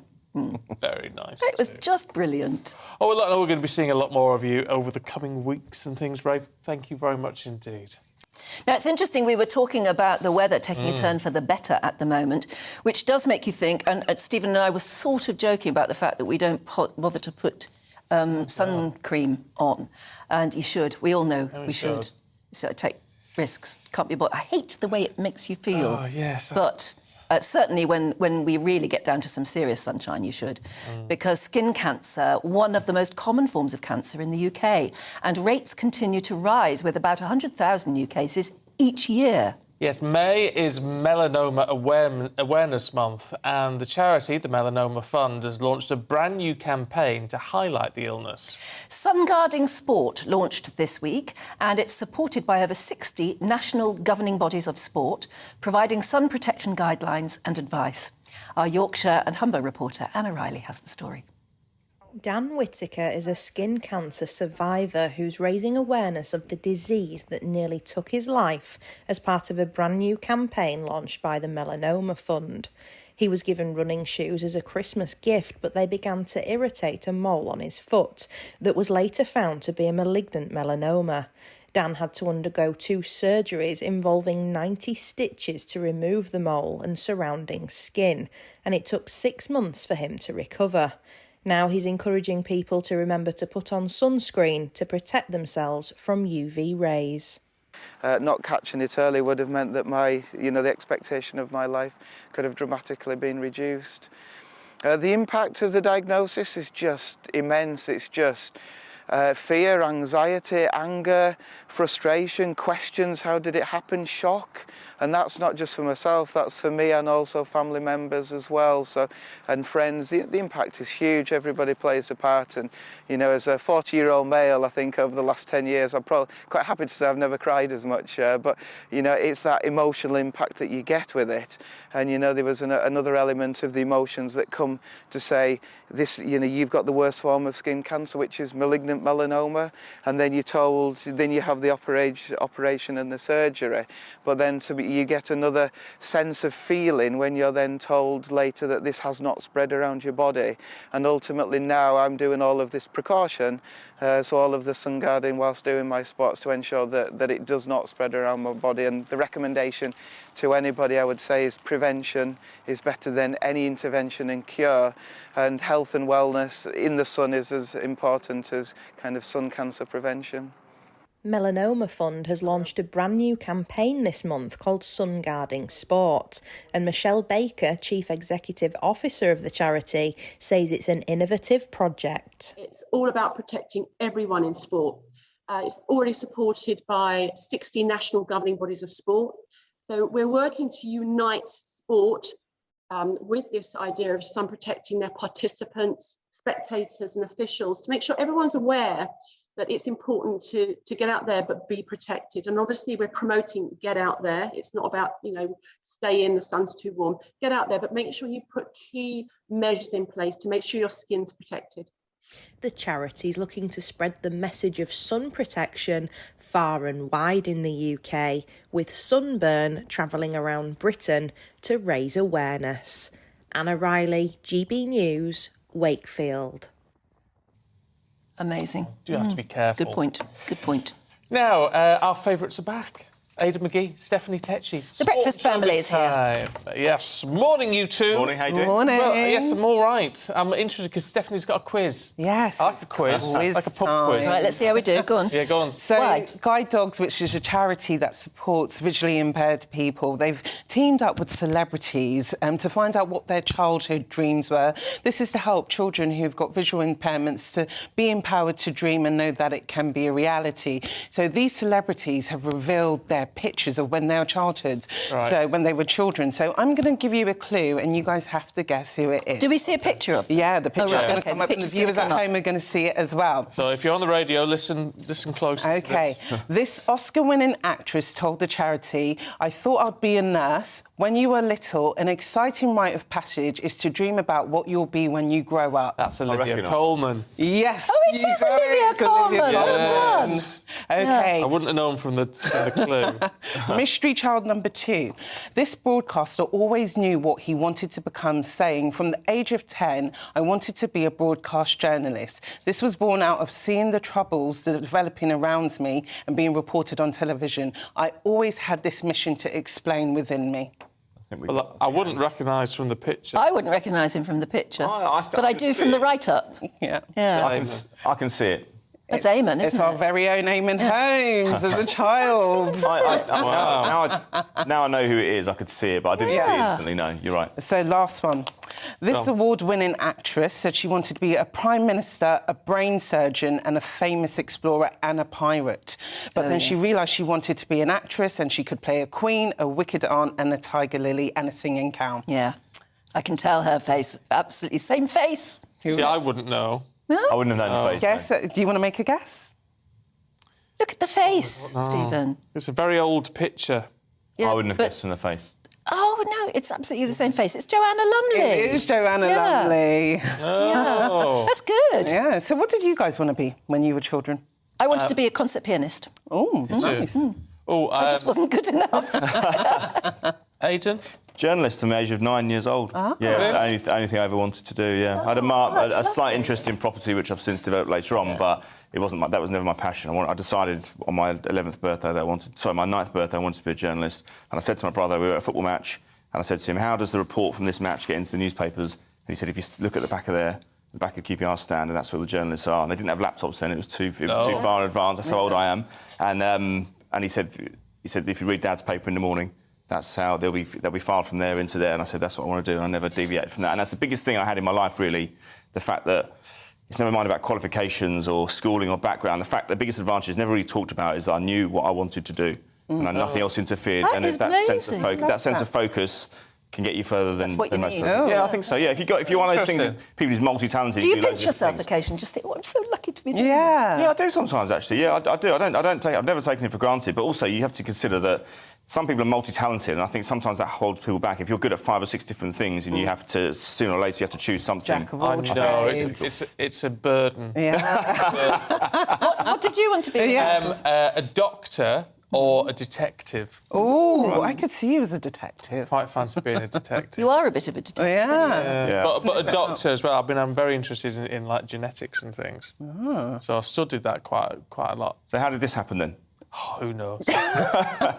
Who knows? Sometimes it's just the beach you get washed up on. You know what? It's the technology I was like, because I love my granddad built radios and TVs when it was all very, very unusual. That's fascinating. And from him, I've inherited this love of technology, buttons, anything with lights and buttons. Gadgets. So you must have a mechanical brain. Yeah. I can't. Don't know how to. I couldn't wire anything up. But if it had a button, even when I was little, if it had a button, I pressed it. If we were all caught, God forbid, in a nuclear winter and we were all living in sort of, Armageddon land, would you be able to invent a radio for us? I might be able to do a cat's whiskers. The cat's whiskers radio. Whiskers. That's when you wrap wire round a jam jar and all that sort of thing. Oh. Did we do? Would I have done that in science? School. Yeah. Oh, I think I remember that. Yeah. What about you, Stephen? I wanted to be an athlete. So I used to see Denise Lewis running 800 metres, and I was pretty good at 800 metres, so I really wanted to be an athlete. But then after being an athlete, I wanted to be a journalist, because when I was like about 6 or 7, we had a spelling test, and I think I got about 200 words spelt all correctly, and I've always been inquisitive. So becoming an athlete fell by the wayside when I started eating too much food. But I'm happy I'm a journalist because I'm sitting with you guys today. You're nosy. I am nosy. We're all nosy at the end of the day. That's what my careers master said. He said, as a journalist, I'm looking for someone who can just get their nose in where other people can't. Yeah. He must have saw that in me. Yeah. But it's annoying when I talk to people. I find that sometimes I'm interviewing them. I'm not actually having a general conversation with them. Oh, that is murder. I do that. I like get an invited to a dinner party and I get home afterwards and I think I'm exhausted because I've interviewed the person next to me all evening. And that is exhausting. Yeah. But I hate people asking me questions. I'm like, this feels a bit uncomfortable. I know. I should be the one asking the questions. Oh, it's two-way. It's two-way. The truth is, I never know when to stop when people ask me questions. I did an interview the other day about my poetry book thing, and it went on for 90 minutes. Because I just went... They were patient. You can take as long as you like. And so they did. And... but then I thought, what have I said at the end of it? What have I said? I know, that's a 90 worry. minutes? You should always record it and make sure. What was the Portugal thing? Poetry book. Poetry book. Oh, he writes poetry. I'm an author, I'm an author. Poetry. No, I need to read the viewers some poetry. I'm not just a semi-pretty face. No, that's true. There you go. Anyway, I hope that's you entertained for a bit. Well, yes, exactly. We're out of time. Aidan, Stephanie. All right. Yeah, thank you We love very you. much. No sport. Thanks for joining us. We'll see you tomorrow morning at 6. Good morning, Alex Deacon here with your latest weather update. This weekend, most places are going to be dry and fine. Not blue skies everywhere, there will be a fair bit of cloud around, but when the sun is out, it'll feel pretty warm. The largely fine weather is courtesy of this area of high pressure, but you'll notice there is a tangle of weather fronts that hasn't completely cleared away, and that is making for quite a grey start across parts of East Anglia and the southeast. And it's here in particular where it may well stay fairly glum all day. Some showery rain on and off as well. Elsewhere, as I said, most places dry and fine, but not completely blue skies, some cloud and maybe 1 or 2 showers breaking out, particularly this afternoon over parts of northern England and southwest Scotland. But they'll be very hit and miss. Most places dry, sunny spells for Wales, southwest England and much of northern Scotland. And a warmer feel, certainly in the west compared to Friday, whereas it will be cooler in the east, 15 in Hull, Norwich, maybe if it brightens up 19 or 20 in the London area. But I think it will stay quite cloudy across East Anglia and the southeast well into this evening. 1 or 2 showers still around through the evening, a few scattered showers over northern England and southern Scotland, but again, most places will be dry if you're heading out tonight. Some mist and fog could form here and there, but generally it's going to be a dry night and with clear spells. Again, temperatures dropping down into single figures, well down into single figures in some rural spots. So a fresh-ish start to Sunday, but another fine day by and large. Yeah, maybe a bit of mist and fog here and there. Cloud is expected to thicken in the Western Isles of Scotland. There's a weak weather front here bringing a bit of patchy rain, but for most places it's dry. Yes, some places seeing a fair bit of cloud, but most seeing some blue sky on Sunday. Certainly probably a brighter day for East Anglia and the southeast. Some good spells of sunshine here, and as a result, it will be warmer. Where we see some sunshine, 18, 19, 20 or 21. Again, some of the coasts will be a little bit cooler. Enjoy your weekend.